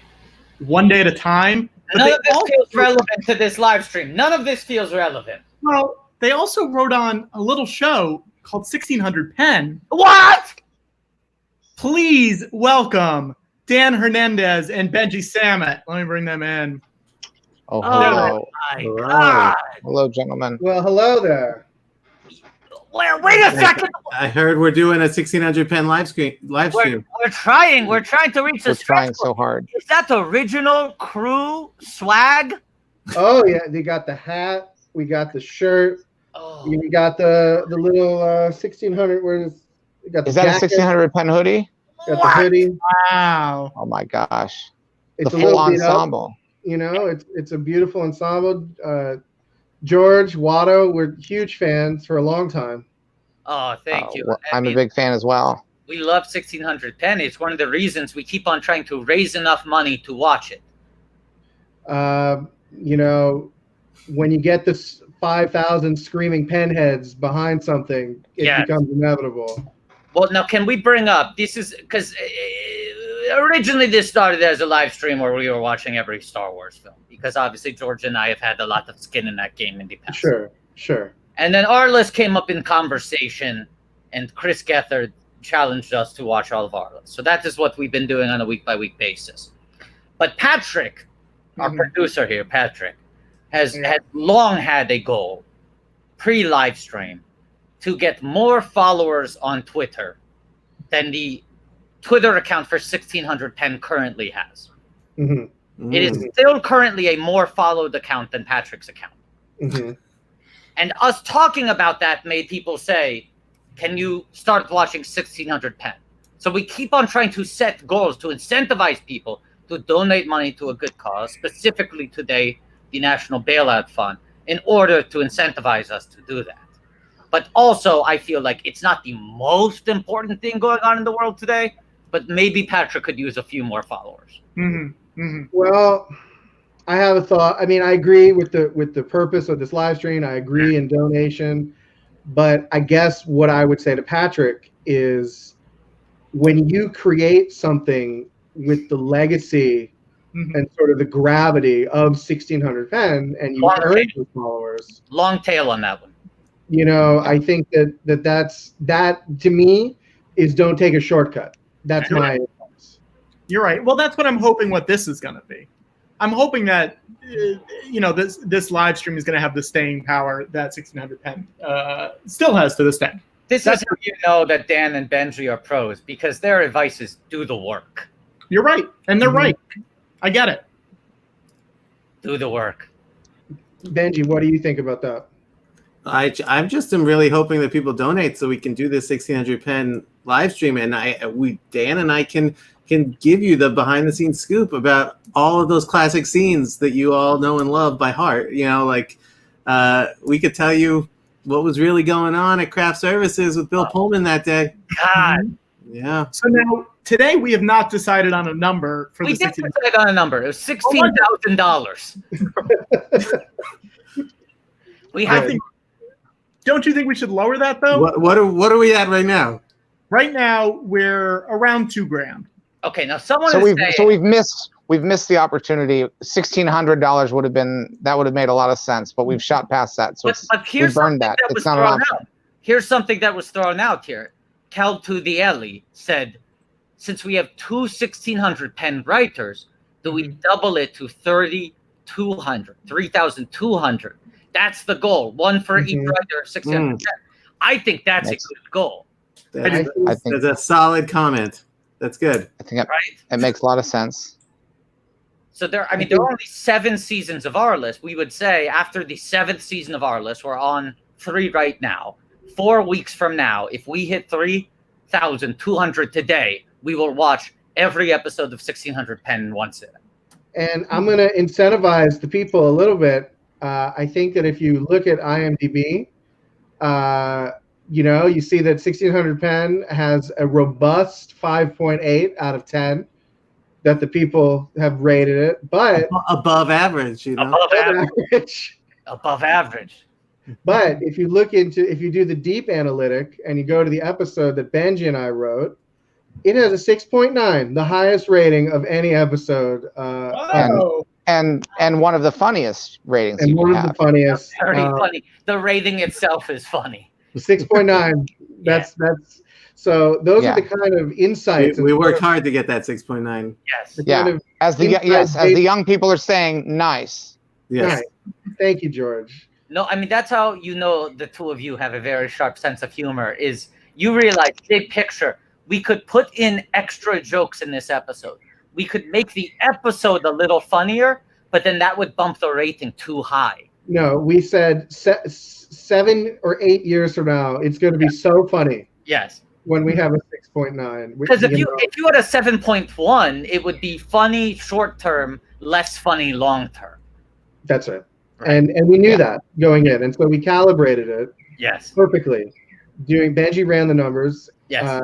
To how many jokes per page we needed to sort of arrive yes. In the 6.9 zone.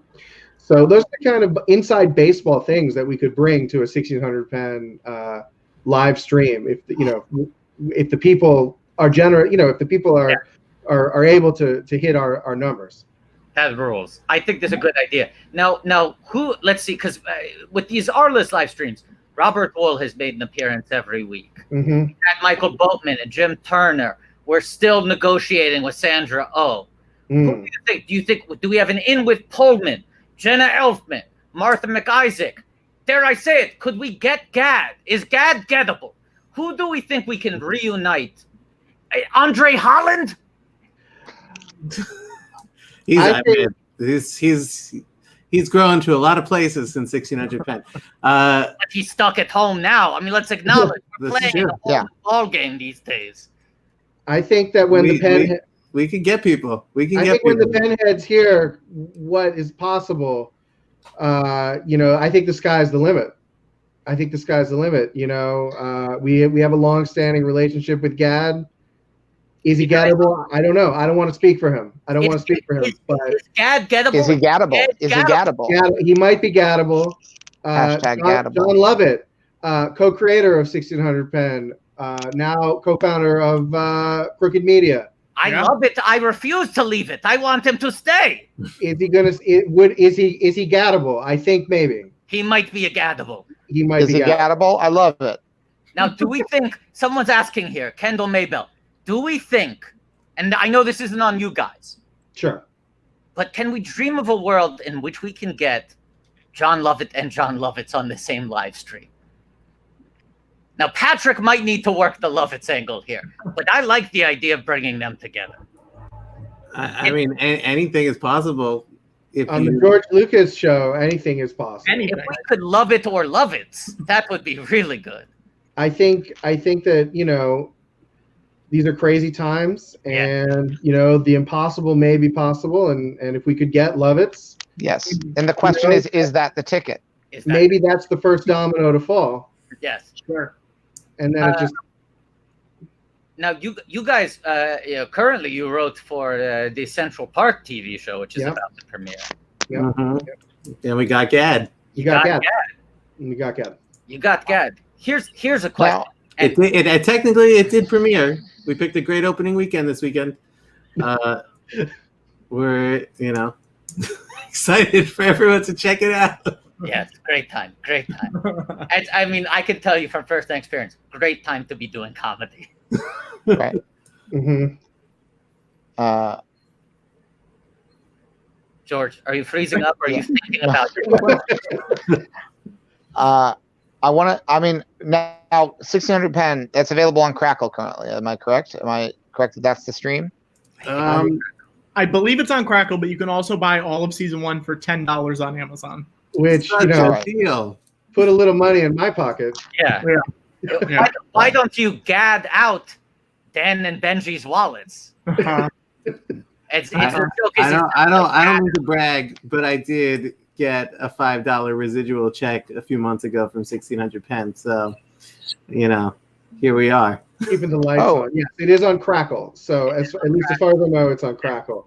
Yes. You never know. And that's with commercial interruption. But it was the original format was for network television. So service right now. Yes. It's meant to be seen with commercial interruption. Yes. It was meant to be seen with commercial interruption. Yeah. Watching it on Crackle is the closest that you can currently replicate to the experience of sitting down and watching it live on NBC. The way people did in 2013. The way people did in 2013. That is an experience that is possible for everyone out there, all the fans out there. Now, I remember when 1600 pen premiered, I remember thinking, that's interesting, because my first film was called THX 1138. And I thought, oh, I see what they've done. They've taken the 4 digits of the number and they put it to the front. And then they've dropped a letter. Yes. And that's basically the format. And most movies don't do that. Most titles of things, they don't necessarily have numbers and letters. No, we did it as a nod to you. It rhymes, but we wanted to flip it to be a little different. But it's hard because THX 1138 was also not. It's become revered over time, but at the time it was sort of a hard sell. Not everybody was ready for that. And I think that may have also been true. Yeah. Sci-fi film. People were definitely not ready for 1600 pen. No. I did you ever consider calling it PEN 1600? There was a long debate. There was a long conversation about that. Yeah. I mean, there were a lot of kind of corporate meetings, the studio was involved, the network is involved. I don't have to tell you, George, once those people start getting their hands and things. That's why I tell young people who are interested in doing film, you need to make a film that's successful enough that you can create an entire empire that you have complete control over, and that's when you can do your best work. That's George's best advice, as he always says: make $1 billion, make a film that makes $1 billion, and that's where you start. That's step one, and we tried to do that. And another little known fact is we actually had developed the 1600 pen digital audio. This is an exclusive on the George Lucas Talk Show. This audience is listening. Do go on. We had developed the 1600 pen digital audio. It was going to be the new format had the show taken off across all media. Yeah. It Sound was is crucial. And all that happened. What happened was when the show debuted to numbers that the network wasn't happy with, that scuttled all the tech, and people have been working on it for a decade, and that's the worst part. The worst part is all the engineers and all the programmers and all the the audio engineers who had put in their sweat and blood to 1600 sound, and what happened to it? It's that's why TV shows still sound terrible to this day. I know they do. They're awful. The worst sounding thing. Here's a question for you guys. I mean, you're talking about the bigger plans that were in place to use 1600 pen to expand the technology of the television arts. just in terms of a show cut down in its prime, did you have any sort of episodes that you never got to write? I mean, can you give us any sort of, and remind you, this is for charity. Is there anything you can divulge of sort of where you wanted to see the characters go? Mm-hmm. Well, I don't want to speak out of school. Sure. But as you know, there was a Homeland was very popular at that time. We actually worked across the way from the Homeland. We shared a building. We shared a building with them. We saw them, smoking their cigars each day on the patio, and we became a little bit jealous. And we thought to ourselves, what if the president were a sleeper agent of Gilchrist as a sleeper agent? Yes. Trading on the popularity of, sort of the legacy of Bill Pullman as the president of Independence Day. And right around season 3, he's the bad guy all along. Yeah.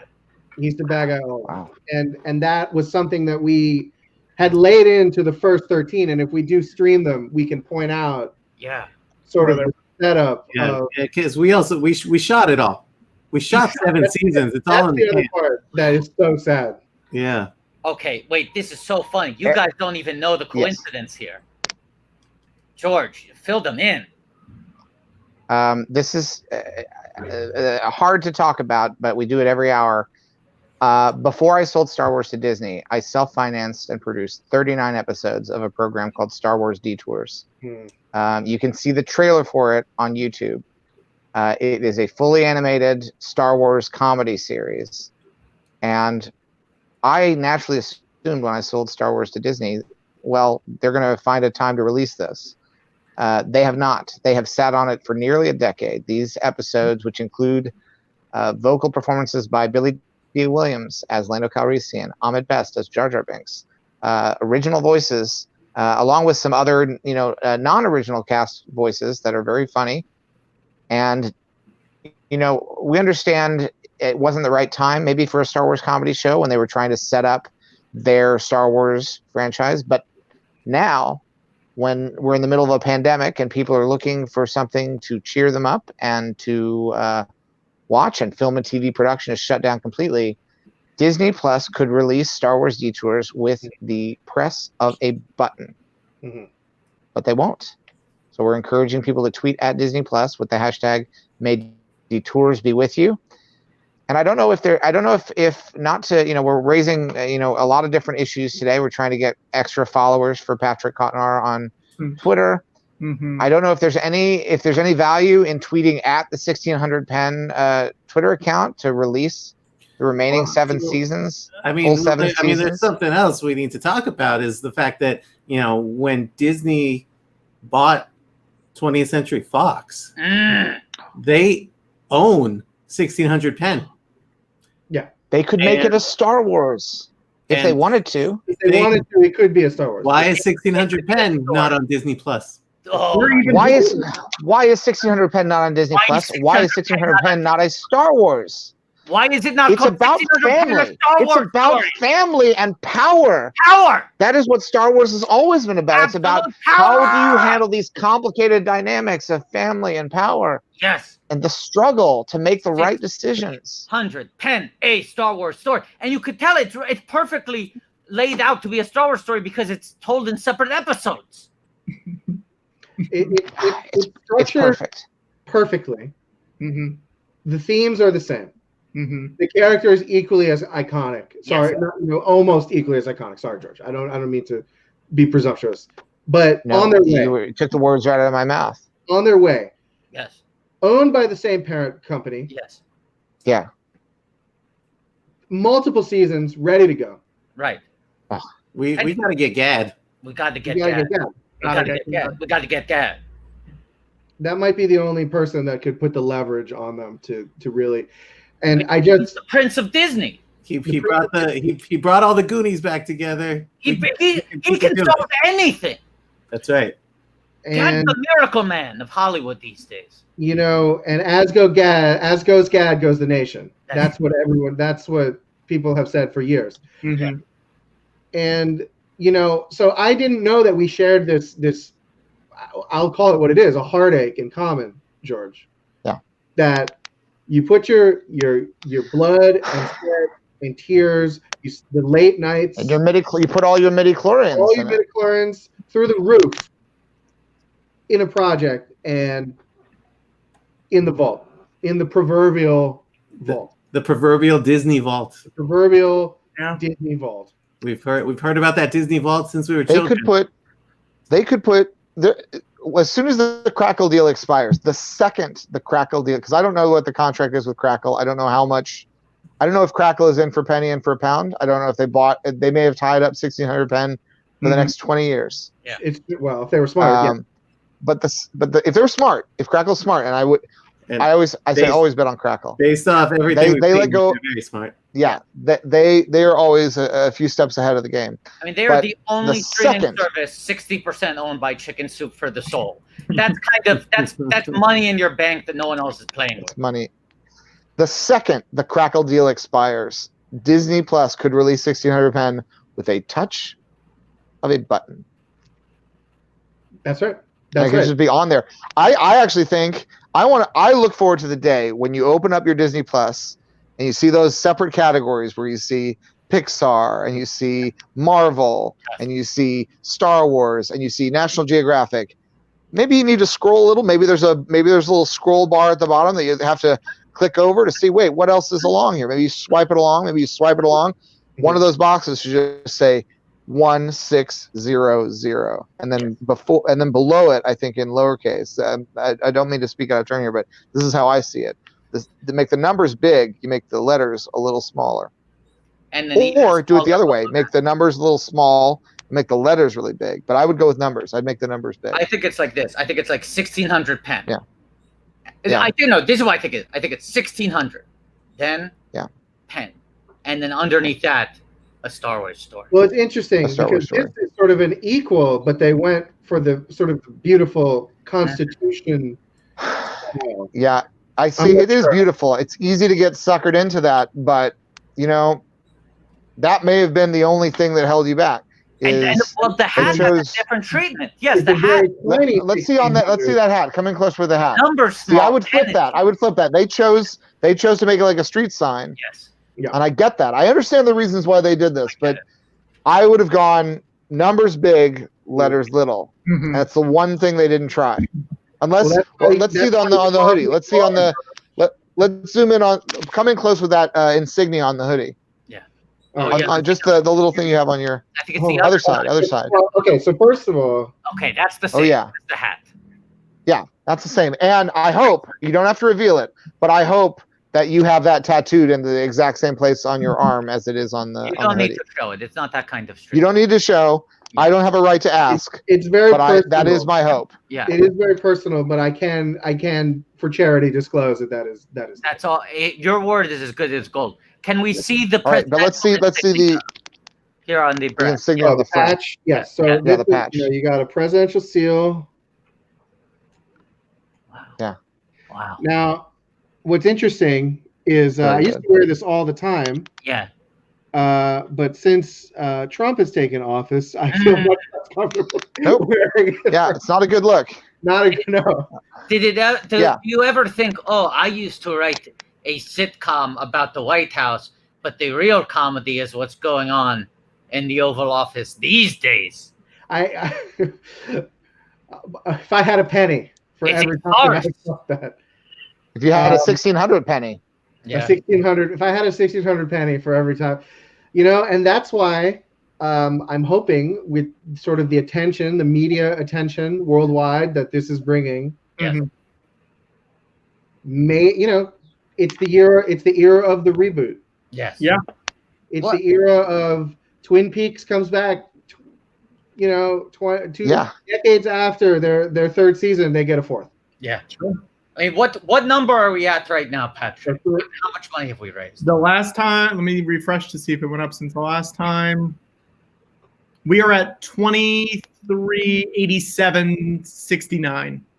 So it's less than $1,000 away to get a committed 1,600 pen live stream watchathon. Wait, how close are we? Less than 1,000. Less than 1,000? 900, right? Yeah. Guys, we are so close. We're so close. And to incentivize this 1,600 pen watchathon, we're also helping out some people who need some help. Yes. People who can't afford bail money. Yes. And don't deserve to be thrown into a place where they could get sick. Yes. Just because they don't have the means that luckier people have in similar circumstances. I completely agree, and I think it's an amazing cause and something that I, especially after seeing everything that happened over the last few days, I think it's more essential now than ever. Absolutely. So I'm very appreciative of the George Lucas Talk Show doing this and inviting us, and if we can work in the money to do a 1,600 pen watchathon, I'll take it. That's bonus. That's a nice game. It's a nice little everyone's cherry on the top of social. Yes. Now, Dan, a lot of shows right now, they're coming back and they're telling you what the characters would be doing during their quarantine, during the coronavirus. Yes. What is the president and the first family and all of his staffers? How are they handling it? What are the Gilchrists doing? How are they handling these unprecedented times? Well, that's a great question, and you can just spitball. I don't want a fully fleshed out, Well, yeah. Let me put it this way. Patrick, it's weird of you to say that you specifically don't want a fully fleshed out thing. Yeah, if you have a fully fleshed out thing, feel you free. can don't hold it back. I am now going to improv you an episode of 1,600. Sure. Okay, there we go. Oh my! It's like we're at DCM and it's 3 a.m. and we're there for 1,600 pen prov. Yes. Cold open. Oh. We established that the Gilchrist administration lost their re-election bid in the preceding years since the final season of 1,600. But the times are changing. The political atmosphere has changed in such a way that people are looking for stability. And in a Grover Cleveland-esque way, Bill Pullman and his family, the Gilchrist administration, has been re-elected back into the Oval Office. Non-consecutive term. No one saw it coming. Cold open. Wow. We cold open. End of the cold open. He sits back down at the Lincoln desk. Yeah. That beautiful, resolute desk. Mm-hmm. And he says, "It's good to be back." He knocks on it in a Kevin Spacey-esque way. Good. Collapses. Skip. Josh Gad comes into the frame. Sorry, I needed the screws. Throw to credits. 1,600 pence season 2 begins. That's canon. That's canon. And I'd say, here's what I'll say. That's just a taste. That's just a taste. And that's now, if that's you also, want the rest, you want the rest, Disney, you gotta pony up. Yes. Or donate to the live stream. Yes. Donate to the Brooklyn bailout bail fund. We're doing national bailout fund, so that way, because Brooklyn bailout fund, they had raised too much money, so the national bailout fund is able to allocate the funds to whoever needs it the most at that moment. Fantastic. Yes. Donate to the national bailout fund, and I can take you through. That's just a small sample off the top. Just a little, yeah. That's classic Skip Gilchrist. That's classic Skip. You give me that cold open, I go, that's the Skip I know and love, and he's back, and he hasn't missed a step. Skip hasn't missed a step. And you got me in that because I was thinking they lost their re-election. Yeah. They don't live at 1,600 pen anymore. That's you can't call it that. And as soon as I had the note in my head, you addressed it. You flipped it. They're back. And that's this, it's subverting expectation and it's surprise, and it's meta in a way that doesn't feel like it's trying too hard. No, that's because in effect, the Gilchrist administration was canceled, and then they were renewed, which is what we hope will happen. Thank you, George, and I knew that you would understand. Let's start episode 9 so we can say Yes, episode 9. which is called Stanley Babson Win, Place, or Show. But it's kind of, I guess, the rise of Skywalker of our list episode. Okay. Should I hang out or should I? Hey, you're involved, baby. We love to have you here. Okay, I'll hang out for a bit. Okay, ready? Patrick, you want to give us the countdown? Yep. Here we go. 1, 2, 3.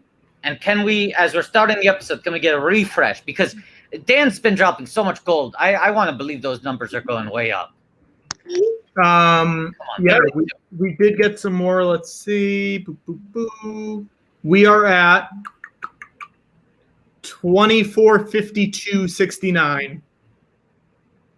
We're getting there, boys. Right. We're getting there.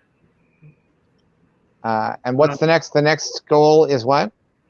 The next goal, was there a 2,500? I know 3,000 is that George gets hyped.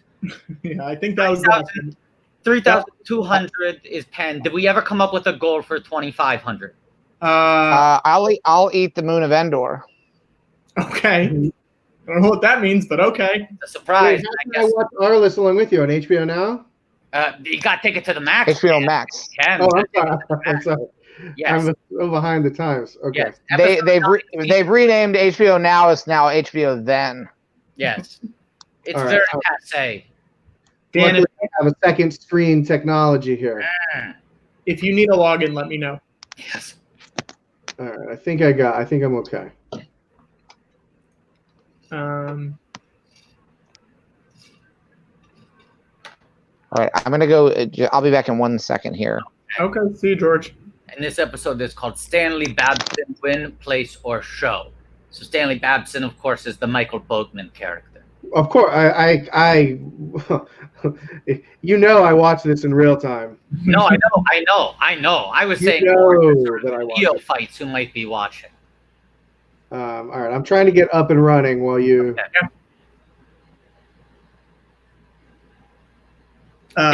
This is a crazy thing. We had our good friend Michael Boatman on the stream last week, Dan, but he was telling us he is in almost every single episode of this series from season 1 on, but he is not a regular cast member until I think season 4 or 5, and it's because at that point in time it was still unprecedented to be a regular on 2 TV shows simultaneously. This was on HBO, and he was on Spin City and ABC, which is kind of like a prequel for 1600 Penn because it takes in very many ways, yes. Right. And ABC, even though it didn't conflict with his schedule, even though this show filmed during the summer, it was shorter seasons, they would not let him contractually be a regular on our list. Different time. That's outrageous. Outrageous. Yes. But we are fortunate that he was willing to go through with it because we were able to enjoy so many seasons of that character, yes. and him giving Arliss the business. Yes. I can't imagine someone else in that. No. Boatman is all about the work. There's no ego with him. It's all about the work. Okay, 2,482.69. We are less than $18 away from George eating the moon of Endor. Who knows what that means? Now, Watto also. Noted transphobe Kurt Schilling on screen right now. Oh, great. Oh. Watto, we have 2 cameos that came in. Oh, okay. So this is a new service as well, where I will record a cameo-style video if someone donates $100. So can we get that? Can we get that Chiron in my bottom? Yes, and let me put the message in the private chat. Yes, I will do that for you. So this is, you're getting a Watto. We're not even calling it the cameo. This is a new platform. Okay, great. Okay. There's one. Hang on, Watto. Wait 1 second, because I will make you full screen for it. Great. Here we go. Okay. And I have the script here. Okay. Okay, let me put your cameo thing up. Okay, these are 2 different ones, right? 2 different ones, yep. Okay. Ready? If you're interested in film or film festivals, you may be interested in a new podcast, Can I Kick It? It's Cannes like the film festival, not the can you kick when you die. They cover film festivals and the movies that play them. Find out how a film festival podcast deals with most film festivals being canceled by following them on your favorite podcast app. That's Cannes I Kick It. Cannes like the film festival. CANNES. Or at Can I Kick It on Twitter and on Letterboxd at Can I Kick It OD. That's OD like the last two letters in pod because pod doesn't fit.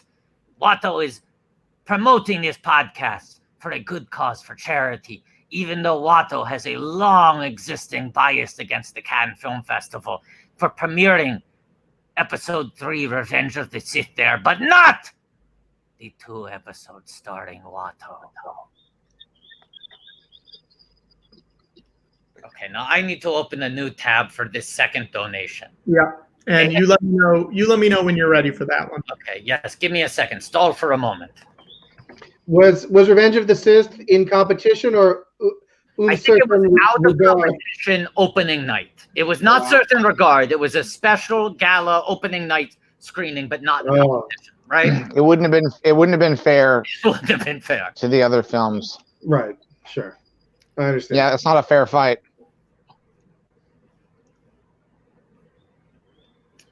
Okay, here we go. Hang on a sec. There you go. Watto, take it away. Give me 1 second. Let me make sure. Hold on. I want to make sure I get this in a better screen because this is longer than I thought it would be. I don't know if you have to do the whole thing. You can take and choose what you need to do. I'm going to probably try to do the whole thing because that's how Watto operates. Okay, ready? Folks, thank you for donating $100 to Watto, a service for people who want cameo-type videos, but only from Watto. Now, this person has not written out a script for me to read, but they have left detailed instructions that I am about to follow with no further context.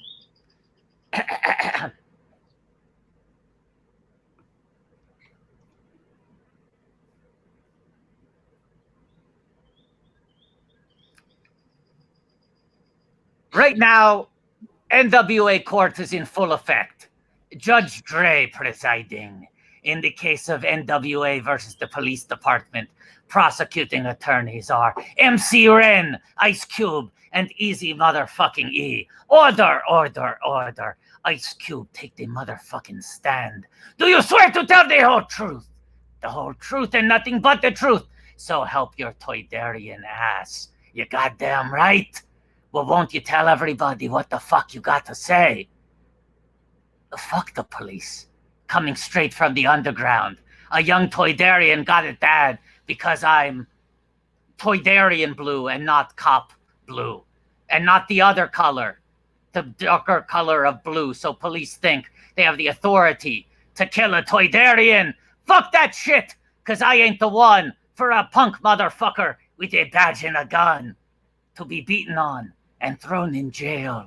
You can go toe-to-toe in the middle of a cell fucking with me because I'm a teenager with a little bit of gold and a pager searching my car looking for the product like Padre's parts, thinking every Toydarian is selling narcotics.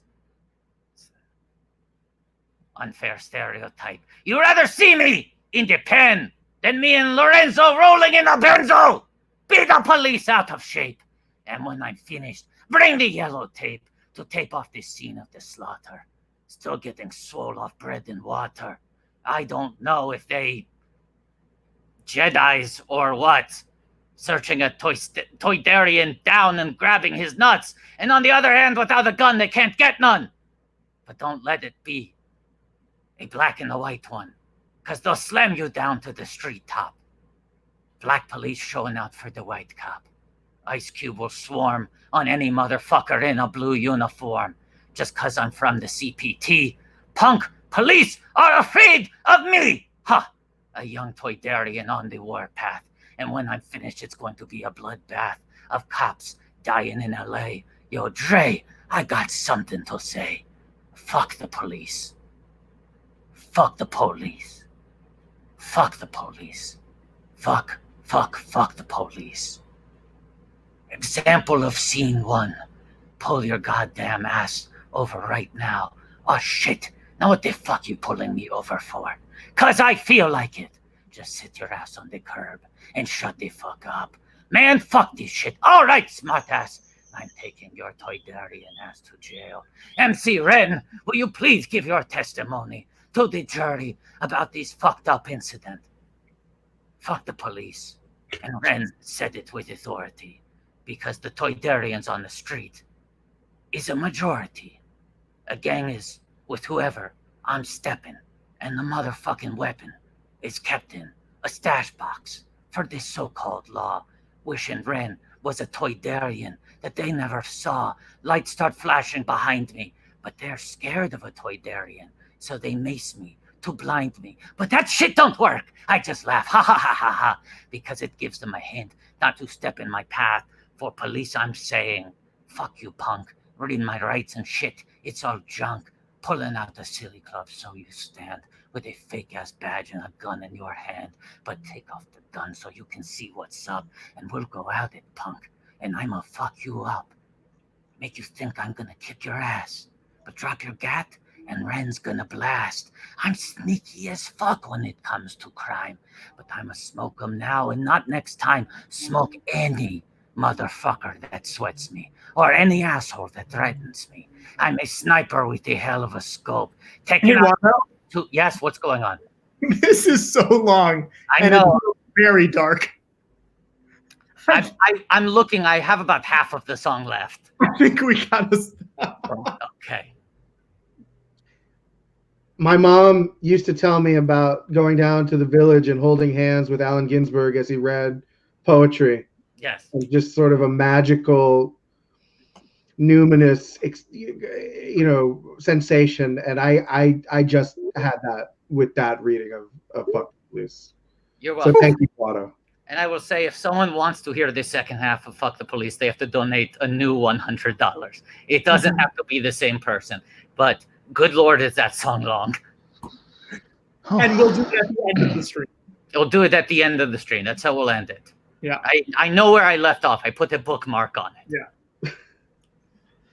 I don't think it needed that many F-bombs, but other than that, I thought it was very good. I had forgotten that Toydarians are name checked so often in that song. Yeah. So can I ask you a question, George? Yeah. I've been a big fan in Watto, yeah. Both of you. I've been a fan for a long time. You may reckon, yeah, that's right. I got the same one on my wall. Yeah. Wow. And I always felt, I missed Watto About Me, the solo show. But I did wonder, were there any plans for sort of integrating Watto into the greater Star Wars universe in a more serious way? Well, it was a thing that was discussed in What About Me, the last comedy show ever performed before a live audience. Mm-hmm. The show that finally killed the Upright Citizens Brigade Theater. Watto thought he had a very good relationship with Kathleen Kennedy.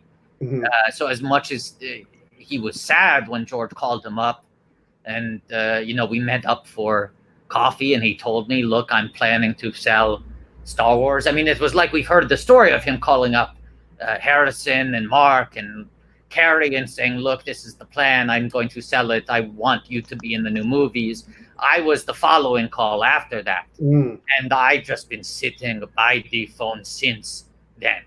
So for me, it was like, in terms of the original trilogy, Phantom Menace, Attack of the Clones, Revenge of the Sith, mm-hmm. I felt like that story was complete. But Disney opening up the sandbox, playing in some different timelines, felt like there's some good opportunity to bring Watto back in an organic way. Ball's in their court. Ball is in their court. Mm-hmm. Hey, Watto, someone commented in the chat. I saw it. You saw it? What? Cannes did premiere Attack of the Clones out of competition. That's what they're saying. So they get my endorsement now. Okay. I wasn't invited, but they get my endorsement. Well, all I can say is that watching. Go, George, please. No, you go. Well, all I can say is watching The Mandalorian. We're on Tatooine. Mm-hmm. I know. I mean, I don't even think I need to finish the thought. I know, and there's so many rumors of like, oh, Boba Fett's going to be on the next season. Ahsoka Tano is going to be on the next season. I'm like, okay, I appreciate the fact that Mandalorian was kind of standalone. Like, let's carve out our own corner. But if we're going to bring in other threads from the saga, yeah, the whole show is about what are we going to do with this little baby. I know, and no one has. I think more Watto has experience. a few ideas. Yeah, I got a lot. Watto has a few ideas what we could do with a youngling. Yes. I mean, that's the thing. It's like the episode. They shouldn't be giving Baby Yoda to Amy Sedaris to babysit. Should be giving it to what? So that's how I felt. And George, I don't want to. I understand why you sold the franchise. I understand that too. The reasons behind it. Obviously I support you in that. But I will say, in moments like that, it's hard not to wish that things could be a little different. Yes. Mm-hmm. Yeah. If only we knew then what we know now. I was optimistic. I thought I was going to get my own Disney Plus show. Yes, George, what are you about this? I think you still might. You know, the things are always in flux. It feels like. I think it's always possible that you could get a story, or a streaming series or something like that. I'd even love like a novella, a short film. Watto, I keep thinking, I know this isn't really my place, but as the writer in me, Dan, I know you'll relate to this. I keep bumping on the F word when I think about the song you were doing before. Sure. And I think, because I like the sentiment of it, but I keep bumping on that. And when you do the second half, just because, you know, I know there probably might be like younger people who are watching the stream, and Star Wars is for obviously, kids, yes, of course.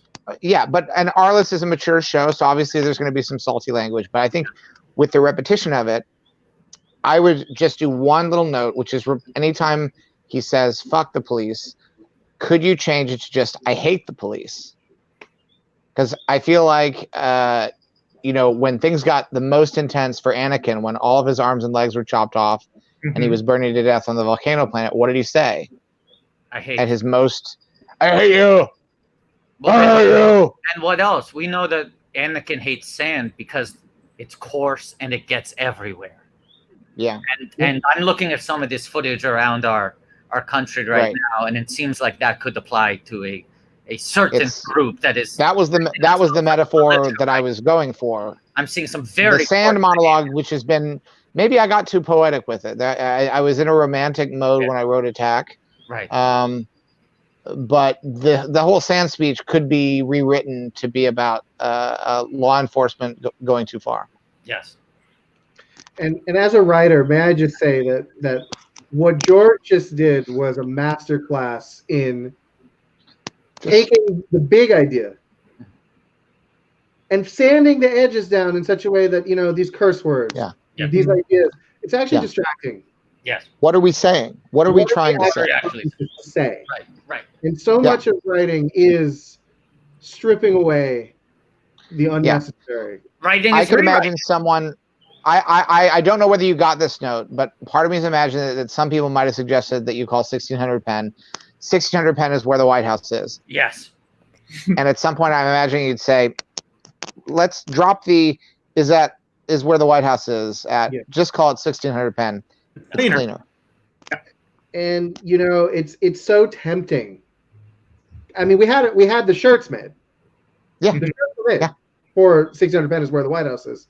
And there was just a moment where someone said, "Hey guys, just like you did, we got to be smart about this." Is this what we're really trying to say? Yes. Yeah. Yeah, when sometimes you have to start at that place to get to someplace else. You start off and you think it's Star Wars: The Adventures of Luke Starkiller from the Journal of the Wills, and at some point you're like, Maybe we should just call it Star Wars Episode 4: A New Hope. Yes, it's It's short. cleaner. It's much cleaner. It's cleaner. Yeah. It's a clean title. And that's what writing is. Yes. And that's what imagination is, you know? And That is what imagination is. I think so. I think so. And you taught me that, George, at a young age. And that's why it's such a thrill to be here talking craft with you today. I'm George Lucas, and you're Dan Hernandez, and this is our masterclass. Now, I don't want to. Should we give Dan an Arliss name? Yes, we should. Ooh. Yes. Before we do, can you tell me what number we're at right now? Yes, we are at.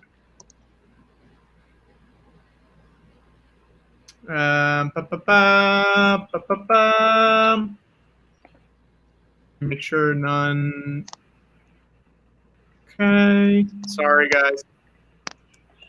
I accept your apology. Apology accepted. Thank you. There was a Charlie Rose reference in this episode of Arliss, by the way. Oh. And I encourage people to check out my interview with Charlie Rose on YouTube. In which you come off better somehow. Yeah. We're at $2,510.68. Okay.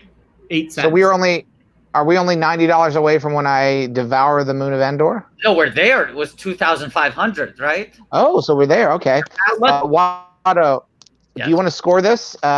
Yes. Do you remember the musical cue for the parade of the Ewoks? The one that goes tum tum tum tum tum tum tum tum tum tum tum tum Dan, you will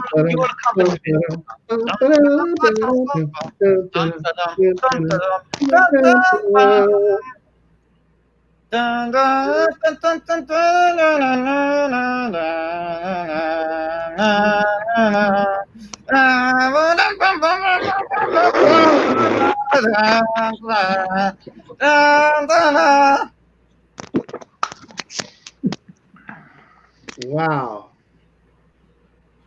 Wow, George. Yeah, George, was that one? For those keeping track, George Lucas has now slurped 5 separate sugar-free Jell-O cups. Now, Dan, this is a thing we do only for our closest friends and big money donators. Okay. We will take your name and turn it into an Arliss name, as if you're a character in the Arliss universe. So I see a lot of potential here. I think, first of all, is there there's a dong sign, but is there also, what's the Deutschmark sign? Can we scroll down through some of these other signs here? Okay, I mean, I think we have to take. I think we got to do the dong. I think we got to do the dong. We got to do the dong. We got to do the dong. I mean, look, yes, right. And I was going to say, there's a version of this in which we could do the Austral sign there as well. Mm-hmm. Sure. Yes. Let's do it.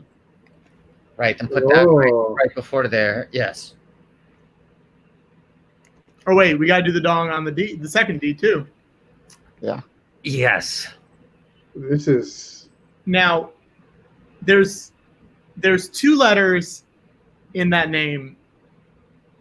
Wait, should we make the H filing cabinet or the drinks? I kind of like a glass of whiskey, a half-full glass of whiskey as the H. That's my drink. So see, there we go. I had a feeling.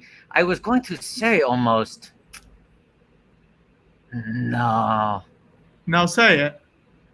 I want to use that soccer goal. Sure. Figure out, does it work as a lowercase N? Does it work? It could be an A right in the middle there. Right. It could be that A for Hernandez or Dan. It could be one of the two. The other A I want to save for something a little special. I think maybe in Hernandez there's a soccer goal right in the A there. Let's try that in between. Okay. Yes. Yeah, that's good. It looks incredible. It looks very clean. Now that other A, let's not turn it into a soccer goal. And this is special because Dan has really proven himself to be a great friend and supporter of this live stream. So this is a special occasion. We're going to take that A. Patrick, repeat after me, okay? Type this out. Okay. R. L L I I dollar sign dollar sign dollar sign. dollar sign. Wow. Now, Dan, we never do that. We never. Oh my gosh, guys. I want to make sure you knew that. I am honored, and just for pronunciation's sake, because I feel I'm bumping on that N now after the Arliss. Let's put an apostrophe. It'll make it easier to pronounce. Right. So it's like listen. It's almost like a verb. Yeah. Mm-hmm. Just to make it so that you can say it a little more easily. Yes. I have to figure out how to put this on all my scripts from now on. Just We'll so copy paste it. We'll send it. Yeah. You'll want to alert the WGA. Make sure that you know that from now on that's how you want to be credited if you want to go with your Arliss name. Wait, Patrick, I feel like we're losing a little bit of the sports in the first name.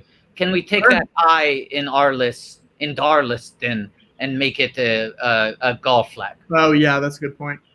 I also want to point out this episode of Arliss ended with Rita getting arrested for protesting.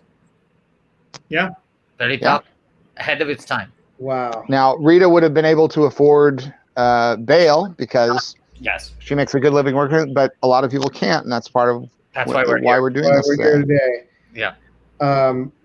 Well, I want to thank you guys for having me on. Please, thank you.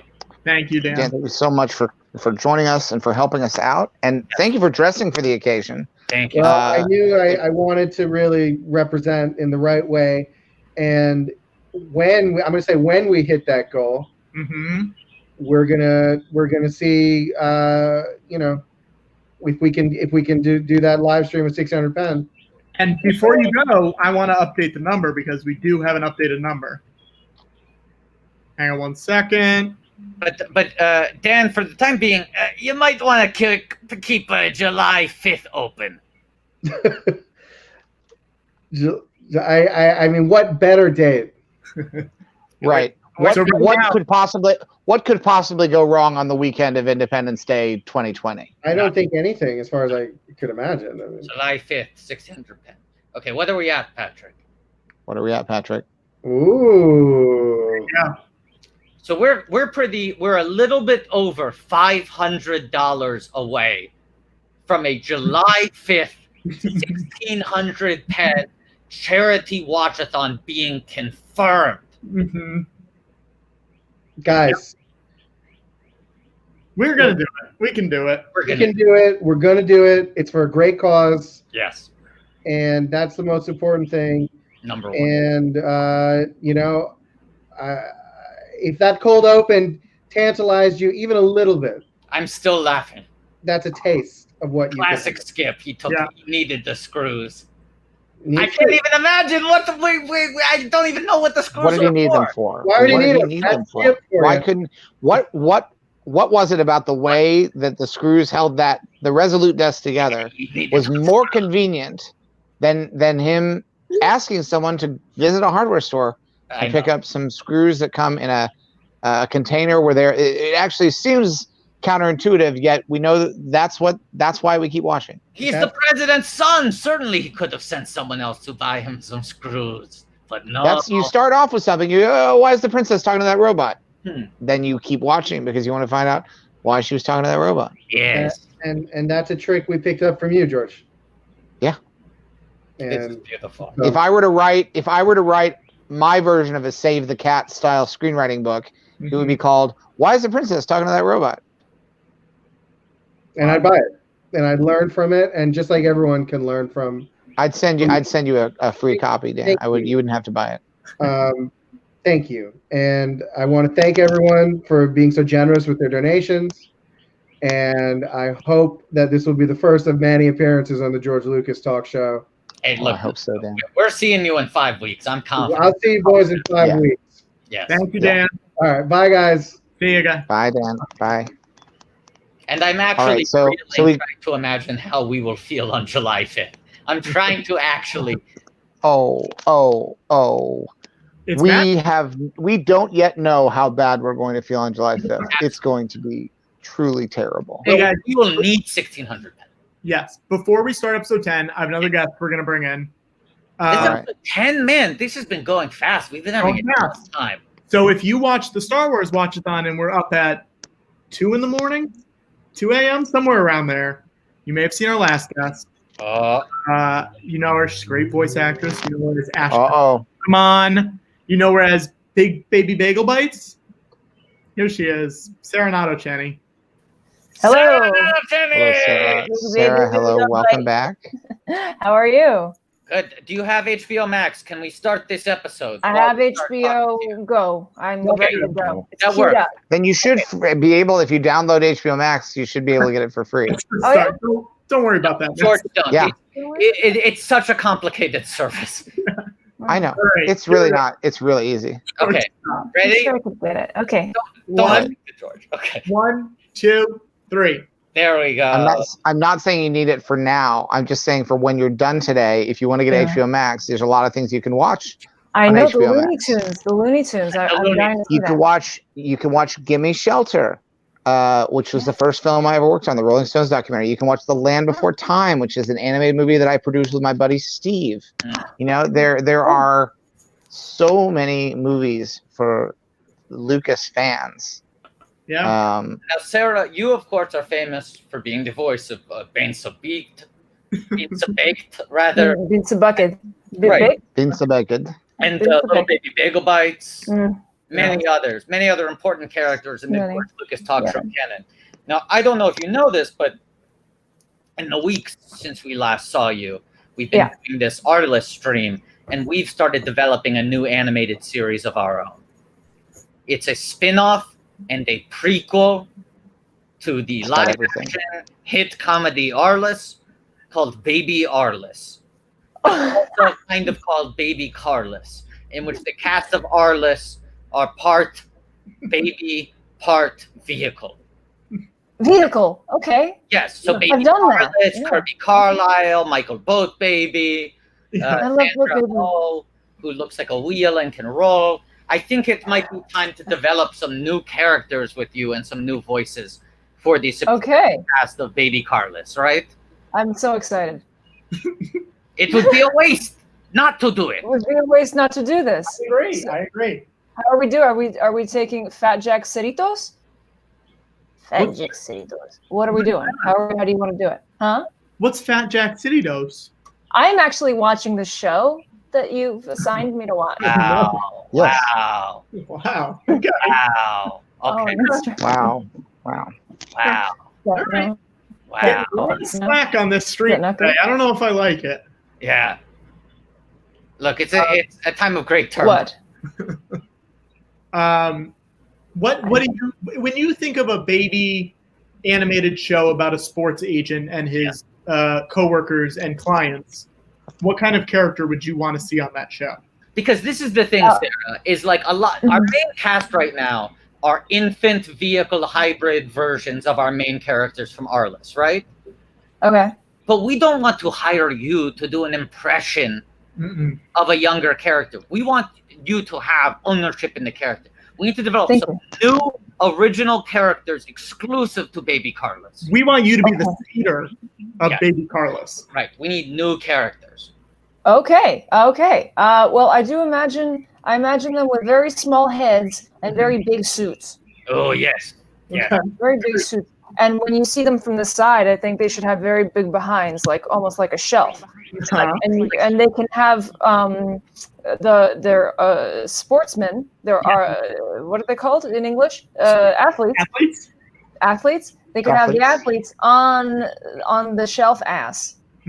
Wow. So they got sort of like a full diaper, which they are using as a platform for their clients who are also baby athletes to step. Yes. I think that's satirical because they are full of crap. Well, that's true. Okay, wait. So this feels like fertile territory to me. Okay. So we have our main characters who are infant agents, right? Yes. But what you're making me think is their clients shouldn't be adult sports persons. They should be baby athletes. You think they should be baby athletes or they should be adult? I think they should be baby athletes. I think they're baby agents who specifically specialize in baby athletes. Okay, I dig it. So we got to think, what sports would the baby be good at? Oh my goodness. Crawling. Competitive crawling. Competitive crawling. Long distance crawling. Competitive peeing on mommy. Competitive peeing on mommy. Water sports. That's called water sports. It's called water sports. Water sports. I know that basketball players are good at dribbling, but so are babies. Oh, yeah, double dribble. A little double dribble. Double dribble. That's good. So let's try to come up with one character for each of these. We want a professional water sports athlete, a long distance crawler, and a double dribble basketball star. Okay. Perfect. Drooly would be a good name for the dribbler. Droollie. Okay, what if Drooly is a nickname in quotes, and the name is Drool, DREW, Drooly in quotes. Ooh. And what if his name is Drew Lee? I'm sorry. Please finish. Yeah, Drew Lee. That's a great note. Drew Lee. Okay, so his name is Drew Lee. Yes. Yes, Drew Lee. And his nickname is Drooly. Yes. Yeah. Drooly Lee. He's destined for greatness in this sport. Okay. He's a legacy. Maybe his father was also a drooling superstar. His father was also a baby. Yes. And his father was also a baby. His father was also a competitive baby. And his two of his catchphrases should be, "My father was also a baby." Yes. And his other catchphrase should be, "My shirt is wet." Yes. That's his jersey. He never makes it. Because he's little. He never makes the connection that the reason his shirt is wet is because he's drooled all over it. These are two independent facts. Mm-hmm. Is he not aware of his own drooling? Is he not aware of how good he is at drooling? He's aware of his drooling. He doesn't have object permanence, so he's not making the connection. And Sarah, you're a great actor, as you know. Every character needs a want in order to play them properly. They need a want, and Drooly Lee's want is to figure out why his shirt is so wet. That is the unresolvable conflict within him that keeps us tuning in every week. So do you have any ideas? Is a voice coming to you yet? Do you think you can locate one? Sure. And he's rough and tumble. Drew is rough and tumble, I have to say. He's rough and tumble. He's a rough and tumble baby, and he doesn't know why his shirt's always wet. Why? This is almost sounding like Big Baby Bagel Bite. When was I born? Hey, look. When was I born? I think that's what it is. Why mess with success? It sounds like Big Baby Bagel Bite. Yeah, make him sound like a character that everyone already loves. And the Cuban Missile 9000, we just showed this on the screen. Our last guest was Dan Hernandez, who wrote Detective Pikachu. You just missed each other, but you're both professional Pokemon people. I didn't even think about it. Well, Sarah, you'll come back. Passing in the night. You'll come back in 5 weeks when we do our 1600 pen marathon. Yes, and okay. We'll get to full Pokemon second. Don't make any plans for what is likely to be the horrific Independence Day weekend 2020. Yeah. It will be normal. Yeah. You think it'll be normal? Oh yeah. Just a totally normal weekend. Okay. I think Drooly Lee is perfect, right? I think we've hit gold here. Can we just hit it? Perfect. Sarah, can we just get one clean pickup of course, his catchphrase, "My dad was also a baby"? I'll mute all of ours so we can get it very clean. Okay. My dad was also a baby. You want another one just for safety? Let me play it back in my cans and see if I have any notes. Play it back in my cans, Patrick? Okay. Okay, Sarah, love it. I'd like just for the people out there who are going to animate this. Yes. I think it should be a shot of that, and then it pans to or maybe it pulls out a little to reveal that his dad is there, his baby dad. Yes. And maybe just a quick wah from him.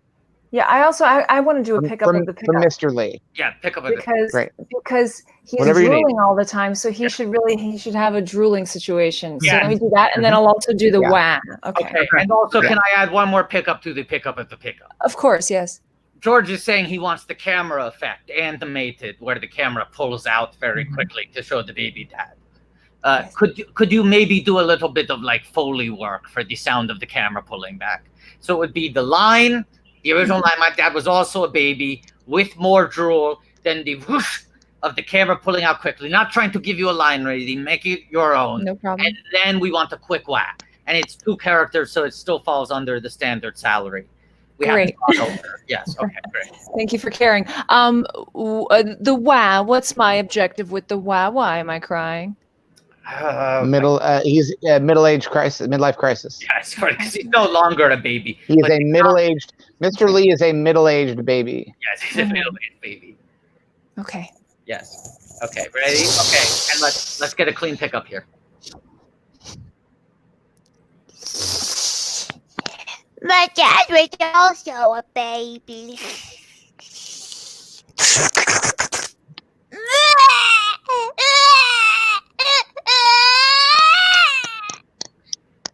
Okay, I mean that sounded great to me, Patrick. Can you play it back quickly in my cans? Yeah, sure.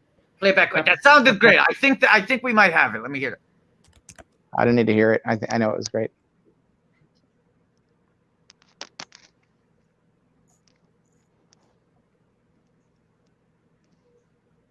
Yep, we got it. We got it. Great. Okay, great. Gorgeous. Very nice. Nailed it. Okay. Cool. All right, so who's another? Let's come up with another character. Okay, long distance crawler, or the other one is what was the third sport? Basketball drooler, long distance water sports. Yeah. Yes, the pisser. Yes. Right. The pisser.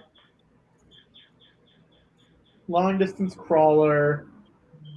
First name should be Zip with 2 P's. Z-I-P-P. Zip. Okay. Zip Nielsen. But here's the Neil part. The Neil part is K-N-E-E. Yes. Oh, sure. And S-O-N. So And Zip here- Nielsen, the long distance crawler. His nickname is facetious. It's like when they have a quarterback and they call him Tiny or something. So his name is Zip Nielsen, but in between, his nickname is Slowpoke. Okay. So Zip Slowpoke Nielsen, The long distance crawler. the long distance crawler. Yes. Okay. Is he also middle aged? Has he like past his prime? No, he's definitely. No, these are all babies. These are all babies. They're all babies. Only the dad is not. Okay. Yeah. And one of the things that he says, because he's a little bit, he's like an old soul though. He's wise beyond his years. He's a very cool cucumber. He's got that kind of like Michael Jordan style, like focus. Right. Yes. Yeah. Cool. And one of the things that he says is, "I've yet to meet the carpet that can burn me good." Yes. You broke up. Would you mind repeating that? I'm sorry. Yeah, George, can we just get another take? Can we get another? I've yet to meet the carpet that can burn me good. Okay. I've yet to meet the carpet that can burn me good. And I know this is a big ask, but this is what I'd say to try to keep in the back of your head, Sarah. Yeah. He's confident, but not arrogant. Do you know what I'm saying? I do. Like he's not braggadocious. He's a rascal. He's a little rascal. He's a little rascal. Kind of a little rascal. Okay. Do you imagine these all? I mean, I know this is a question more for me, but as co-creators, do you think they should all have baby type voices, or should I veer into adult voices? I mean, I kind of want to see. No, what are you gonna say, George? I think it's okay if he has a kind of a gruff voice for a baby. Right. Okay. Okay. Because this is he's a little toughy. He's a little toughy. He's an old soul. You kind of want to like a foot in each world. You know what? And also think about how the original cast of Arliss will be playing their characters. Right. So their voices are all fully adult voices. You know. Right. Okay. Right. So I think there's room to play here. I don't even want to necessarily steer you in too much in one direction. I want to see what you just come up with, and then we can work from there. You know. Okay. Yeah. Well, I've yet to meet the carpet that could burn me good. Love the giggle. Love the giggle. Love the giggle. Yeah. Patrick, can you play it back? Maybe he says, One yeah. While he's playing it back, I'll give you another line to do. The next line would be, someone calls him a rascal, and he goes, "Rascal? Oh, I like the sound of that." Okay. Yeah. Rascal? Oh, I like the sound of that. I like this guy. He's kind of he's maybe the Han Solo of our show, you know? Yes. Yeah. Yeah. And now I want to hop in and say that we are up to $2,785.69. Okay. Wow. And we should mention, I mean, the last time you came on the show, people made not only drawings of your characters set to your vocal performances, but full-on animation. We are expecting the same here. A full show is what I'm expecting. We want out the of it. full show. Yeah. Pressure, no pressure. I think that's great. I'm trying to think if I even have any notes, like just for fun, if there's anything we want to try, you know? Sure. But it sounded so good to me. Could you just do some Foley, like he's like crawling, you know? Yeah. Or maybe laughing while he crawls. I think maybe he laughs while he crawls. Yeah, just sort of a confident chuckle, like, I love this game, you know, that kind of thing.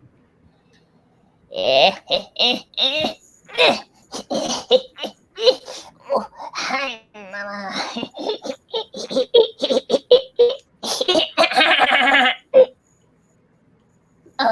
I want to throw you a quick line. Okay. If you're not crawling, you're stalling.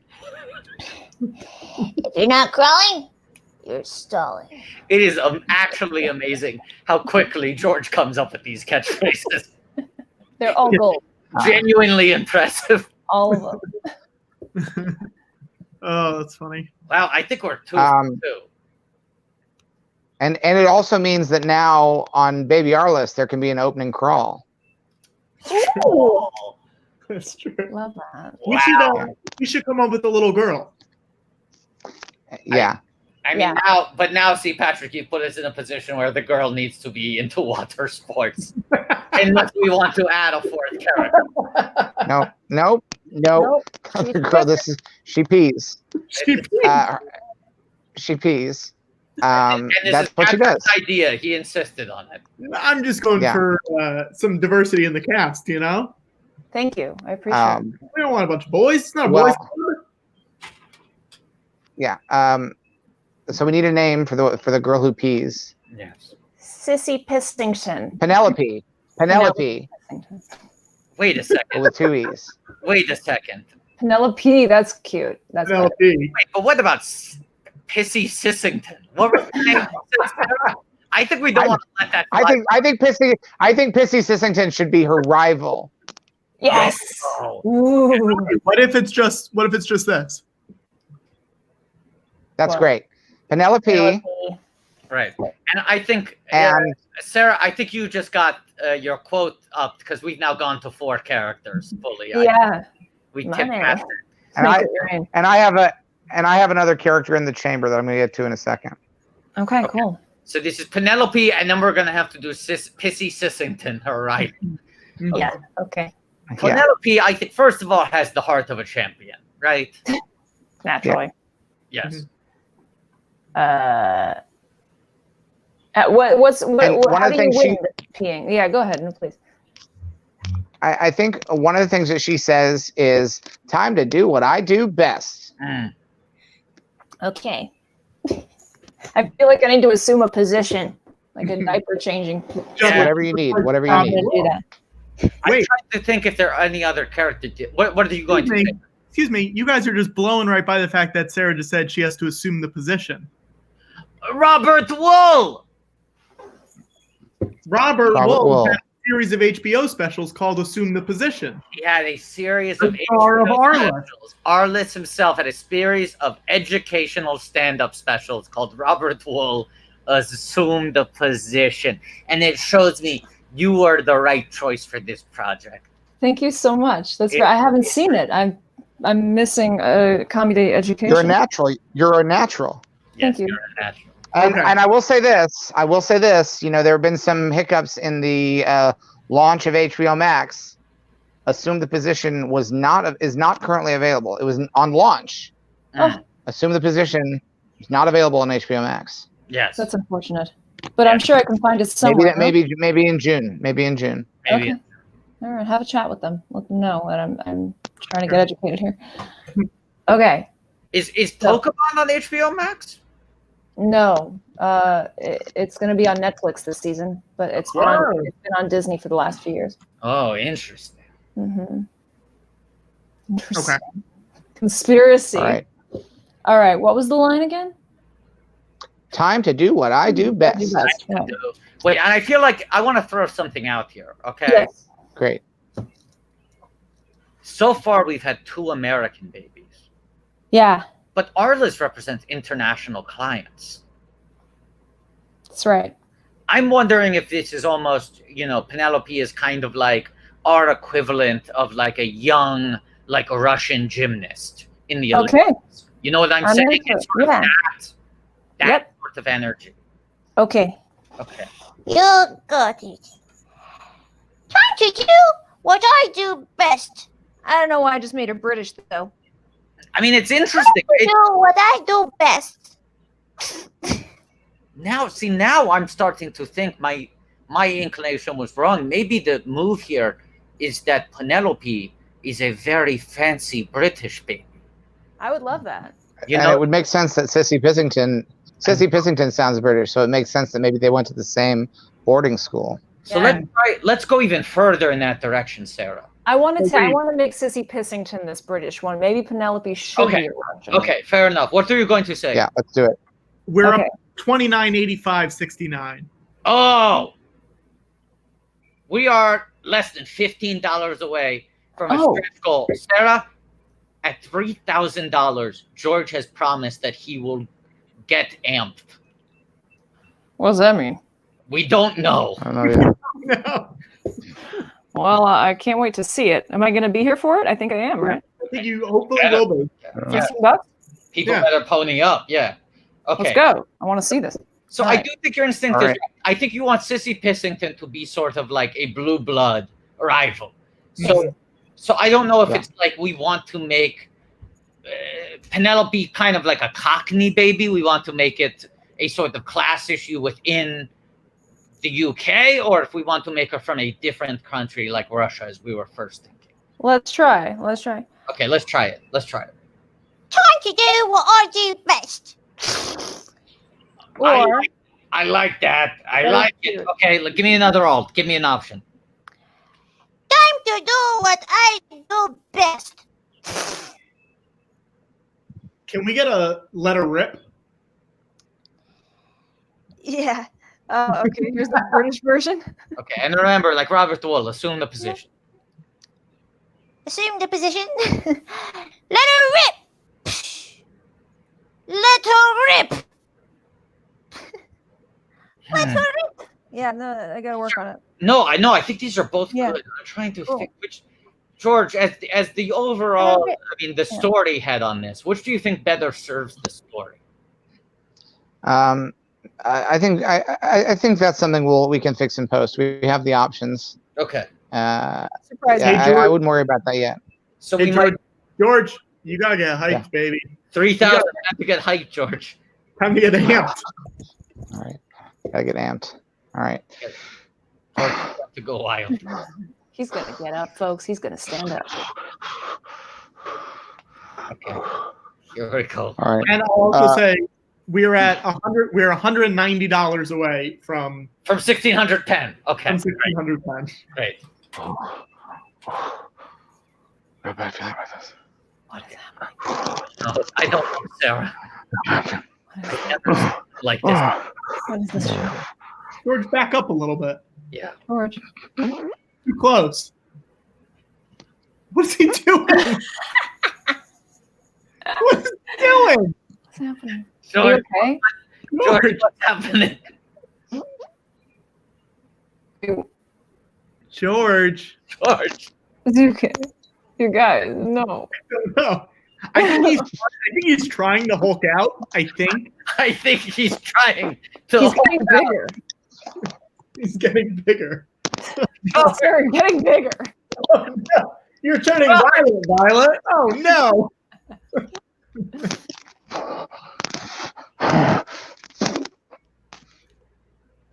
Don't rip the bad jacket. Maybe unzip some of those zippers. You know what? Take the jacket off, George. Just take the jacket off. Take it off. No, unzip the zippers. George, you're deflating me right now. Don't rip it. Oh my God. Don't rip it, unzip it.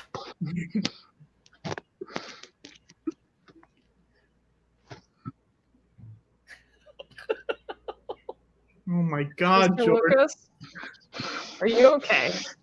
Sarah, you need to know we've been building up to this all day. George, do the sleeves zip off? It looks like there are zippers at the shoulders.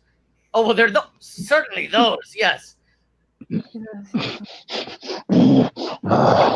Oh, maybe make a muscle like flex your muscle so that it holds better when you unzip. No, I think flex one and then unzip hand. George. Oh no.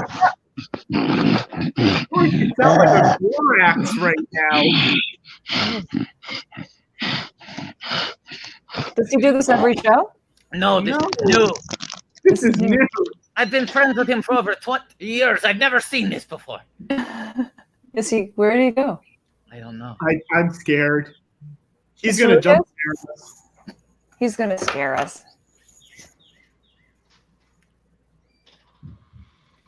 Where? George, maybe he left. Where's retired filmmaker George Lucas? Where is he? Is he at his office? Yeah, he's in Marin County. Cool.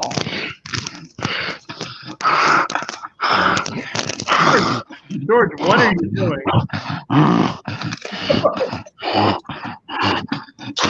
Oh no! Oh no! He's got more Jello. Oh no!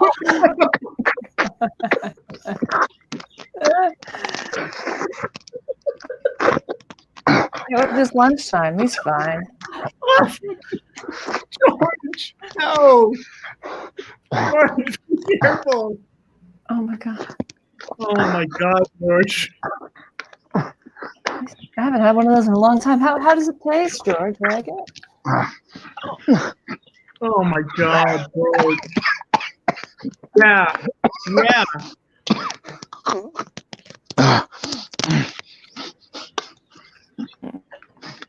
Use a spoon. Oh, George! George, are you okay? I'm amped. I'm amped. You're, yeah, what? I'm amped. George! Oh no! Oh, it's banana time. George! George! Wow! Oh, we lost the camera for a second. Wow! Wow, George! George, you were in beast mode. Beast mode. Oh no! No! Another one! No! Where did it come from? George! Oh, George! Lord. This is going to be too much, George. George! George, your blood is going to spike. Oh God. George!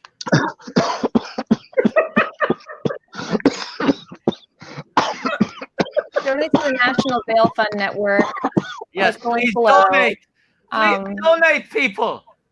We're so close to 3,200, guys. We gotta get that 60 Wow. and let the stream. Wow. Slowly, slowly. George, we are at $3,115, George. Oh my God. We're so close, guys. We're at $3,115. People should pause our list. We'll start the new episode in 1 minute. Oh my goodness. Oh my goodness. This got so dramatic. I didn't expect it. I feel things now. Sarah, Thank we you. had no idea what to expect. You know, it's Pissy always Sissington should say, "You made a mistake." You made a big mistake. Say No, it again. Don't say big. Don't say big. Just say, "You made a mistake." I'm sorry, I didn't mean to ruin your words. It's okay. No, I'm glad you tried it, but it's got to be this. Thank you. Let's get a clean take. Okay, George just hates improv. It's not your fault. Sarah. He hates improv. I thought this was a friendly space. Okay. It's a friendly space. He just hates improv. Fine. You made a mistake. You made a mistake. That was great, Sarah. Can you just give me a moment? I'm going to check with George some notes, Great, okay? Great. Yeah. Hold on 1 second. Yeah. Hey, George. Mhm. I'm really thinking we want a big in there before mistake. Mm-hmm. I know this might make you look bad because you just corrected her for doing it, but it really feels like it flows better. You know, it really bridges the two words to put in, you've made a big mistake. That's right. That's the advantage of not shooting on film. That's why we don't shoot on film. Okay, I'm gonna hit the button, okay? Hey, Sarah? Yep. Yeah, hi, great work. We love it. We love it. George just had a new idea. Can we try one where you say, we throw a big in there? Or do you say, I made a big mistake? You made a big mistake. Sorry, you made a big mistake. It's a great idea. Thank you. Yeah. Pencil to write that down. Do you think you have it? I think I have it. Okay, let's line one up. Okay, ready? Whenever you're ready. You made a big mistake. You made a big mistake. This is good. I think we're good. Okay, so Patrick, can we mark? I have another line for Sissy. Yeah, for that one though, Patrick, can we mark 2 as the select, 1 as the alt? Sure. Yep. 2, 1. Okay, that's Great. the backup. Okay, great. New line. Okay. I piss my mommy. I pissed my mommy. Yes. Great. Thank you so much. Like she pisses her. She misses her. Okay, ready? Let's get a clean one. Okay, ready? I pissed my mommy. No, I pissed my mommy. I think good instinct on mummy. I think that's really made it sing, right? George, do you have any notes? That's great. Perfect. Perfect. Perfect. And one last character that I want to try with you, and it's one of the few non-baby characters. Oh. Is a character named Pumpy. Can we start the Pumpy episode is really quick, George? Yes, let's start the episode. Okay, ready, everyone? Start the new episode of our list. 11. 3, 2, 1, start. Great. And Pumpy, he runs a filling station, and so when Kirby Carlisle needs to get filled up with gasoline, because he's a part car. Yes, he's part. Pumpy, and he says things like "fill her up," and does anyone else have any ideas for jokes that Pumpy could say? I got a pitch. What if instead of being named Pumpy Pumperson, his name is Filler Up? Sure. His first name Phil, last name Up. I'd put Pumpy in as a nickname because I always thought it was just Pumpy, but I like Filler Up as a full name. So what if it's Phil? Philip. Reginald. Up. Yeah. Sure. Philip Reginald Up. Sure. And he's a fancy gas station owner. Phil Art Up, and his close friends call him Pumpy. Pumpy. Okay. Awesome. This is an adult character. He has to really be kind of like a sage voice of reason in the Baby Carlos universe. Okay. Can I make him a little goofy? My instinct is to make him a little goofy. Please do. I love goofy things. They're It's funny. a comedy. We want the show to be very funny. So, yeah. Okay, whenever you're ready, sir. Okay. Fill her up.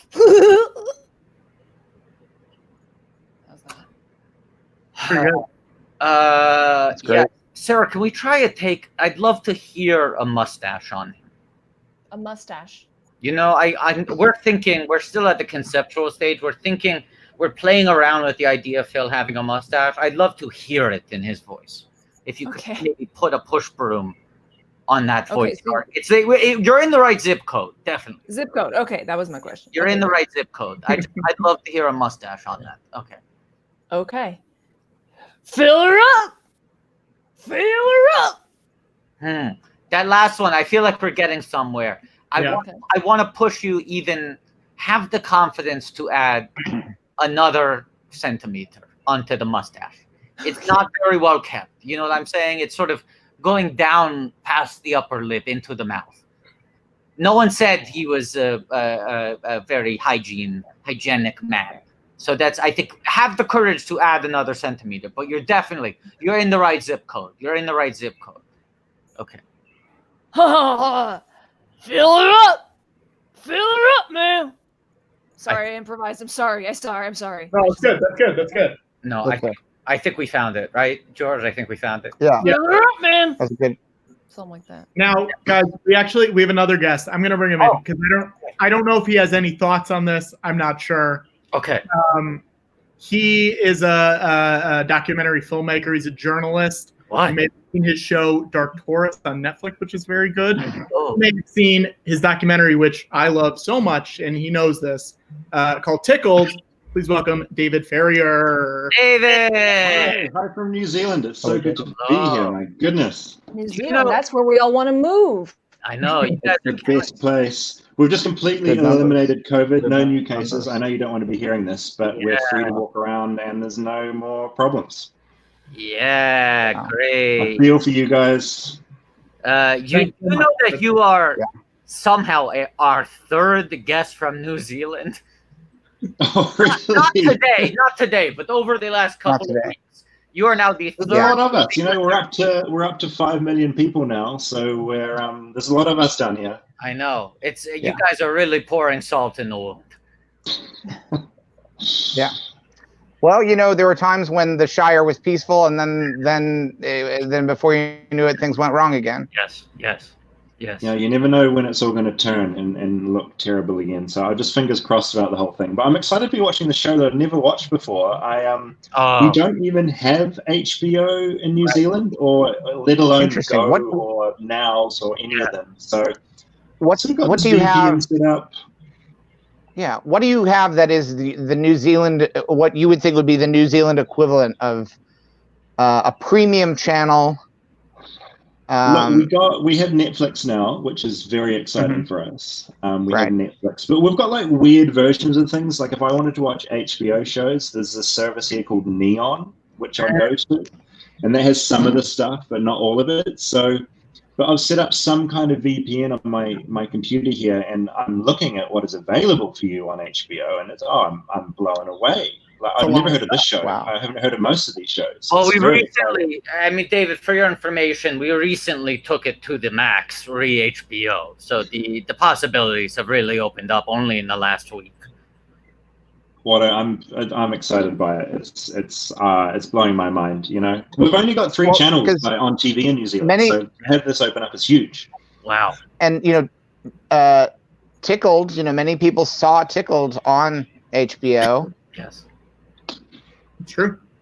That's what I heard. And the follow up, the sort of coda, where you see which I really I think is an essential part of the experience of the Tickled franchise. You really have the kernel of a franchise there. Yes. You don't want to let that dry up. You want to build that into many more. You need to merchandise it. You know, there's so many things that I see potential for. You want to keep going, yes. Yeah, I think I missed the boat on Tickled merchandise. Maybe next time, maybe Tickled 2. Well, here's the thing. HBO has both Tickled and Sesame Street. Now, what is one of the most popular pieces of merchandise of the past few decades is the Tickle Me Elmo. Yes. There's no reason that you shouldn't be getting a piece of that. That's a very short walk. I am annoyed that we didn't have that crossover of like some sort of like fetishized tickle me Elmo doll. That would have been so perfect. That is money on the table, David. That is money on the table. Tickle me, Terry. George, you have the best ideas. Like, you're always coming up with good ideas. It blows my mind. Thank you. Yeah. Thank you. Folks, I gotta go. This has been so fun. Thank you Sarah, so much for having me. Sarah, thank you so much. We really so made much. the most of your I think we got most of that episode in the can now. I mean, this was great. Yeah. We have a I think show. we have the pilot in the can. Perfect. I can't wait for the It's premiere. nice to briefly meet you, Sarah. Yes, Hi. you too. Hi. Hi. All right, have fun. Bye, Thank guys. you. Bye. Someone on the chat is saying, I went down a dark tourist rabbit hole one day after the episode on the haunted house with the waiver. The McCamey Manor. Yeah, Russ and McCamey Manor. We got a lot of feedback on the episode because obviously people know McCamey Manor in the States, and it's got so much viral attention over the years. It feels like every year, like Vice will do something about it, or The Guardian, or The Time, like someone's done it. So going there was it was a real experience. This idea that people pay to get essentially tortured for the fun of it. That was America. It's got a lot of odd things going on there. So weird. It's so wild. Shelley Berman is in this episode. The great Shelley Berman, inside Shelley Berman and outside Shelley Berman. Yep. Larry David's father on Curb Your Enthusiasm. So good. Zohan's father, and You Don't Mess with the Zohan. Wow. Okay. A favorite film of Watto's. That sounds right. Yeah, very, obviously playing a lot of father figures, which, that's very Star Wars. Yes. Guys, it's so all about fathers. We are less than $35 away from $3,200. Wow. We're at $31.65.69 right now. Wow. I will put the banner back up, but you got to get us over that hump. And I will also say a few people sent us $100 donations. If you want Watto to send you a message, a cameo message, let us know and we'll do it. Yes. So David, how's the mood in New Zealand? People seem happy. Yeah. That everything seems to be going okay. I don't even know how to word it. It almost seems like everything there is good. Yeah, it is pretty good. I mean, we have this Prime Minister, Jacinda Ardern, at the moment, who is just kind of doing all the right things. And we locked off our borders pretty quickly. And, we had people tested really quickly. We had people isolated really quickly. So, yeah, things got under control. But we're also lucky because we're tiny. There's only 5 million of us, and we're surrounded by water. So it makes it very easy to close things down. It feels like in the States, you've got this huge issue where it's like 50 countries in one. You've all got different rules. There's different messaging. Like, it's a hard job, but I got to say that, it's good over here. Like, New Zealand's good. The one thing that's terrible you're living is winter and it's cold. Yeah. You're basically living in Gungan City, but it's cold because it's wet, but it's its own little isolated area, and you can kind of control things. It feels good. And if you fly in here at the moment, you've got to be isolated for 2 weeks before you can move around or do anything. So, yeah, it's cool. We've got a cool female prime minister. She's great. I feel like you're trying to sort of write off how impressive the handling of the virus in your country was.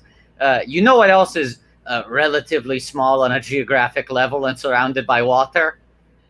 New York City. And hasn't been hot here. Yeah, didn't go so. Yeah, it's painful because I've got friends in New York, and it's horrible seeing what everyone's going through there. And then it's like this melting pot because you have COVID and you have everyone inside freaking out, and then obviously you've got this huge race problem that's rearing its head at the moment, and people are angry and rightfully so. So it's really weird in New Zealand because we just all glued to Twitter and Instagram down here, just watching what's happening, and it feels close even though we're far away.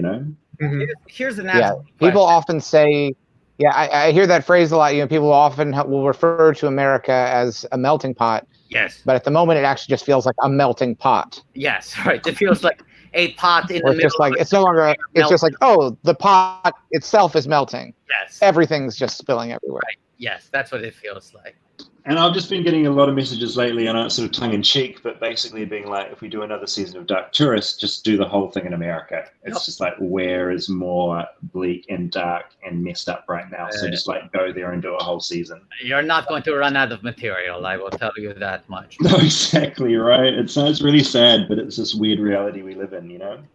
What does it feel like to like look at the person leading your country and feel like, oh, they seem like sane and responsible and capable of feeling empathy for other human beings?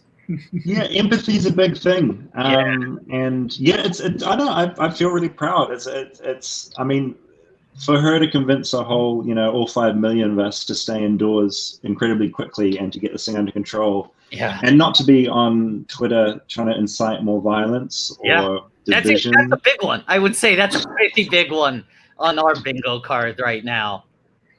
Yeah, I don't know what's going on there, but I think I wish more people would sort of take her lead in the way things are being done, because she's kind of proven that you can lead with kindness and compassion, and it works. It really does work. And now it like rubbing your faces. Yes, it does. I was going to say it feels like now you're rubbing it in. I'm sorry. Yeah.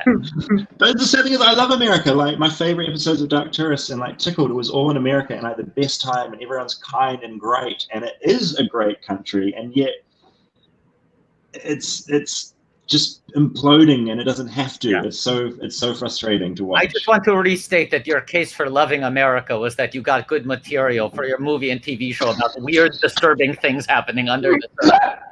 Point taken, David. If you want a documentary about freaky stuff, come to the States, baby. That's our main export. I'm loving now, this David, show. I love the feel of it. God. Yeah, Heartless rules. Yeah. Now, David, my first professional film job was on a documentary. You may or may not have seen it. Did you ever see Gimme Shelter? I absolutely did. Yes. Yeah, which is available on HBO Max if you're able to access that on your VPN. I was a camera operator, and my camera I was at Altamont, and my camera jammed. I shot like 100 feet of film, and then the camera broke, so none of the footage was used in the movie. But it is my first film credit. You look up "Gimme Shelter," you look up George Lucas on IMDb. That is the first film credit. Of course, I've produced other documentaries. I produced Pawakatsi, the sequel to Koyaanisqatsi, which is sort of a documentary, but also kind of an art film. Where do you guys all enjoy documentary? Are you where do you all sit on doc? I love documentary films. Love them. Yes. George was originally Patrick, you like him? I do. I love docs. All right. Go ahead. No, I was going to say, George was originally supposed to direct Apocalypse Now, and his version was supposed to be more sort of docudrama style. Coppola was the one who made it a little more heightened and stylized, yes. I mean, one thing I'm curious about, George, is I've been getting into a lot of behind-the-scenes kind of docs that were shot around Star Wars, and just the differing styles and the access that was allowed, and I mean, where do you sit on obviously giving the squeaky clean image of how a film has gone versus a nitty-gritty what this was really like? Yeah, this is a thing you sort of learn over time. We had certain levels of access when we were doing the sequel trilogies, back in the late 70s, early 80s, where we were still building up Star Wars at that point, so you want to invite people in to build up. By the time we got to making the prequel trilogies, we sort of started making, let's keep this a little more in-house. And basically I would just say, like, you can talk, just have Rick talk, my producer Rick McCallum, just like let him talk, and he knows what to say and what to not say. And I think I think in making a documentary, you want full access, but in being the subject of a documentary, you want to be very cautious.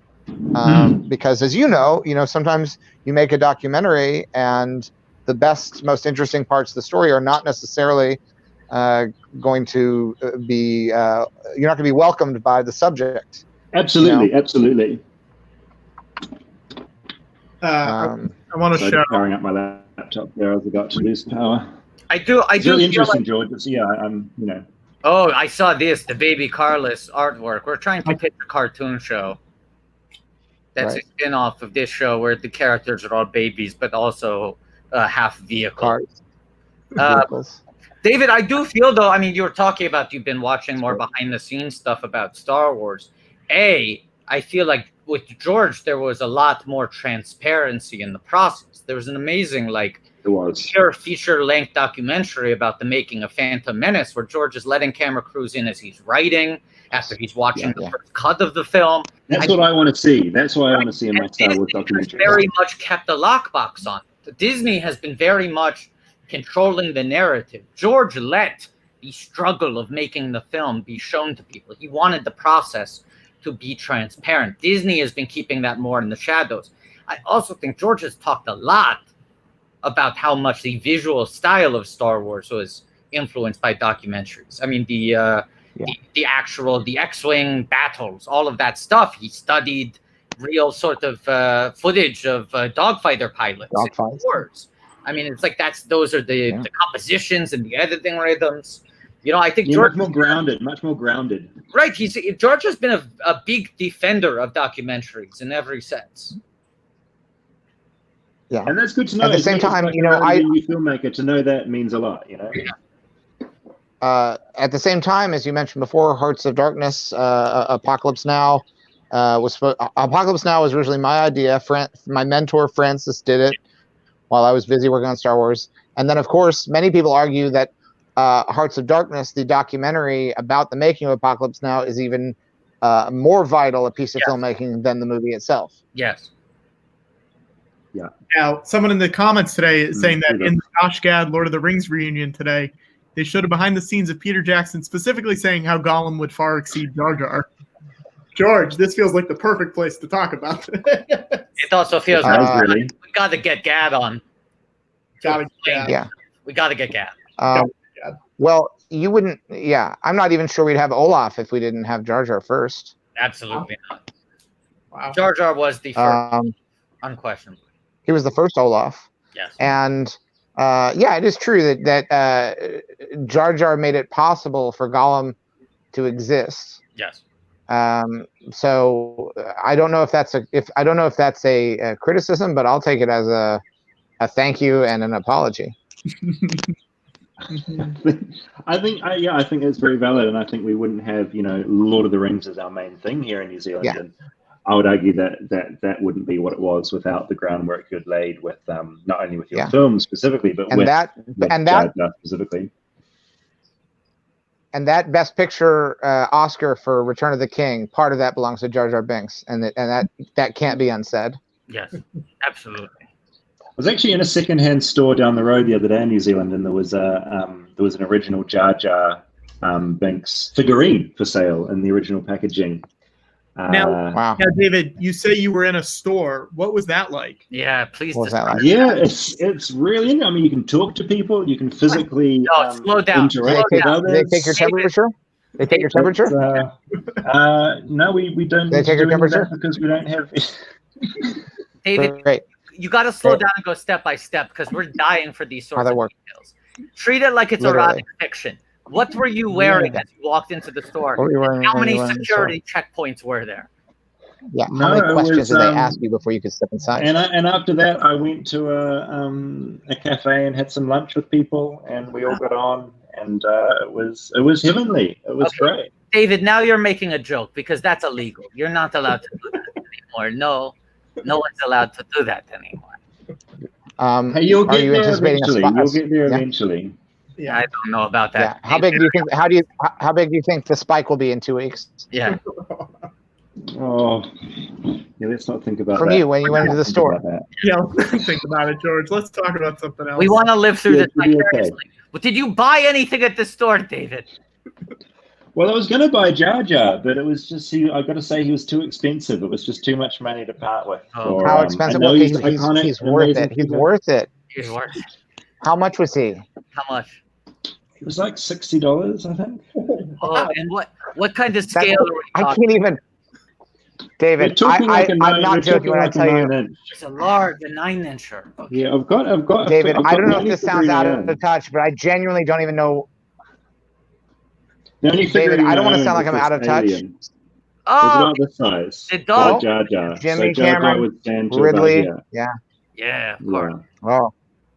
Who do you think would win in a fight? The alien from Aliens or Jar Jar Binks? They both have dangerous tongues. And bear in mind, Jar Jar is he has this, he's clumsy, but he's just as likely to slip on something that would kill the alien. That's the thing. Like Jar Jar is just as likely to trip, hit the button that opens the airlock, but get his feet tangled in something that means he doesn't get sucked out and the alien does. He causes so much damage. And I think if you go far enough back on both of them, they both evolved into modern man. Yes. Yeah. Oh, I love the Alien prequels. I love the Alien prequels so much. They make the movies make sense. I wish instead of Alien versus Predator, they did Alien versus Jar Jar. That would have been much Jar better Jar franchise. Binks. Oh my God, people would be watching that movie every single day right now if that existed. Anyone in the chat who's been making fan art, make an Alien versus Jar Jar Binks fan art. And have their tongues intertwined. Now, David, I don't want to sound like some out of touch billionaire, but when you said $60, I genuinely had no idea what you meant. I don't even understand. I can understand that. Yeah. I mean, down here in New Zealand, what can you get for $60? I mean, that's you get a good meal to feed 4 people out of 60. I reckon out in the town. How many schools can you fund with $60? You can sure. I forget that I have to put things in language you'd understand. I He mean, only understands things in terms of how much it costs per school. it's the lowest you can go. Smallest increment that George deals with is a school. $60 is like 0.000006 billion, George. Oh, okay. So Yeah, teeny tiny. You got it. Yeah. I'm surprised you didn't buy it by accident. Here in New Zealand, we were trying to sort of figure out if people with a lot of money are kind of in touch with what the regular schmucks are spending money on. It's always, how much is a bottle of milk? That's our sort of go-to. Is that what you use in America as well to try and trick people out? Yes. Yeah, gallon of milk. Yeah. How much is a gallon, George? What would you say?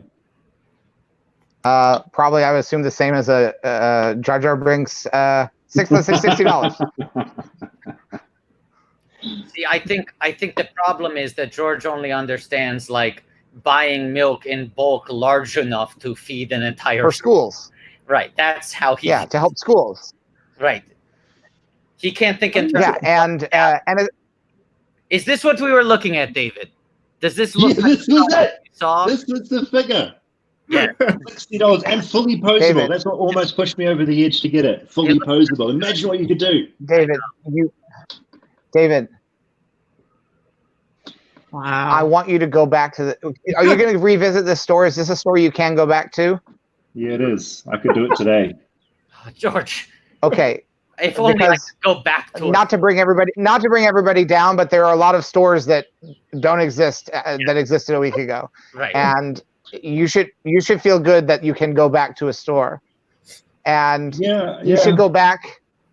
You should go back to that store as soon as possible. Yes. How about this? Do me a favor, David. David, make me this promise. You said it was $60? $60, George. Yes. For the next 60 days, every day, just take $1, set it aside, and after 60 days, go back to the store. And if it's still there, please tell me you'll buy it. Make this one sacrifice, David. Every day, buy a small coffee rather than a large, and put that money in the Jar Jar fund. George, I mean, hearing this from you, I mean, you've had a big impact on my life and my experience in film and what I enjoy. So for you, I will do that, George. Just do it on whatever timeline you want. You can put aside 50 cents a day, and then double the time frame. And if you go out and if you show up and it's gone, then it's just que sera, sera, That is how we buy things in New Zealand. We see an expensive item, and each day we walk by and give them a little coin. And eventually, after a year, we go in and collect our item. That's how we do things down under. That's a great way to do it. Guys, let's start episode 12 just so we're on. Here we go. Now this one's called "What Would I Do Without Wu?" What would I do without Wu? And this is referring Great. to Rita Wu, played by Sandra Oh. All right, and we will start in 1, 2, 3. Starting a minute early. I mean, this you might relate to this episode hard, David, because you're living in the reality where you're asking yourself, "What am I doing without that Jar Jar doll?" This is kind of like very similar to what It hits hard. It hits really hard, actually. Yes. I find these credits very inspiring. I really like these credits. They are. Yeah. They're very sports fun. happening in your country, David? Are the sports back on? No, we don't have any sports on yet. Those haven't happened. Big gatherings are still lacking. Oh, okay. Not so great now, huh? Yeah. What sport is the show about, actually, specifically? Is it baseball, is it? He's an agent, so it runs the gamut. He's a high-powered sports agent.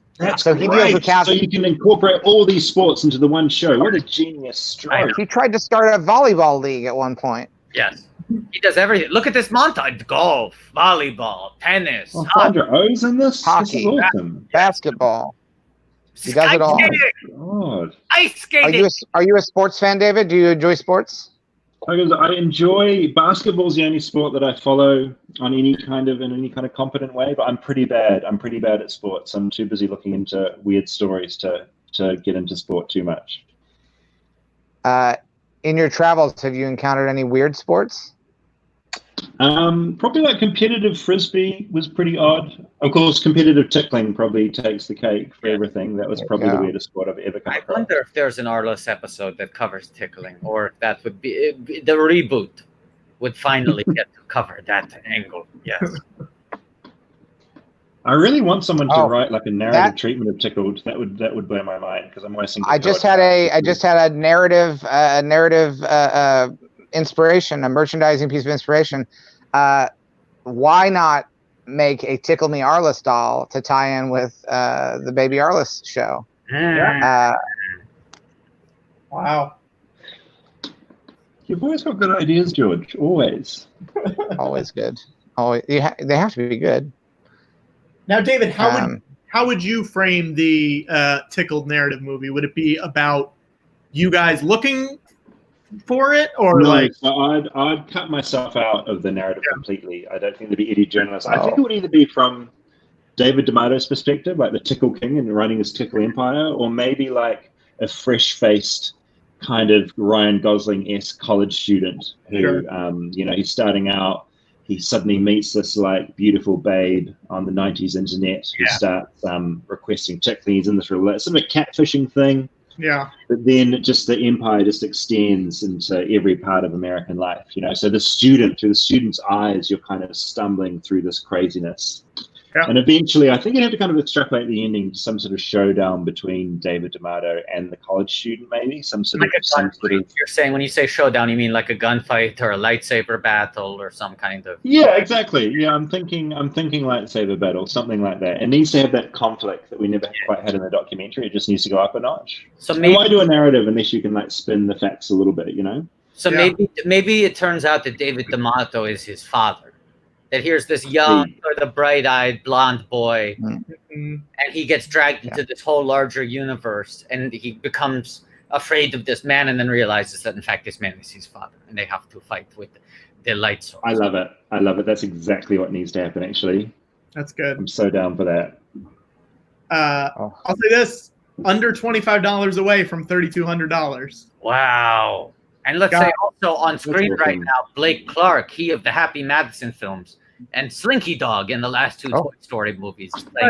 Last three Toy Story movies. No. Jim Varney was still alive. Jim Varney in too? Oh, okay. He passed short. Don't test Waddle on Toy Story. Yeah, I don't know why I did that. And wait a second. This character's name? Ernest. No. Slinky. No. Blake. No. Clark. No. Woody. Buzz. No. This is the point I was going to make. Okay. Blake Clark turned around playing this caddy character, and his name written on the back of his vest was Griff, which is a name that means nothing to me. No, nothing to you. I just thought people should know. A non sequitur. It's a non sequitur. It's that kind of rando humor that the kids love. Yeah. Shall we give David an Arliss name? I would love nothing more. Yeah. And I'm already seeing a lot of possibilities in here. Oh, I definitely see some possibilities for an Arliss name here. How long did the show run for? How many seasons? 7 seasons. 7 seasons. My God, you guys have got such a journey in front of you. I know, we're only 3 in. Oh, it's okay. All right. So I think right off the bat, let's throw So first of all, L after the 2 R's in Farrier. An L. Oh, an L after the. Okay. Yeah, 2 R's. Yeah. L I. And then let's throw $2 signs in there. Okay. Okay. Yeah. All right. Get rid of that second I. I don't know what that I is doing there. We don't need that. Okay. It's quite something, isn't it? Yeah. Let's put a couple of dongs in the David. Let's bookend that David with 2 dong signs. Yeah, let's dong it, baby.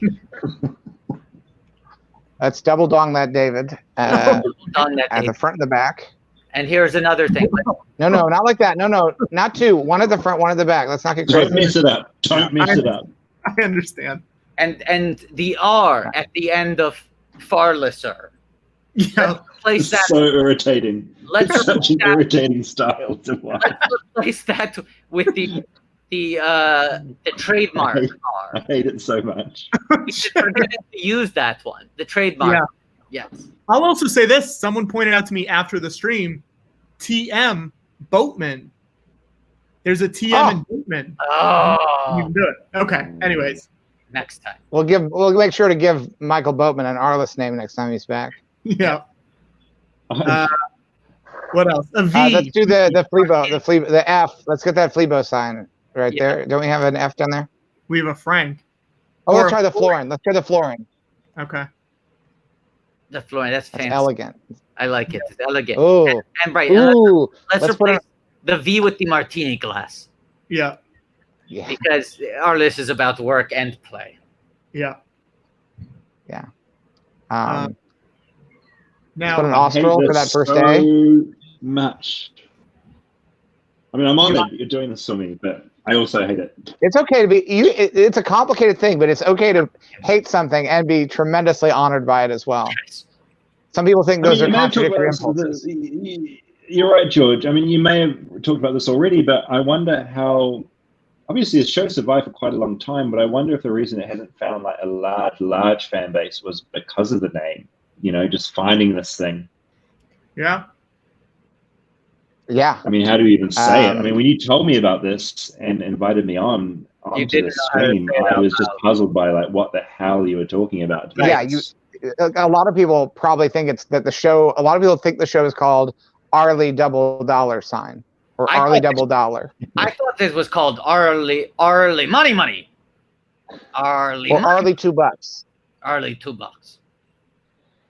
I'm going to update my. If you can send that through to me, I'll update my Twitter name as that. Oh, great! Oh, that's so horrible. Can I say something? Can I say something? I've had for charity today. I have eaten 7 sugar-free Jellos, and one interesting. And I don't think that they advertise this, but if you eat sugar-free Jello very quickly, it will make your mustache more youthful.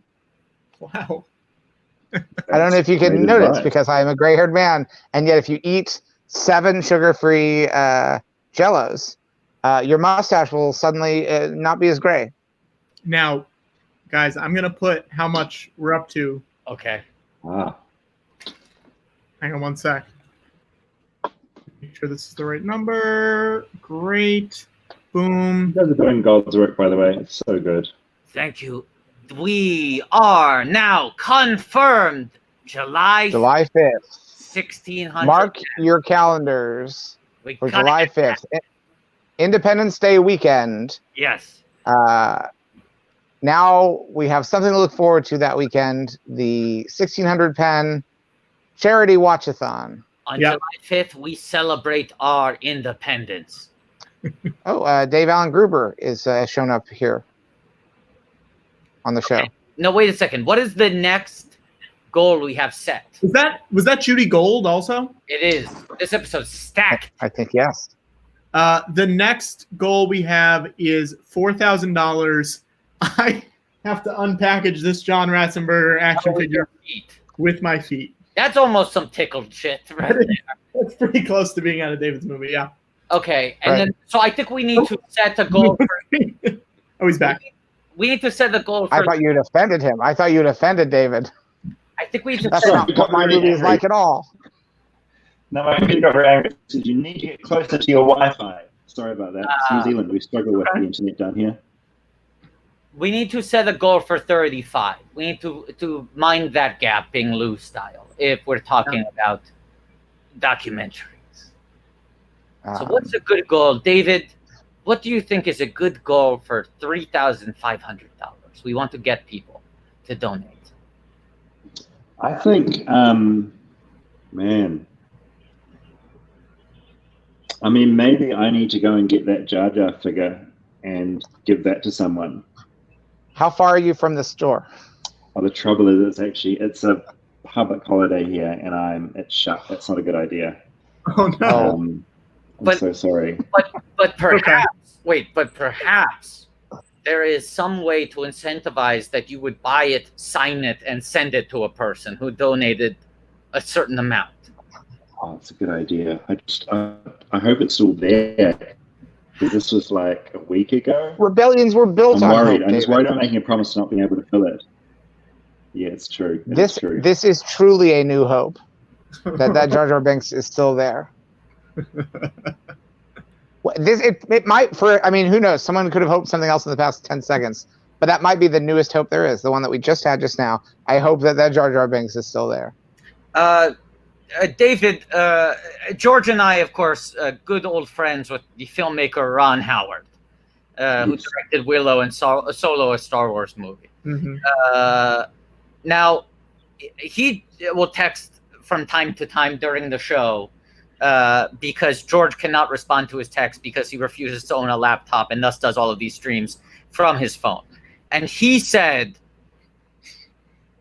George Lucas has to go to McCamey Manor, ask David about it. Yeah, that's what David was talking about earlier. Yeah. Yeah, I mean, obviously Ron wasn't watching the stream earlier. He wasn't. No, and I mean, you can. I mean, I do have a hookup with Russ. We're each other's Facebook friends, so I'm Facebook friends with the main torturer. So maybe I could get you in there, George, if you want to be tortured for a couple of days. What's the goal for that, George? How much would it cost you to go to McCamey Manor? Let's say $500,000. Wait, so it's less for you to go there than it would be for Gethard to come do a new episode of his podcast. A new Fizzy Boys, yeah. Okay. Yeah. I mean, we're asking a lot of Gethard, either flat water or bubbled milk. That's a big ask. Okay. I'll put that in there, George. I mean, I don't know if this helps, and I don't know but if that's anyone today. cares, That's today. I'm if anyone wants my email address to have a direct question line for anything to do with Ticket or Dark Tourist, I'm happy to give my email address out to someone. If that, I'm not saying that's a big incentive, but if it lets someone donate $10 or something, I'm down. Oh, I also, Patrick, I'm about to send you something. Okay. Oh gosh. Oh. David, are you ticklish? I'm very ticklish. Yes. All right. I hope you're not. You're probably a fetishist, George, in your spare time. That's a very heard that question before. Nope. You've never heard that question before? No, a lot of usually the people out seeing have a very big tickle fetish, which is fine. I'm not kink shaming. Oh no, but, no. I prefer not to be tickled or touched. David, our fans work very fast.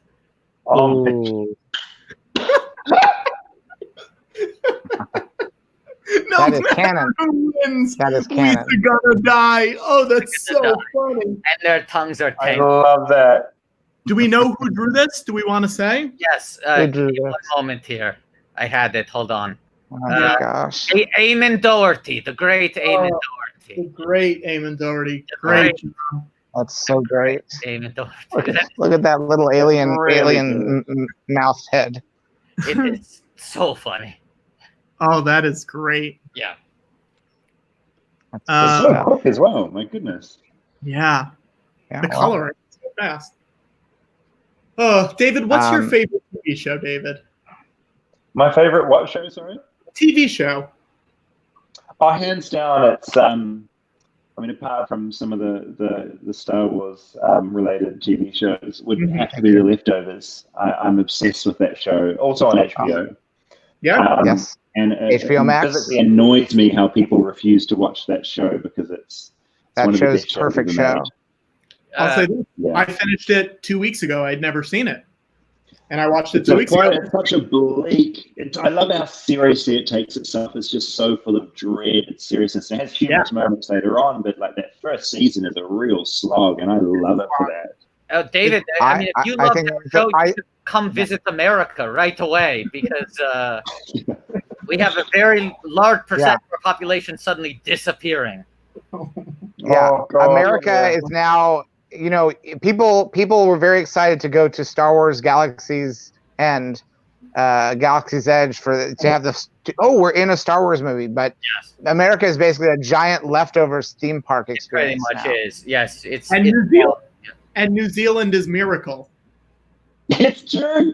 Sort of a place where nothing was affected, just somehow magically got past it all. Yeah.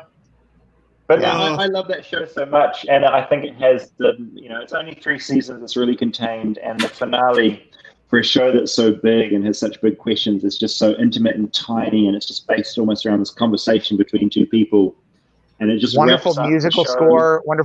score by my Max Richter. God. Yeah. But I'm also watching a lot of the American The Ethics, What We Do in the Shadows, which is an extension of Taika's film. About sort of what vampires and flashing together and what life is like for them, and I love that show. It's so good. I don't know, are people watching that over there on FX? It's so good. George, do you know who was on a few weeks ago? Yes, Mark Hamill was on. Luke Skywalker himself. Yeah. Yeah. It's a good show. Now, did we set an amount goal for a person to donate to get a signed Jar Jar Binks? Doll, we did. Figurine? We weren't sure if it was going to still be there. But so we don't know. We don't know. We can't promise it. Yeah, that's the only problem. I hate to promise it and not deliver. Like it was there a week ago. How long does a Jar Jar stay in a store? I don't know. It would be so great if you could write Misa Ticklish on the box. I'll say this. If David wants to, and this is no pressure on David, if he happens to walk by the store later on and sees it, we can always do it another week. That's very true. Yeah. Yeah, that's true. I'm actually going down to a protest for a sort of a Black Lives Matter protest we're doing here in New Zealand. So I walk past that place on the way, so I can let you know in a couple of hours if it's there or not. Yeah. Great. We'll figure it out. Yes. And fortunately, I think there's still going to be reason to raise money for charity after today. Yeah. Yeah. That's the good news. I got a bad feeling about this. Oh, God. White Claw. Now, it's not just a Star Wars Lucasfilm joke anymore. It feels like they should put it on the American flag. They really should. We're gonna up the happiness factor right here. The episode that we're watching is the one that they talked about last week. It's the Arliss Falls in Love episode. Oh, it's vacation time for Jim and Michael. David, last week we had 3 of the cast members from Arliss. 3 of the main cast members were on the stream. We got 3 out of 4. 3 out of 4, which is incredible. That what a special moment. And they said that every season there was always one episode where it was Arliss Falls in Love, and they would be able to take that week off a little bit because it was such a heavy Robert Wool lift, but they were good. It was great.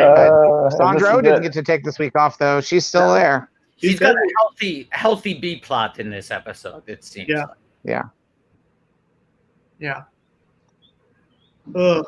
Someone asking in the comments, what was Jar Jar like to work with? We got along so well. I mean, we got along famously. Dream. We really, I mean, we felt very confident that we were going to come out of that and be able to sort of set up shop as the new, a Pryor and Wilder, you know?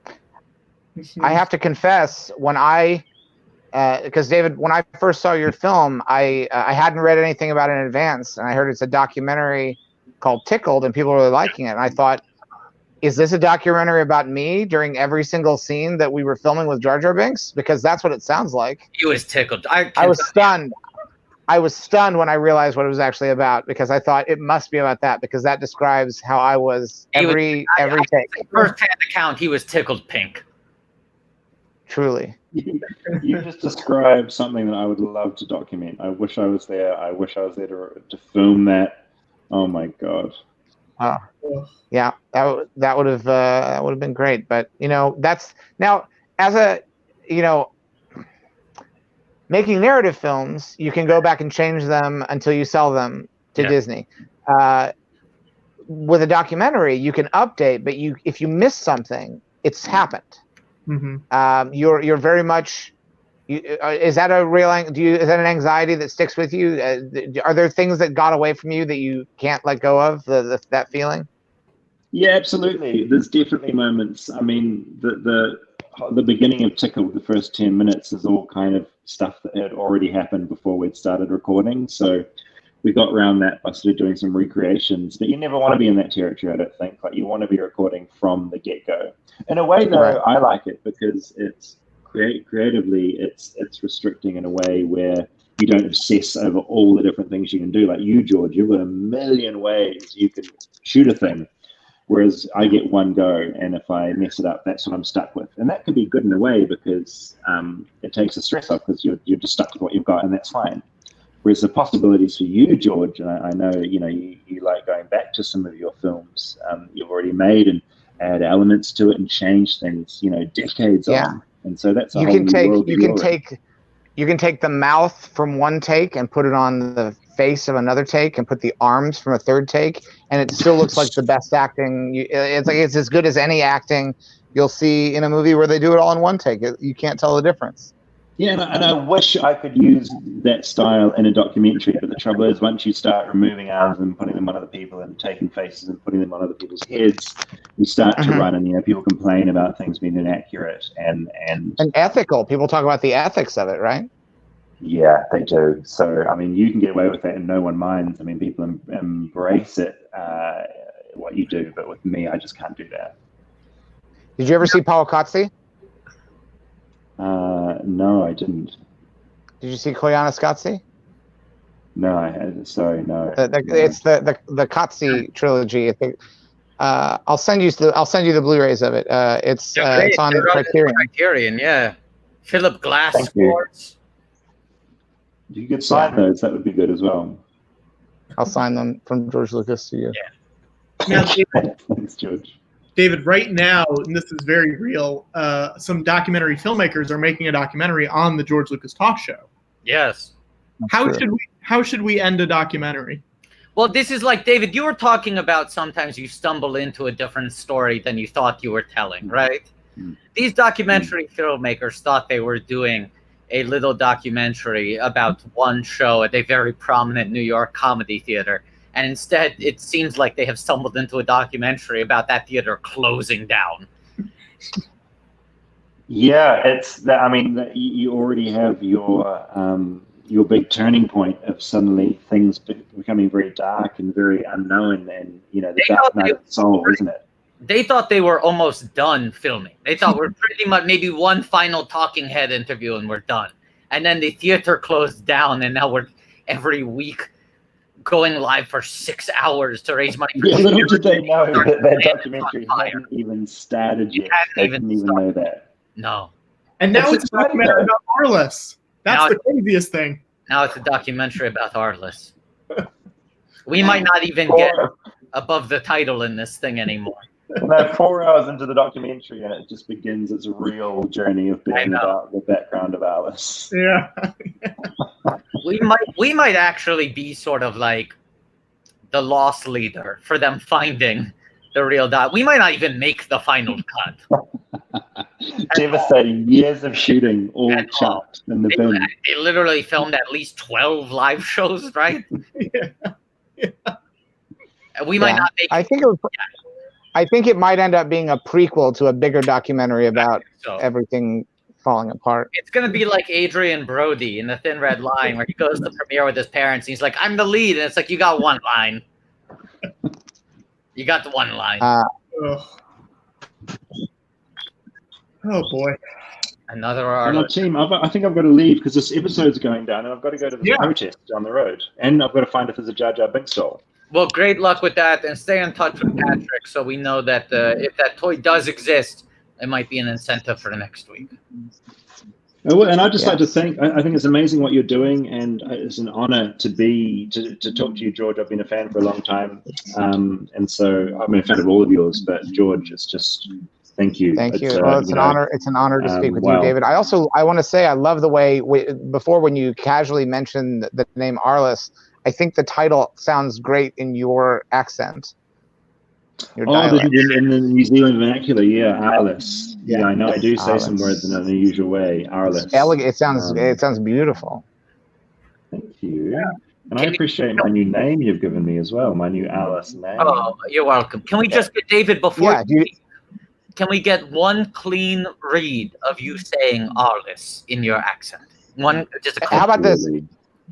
And if you could say previously on Baby Arliss. Yes, yes, and give us an alt. One time. Previously. Okay. Yes. Previously on Baby Arliss. Previously on Baby Arliss. And previously. Watto, stop talking. I'm sorry. I'm trying to get it clean. I'm trying to get it clean. We get a clean one. Stop talking. And also just want to say, I'm going to mute Watto. Previously on Baby Arliss. Previously on Baby Arliss. How does that work for you? One more. Now a couple where you just say Baby Arliss, just the title. This is Baby Arliss. This is Baby Arliss. This is Baby Arliss. This is Baby Arliss. Baby Arliss.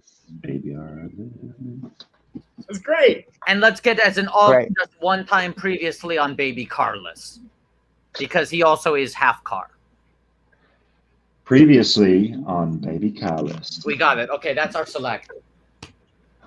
Thank you, Your David. direction was Thank what you so your much, direction David. was next to none. It's a pleasure to be directed by you. Thank you. I and George, my God, and Patrick, what an honor, all of you, my God. Thank you, David. It was good seeing you. Thank you. Much love. Talk to you guys soon. See ya. Bye. All right, I gotta get some illumination in here. Okay. One better. Make sure I put those on. Now, I just want to say, Patrick, so we're about to start episode 13, the final episode of this season. The final episode. I want to reestablish, where are we at right now in terms of donations? We are at, I believe, the same spot we were at a minute ago when I said that other time. Oh, hang on.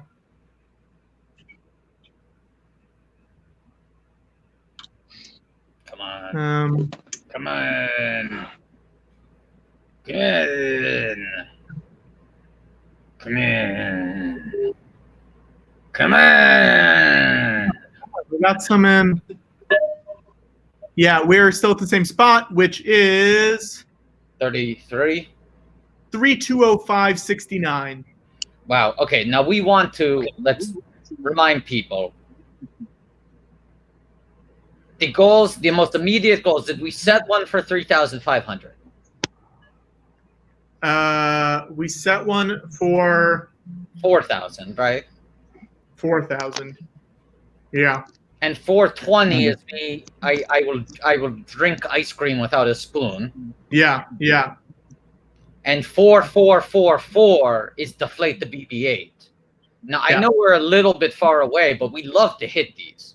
We'd love to hit these, and one way that I think we should maybe emphasize this. Sorry, we're at 325.569. I'm sorry. Okay. So do we have a goal for 35? Do we have a goal for 4? We have our goal for 4 is The action figure with the foot. Okay, so 4 is the action figure. Yeah. 420 is the ice cream. 4. You know what? Hang on. Let's talk about this with our next guest. Okay. Guys, you know. We have a guest? Yeah, you know him and you love him. Bobby! Oh, Bobby. Oh man. No, it's I should be doing that to you. I mean, no. No, you, Bobby. It's I appreciate it that if we're raising money, it's great. No, it's nice. Yeah. Thank you. And I have to watch them because if I'm going to talk about them, I got to remember. Bobby, we gotta say, you haven't been kidding. This season, you get a lot heavier, you get a lot darker, you go into deeper subjects. Oh, it's going to get better. No, I'm saying in a good way. You've been telling us as the show progressed. Well, we started, season 3 is where we started to find. It feels like a turning point. Storytelling. Yes, you're unlocking some new doors here. Yeah, and that goes for tone. It goes for direction. It goes for performances. What you can have people do. Now, at the same time, you have to hold on to your base. Yes. You don't want to get to a place where I lost too many people. Yeah. Plus, I'm relying more on Sandra a bit. Well, Bobby, as you said, you grew every season. Yeah, well, I appreciate that. Actually, and this is where it starts. Season 4 starts off really strong. There was a couple episodes I kind of liked in season 3 a lot. You know the one with the gangster doll and the guy who's the little penny episode. Yes. Well, what's weird about that show? That's the one we talked about last week. Yes. The guy playing the basketball player who was in 2 episodes. He played the basketball player in that episode with the trash tea doll, and he also played the basketball player in the episode where Rita. He was knocking up all these women, and Rita had to take care of one of the women. He was a regular, Michael Jace, good actor, and he was a regular on The Shield for many years. And he was involved in an incident where, unfortunately, he shot his girlfriend and died. She died, and he was convicted of like 2nd-degree murder. He's serving 20 to life. Oh, wait, and the other guy in the movie who played his gangster brother, who hijacks me, he 2 years after we shot this, he was shot by the police in an accidental killing at a Halloween party. And so both those guys, it's wow. When I saw that, it's like, ooh, that's kind of weird. I mean, what's nice to see is all the people, the good actors and cameos we were starting to get. Oh, you got some good people. Kenneth Mars, Shelley Berman. Yeah, he was great. They were all great. Kenny Mars, I mean, Nick back then was terrific. Michael Clark Duncan and Mickey D. Oh, Julie White, the last episode, the woman author. Love she's a Tony Award-winning actress. I mean, these people were good. Blake Clark. We were singing the praises of Blake Clark, the caddy, in the last. Blake is a comic friend of mine. Really? Yeah. Judy Gold, another great stand-up. She was in the pilot. I've known Judy for 120 years, and we started the clubs together. Yeah. So I love Judy. Boy, do I love you. It's great. Here, we should start. Let's start this last episode so we can. All right, you ready? 1, 2, 3. Now this episode is if you're familiar with the show Real Sports with Brian Gumbel on HBO. Yes. Well, because I was on HBO, I wanted to use everything I could. So this is this was actually based on a story that had happened between Gary Shandling and Brad Gray. Oh boy. Brad Gray. Oh, right. Gary sued Brad. It was really ugly. Yeah. After during the Santa show, Brad sued Gary. Right. Well, because Gary sued Brad because he was poaching all his clients, and and it got up. So this played on that. Like I said, we always change the sport. We always change but this plays all over that. Right. And again, it's another thing where Arliss is full of shit, talking like in the book, and then and you see what happened. Yeah. Wasn't the thing? It was Brad Gray was taking writers from the Larry Sanders Show and then setting them up with their own TV shows, poaching. And he was double dipping. Right. And then once Gary sued Brad then I think sued Gary for something else. I believe there were 2 lawsuits simultaneously in both directions. Yeah. Ultimately, they settled, but it was, it's pretty shitty. Did you know Gary? Know them both. Yeah. Wow. Yeah. What are you going to do? It's also fascinating to know because so much of the final season of the Larry Sanders Show was inspired by that, and then the fact that you're also using that as an inspiration for this is very fascinating. Right. Yeah. I mean, your network mates. Yes. Yeah, I unless you know that, I don't know if 20 years after the fact, it wouldn't make much difference. But the storyline held up by itself, without knowing it. And this episode is sort of mockumentary style. This episode, as you were saying, is sort of in the style of real sports. Yes. Yeah. Except we go in and out of it, as you say. Now, there's a clip in here. Couple of. Yeah. Cameron Crowe, right there, isn't that Cameron Crowe? Yes. Cameron and I used to play softball together when I first got out here. Really? He was on a team called the Thugs, and I was on the Hollywood Knights. Huh. Well, of course you were on the Hollywood Knights. Was that team with other people from the film Hollywood Knights? Yes, some of them, yeah.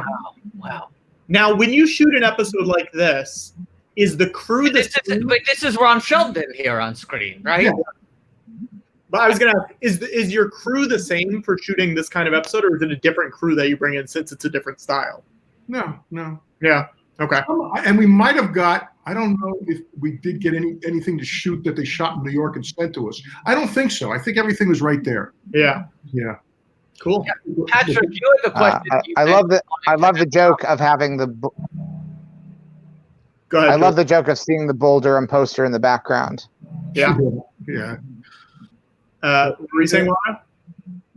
No, Patrick, you had a question you wanted to ask Bobby earlier when we were watching the opening credit sequence. Yeah, I don't remember if this was like this the last two seasons, but the opening credits end with you on the field at Yankee Stadium.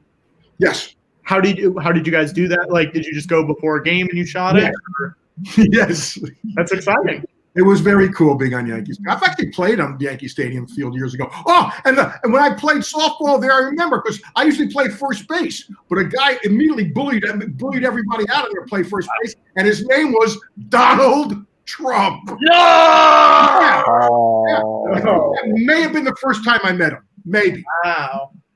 First time. Wow. Art of the Steal. Okay, Bobby, as you know, we're raising money for a very important cause today. Absolutely. For the National Bailout Fund. Now, we seem to have stalled a little bit in raising, so we want to set a new goal. As you know, we'll set immediate goals so that if we hit this amount, this will happen. So where are we at right now, Patrick? Right now, we're at $3,305.69. Now, we got Bobby. I want to make this count. I want to say, let's set a goal for $3,750. Okay. Okay, we want something to boost this $400. Yeah. Okay. What'll happen? What'll do that? That's what we got to brainstorm here. The greatest creative minds in Hollywood, Lucas, Wool, and Watto. We have to come up with something. What does the audience want to see? I'm okay. Thanks for including me, though. I said three of the greatest. You're good. Come on, we're talking legends here. I'm trying to think what I could, what kind of piece of schlock here I could sell. Oh. I'm trying to think something. Do I have any? You don't own any pets, do you, Robert? No, and it's kind of cheesy to sell the awards people give you. I'm looking at one now from it was a charity thing for the National Alzheimer's or something. I can't do that. If I went to Alzheimer's, I'd say, "Hey, I forgot I had it." Yeah.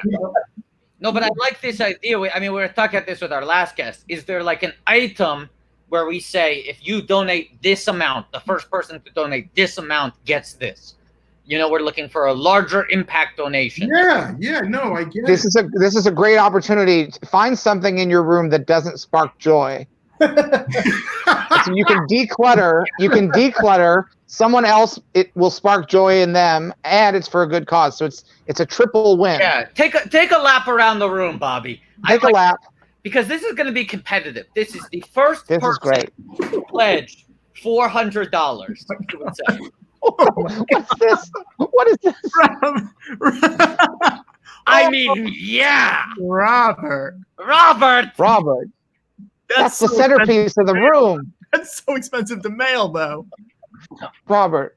No, oh my goodness. You can't do that, You Robert. can't. Robert, that's a treasure. Keep that. No. Oh no! Find something small that you don't want anymore.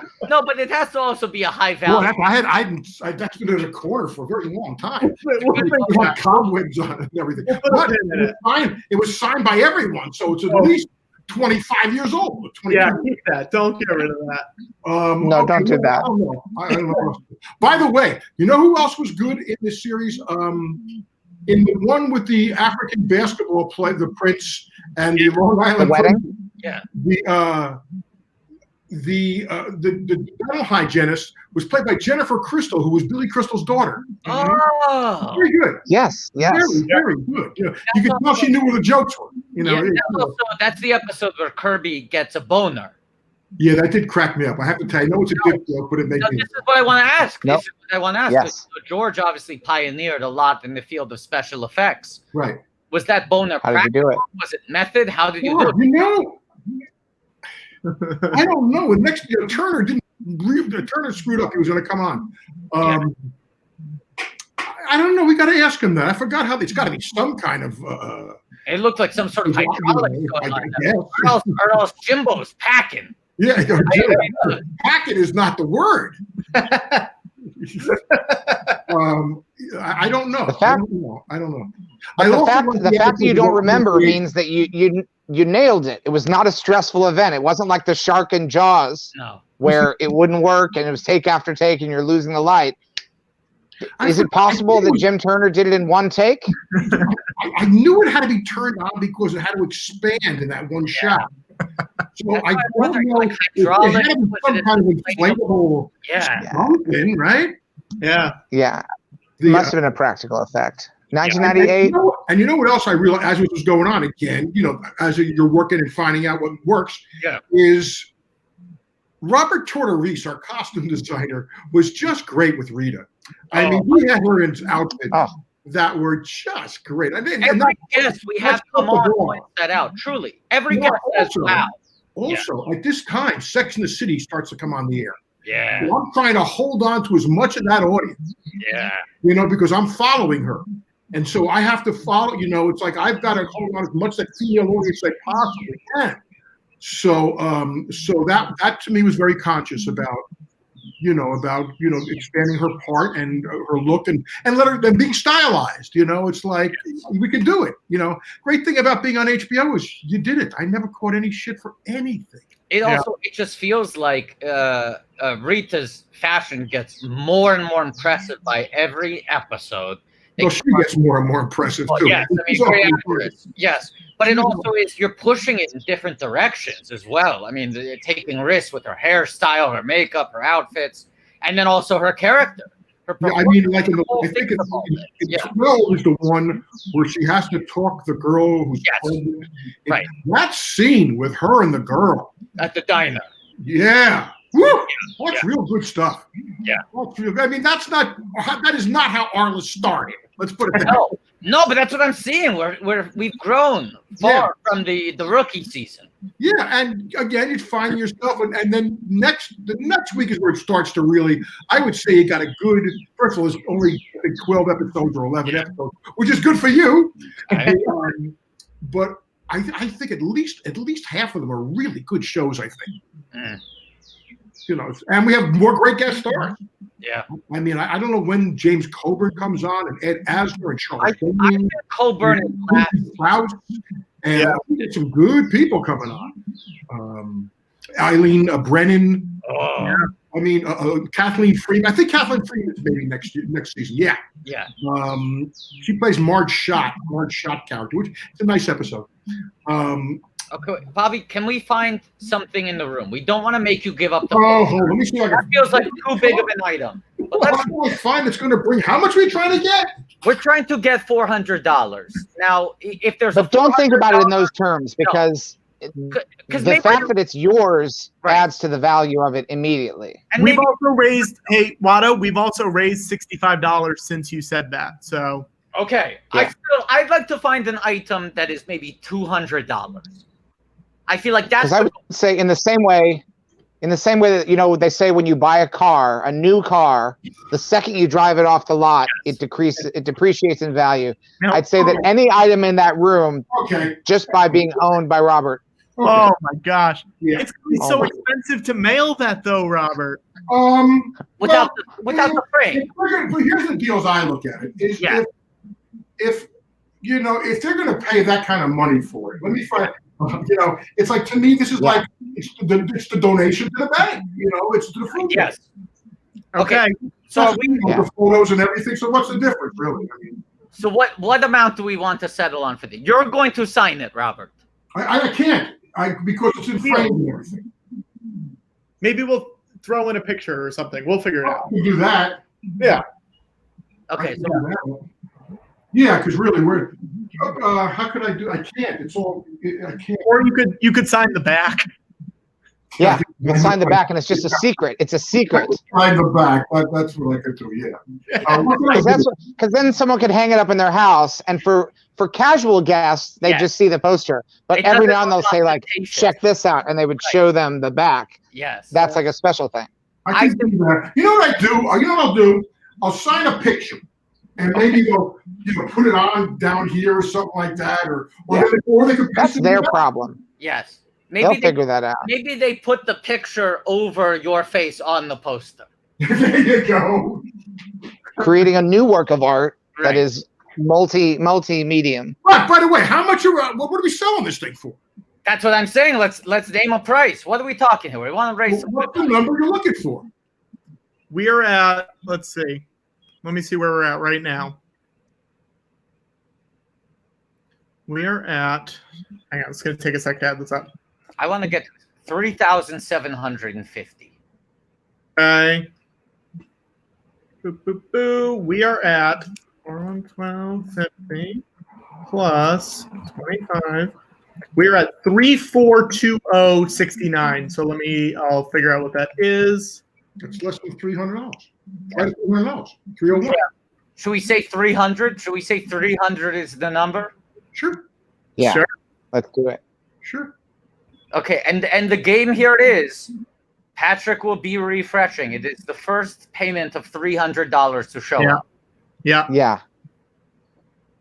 Now, and I'll say this. Because some people.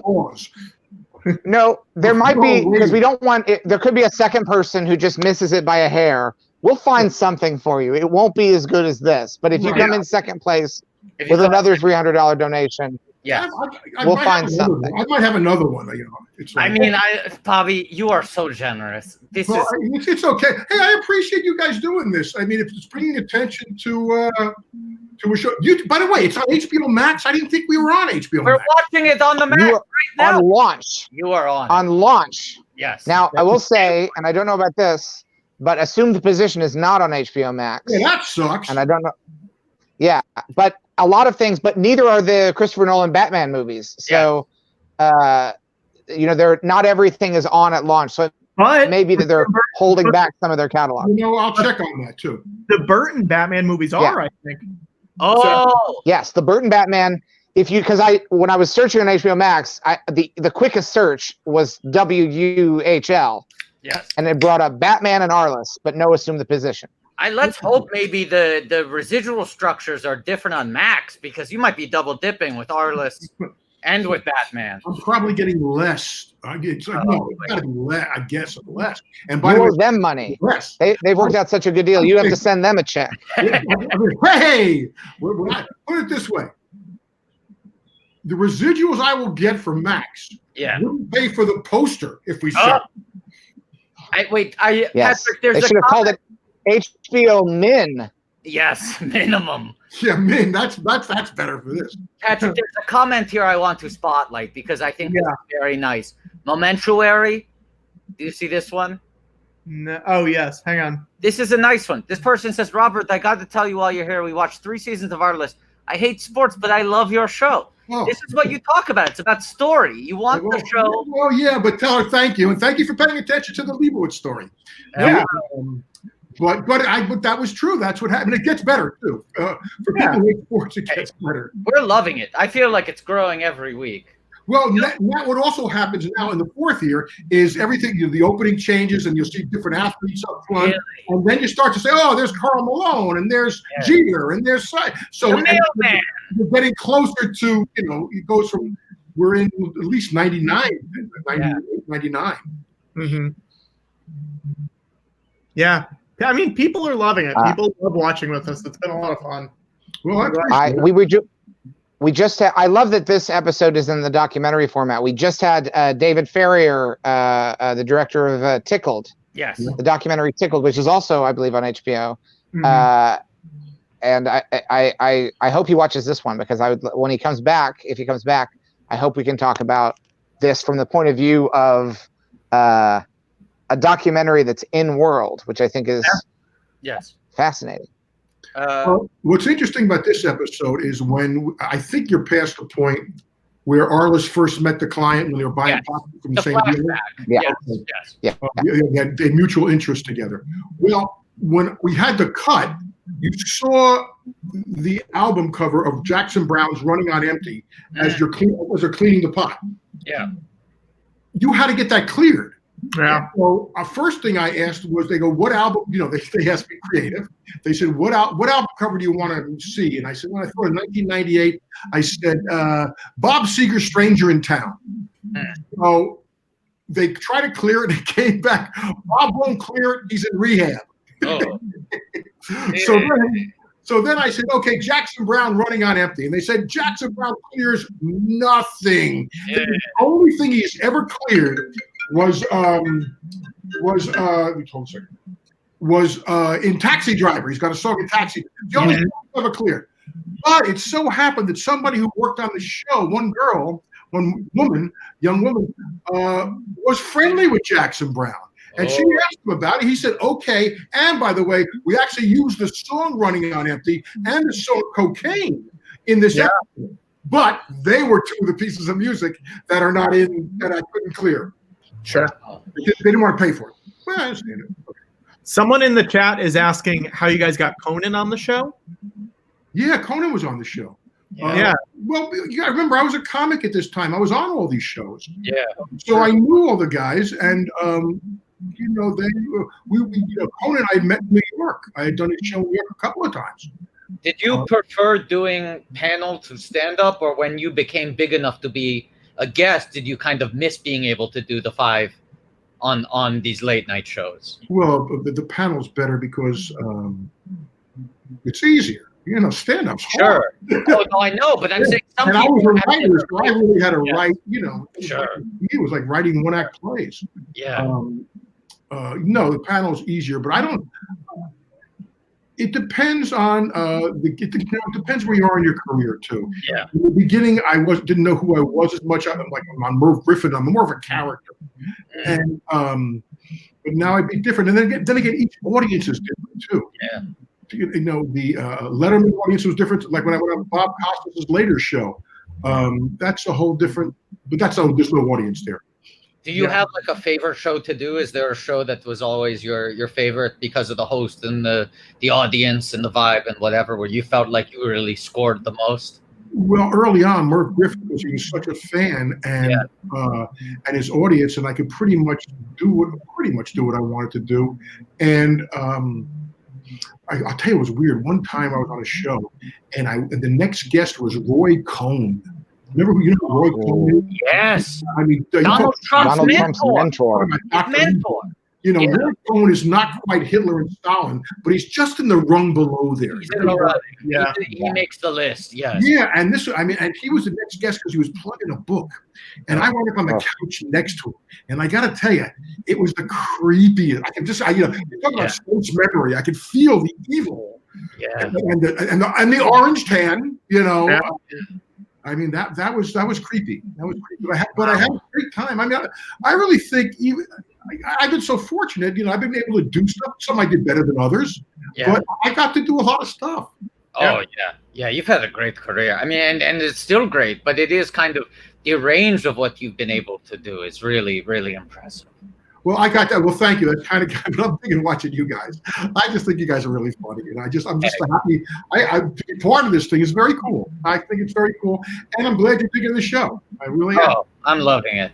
Patrick, can we refresh? Has anyone come in with the donation? We have not come in with the 300 yet. Okay. That's a big number, guys. That's a big I number. know. What's the highest number we got so far? What did you say? Should we kind of like, bid on it and just see what the final bid is? That way we know we get some money. We could do that. I mean, if people in the text want to start bidding numbers. Isn't that easier? Yeah. Yeah, let's do it. Okay, so people in the live chat, whoever wants to set the first bid. But let's say the starting bid, we have to go over $100 because that's right. 25. That's what it cost me to mail it. Exactly. That's what I'm saying. Yeah. So 100 is the starting bid. Sherbert And let's Scooby-Doo, also- you can't bid $5. We're starting at 100. And also, let's think about you're not just getting this poster. You're also helping someone out who may have been at a protest and arrested by the police and can't afford bail. Yes. And they're going to have to maybe potentially go into a prison where people are sick. Yes. And this is a bonus. You're getting a bonus in addition to helping someone out.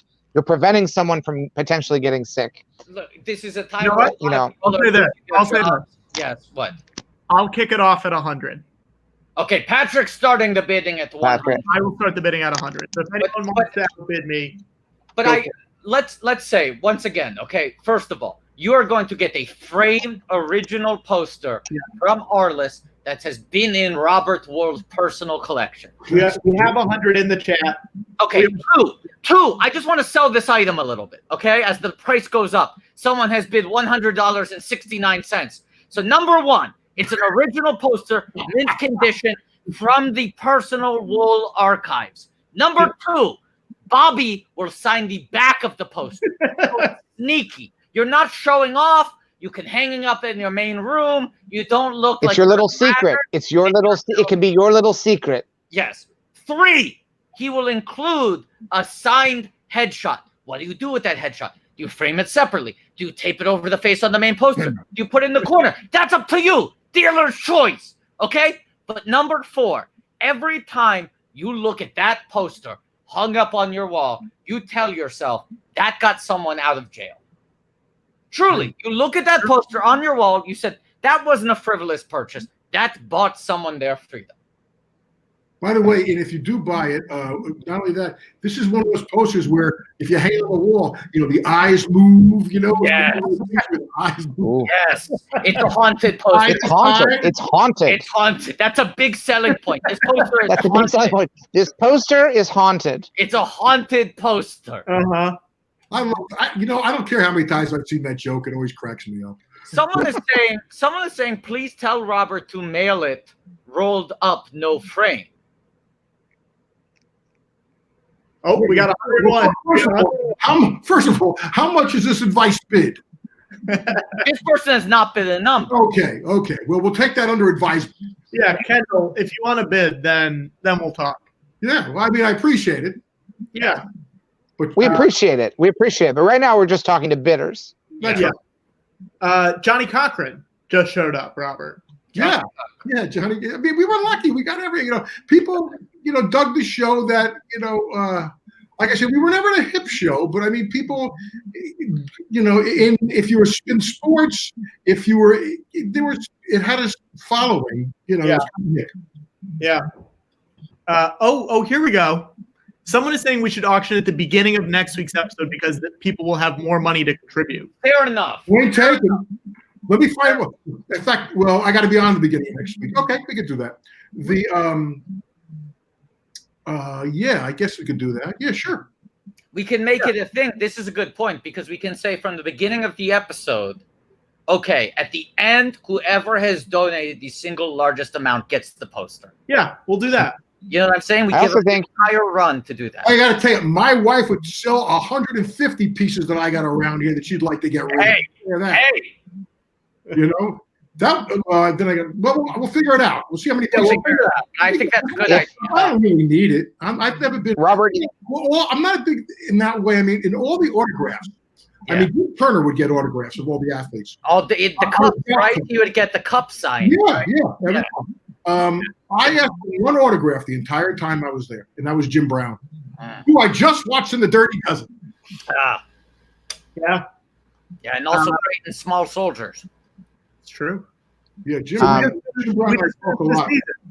I'm sorry, Bobby. If we're going to be auctioning it off next week, maybe Bobby, you could take a couple of pictures of it and email them to Patrick. That'd be great. And we can maybe make a nice.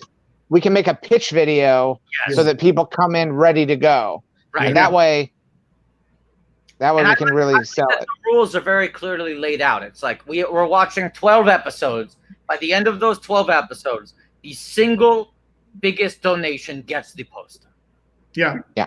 I might find some other stuff too, though. So we got 4 more seasons. Let me see what I got. I got so much. I got go through the archives. Hey, how about this one? Hold on. Oh. Ooh. Wait, they're all playing season 4. This is genuinely. I know that right now there's no TV or film production, but right now this is good TV. What is he coming back with? What is he? He just said, I've got something, and he's coming back with it. I don't see it right here. They made me like. Oh my god! Oh, now it's like season 1 of Lost. An original Arliss bobblehead. An Arliss bobblehead. Yeah, I don't know. I will bid on that, Robert. I will bid on that.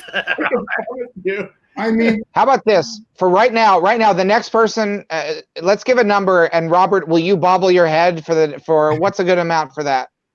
He's already you're giving it away. Don't give it away. Don't give it away. Okay, I'll take it back. Take it back. Take it back. All right. Whoever sends in the next bid for $10 will get a bobble from Robert now on camera. Boy, pretty soon I'm going to be paying people. Come on here. Patrick, what number are we up to right now?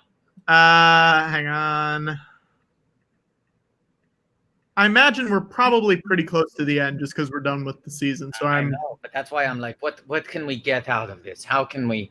We're at $3,470. We're $30 away.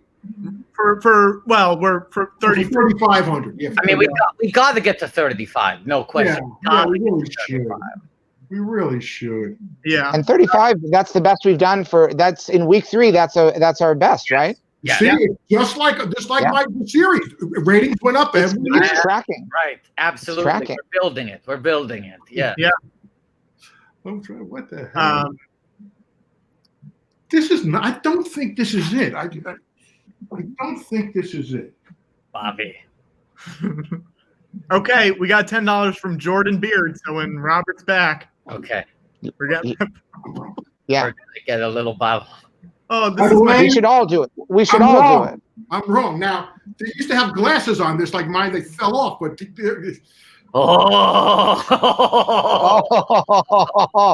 Now you bobble at the same time, Bobby. Bobble, Bobby. Next week. Yeah, that's great. Oh, that's good. Wait. You know what?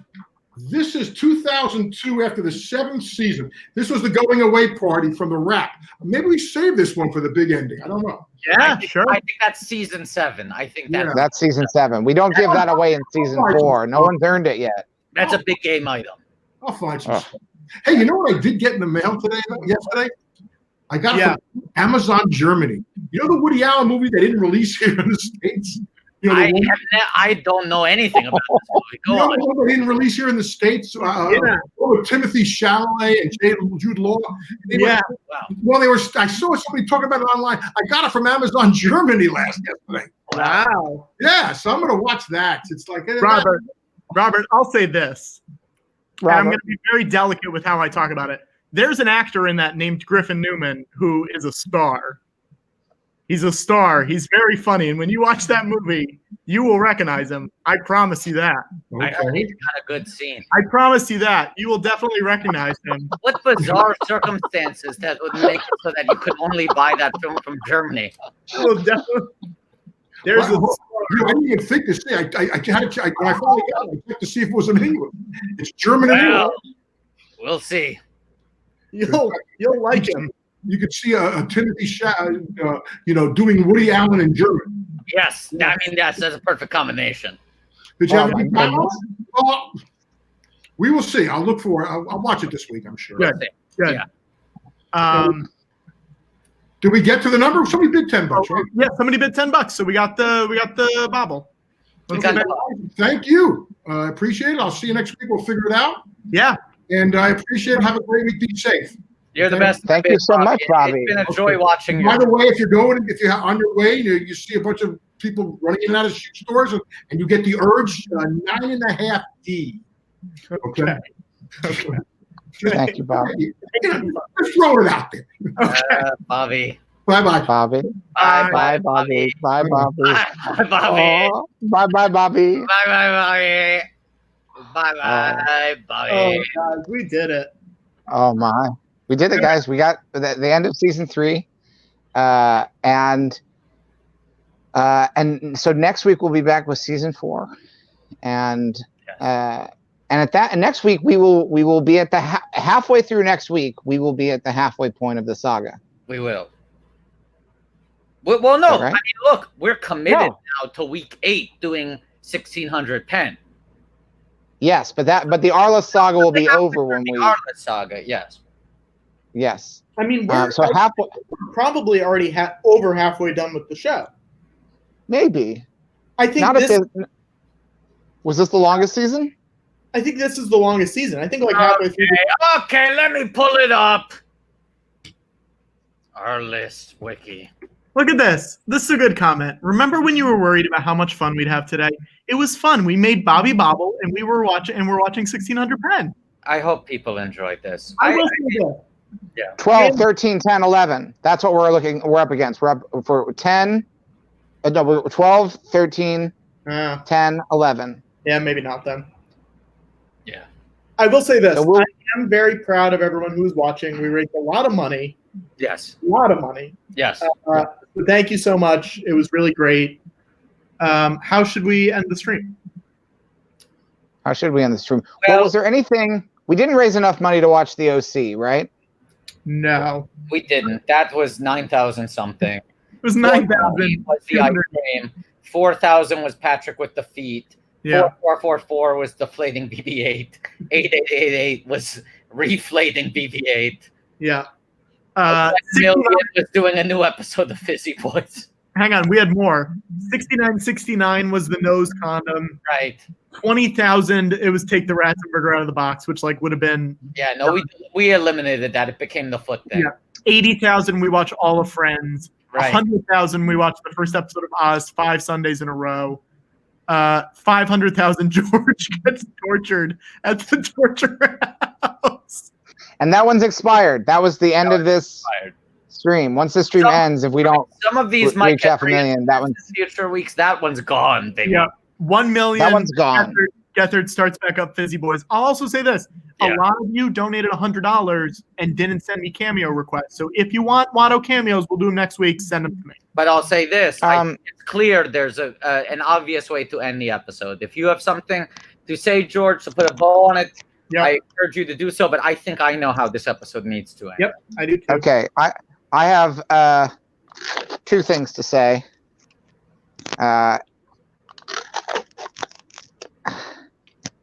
I don't know because this will be lit differently than before. Oh boy, it's like night. Right, I want to say, yeah, it's hard with night, so I gotta see if maybe this is the way to do it. If I light from the front. Sunset. It's a sunset. They look good. They're glowing. George, I don't know if it's better to put the light from below. We're also $15 away from 3,500. So. Okay, someone. Well. Let's just even it out. Let's even it out. Let's get to 35. All right. You want to give me some music, Watto? Yeah. Ready. Any track you want from Star Wars. Okay. Ready, George? Tell me when you're ready. Ready.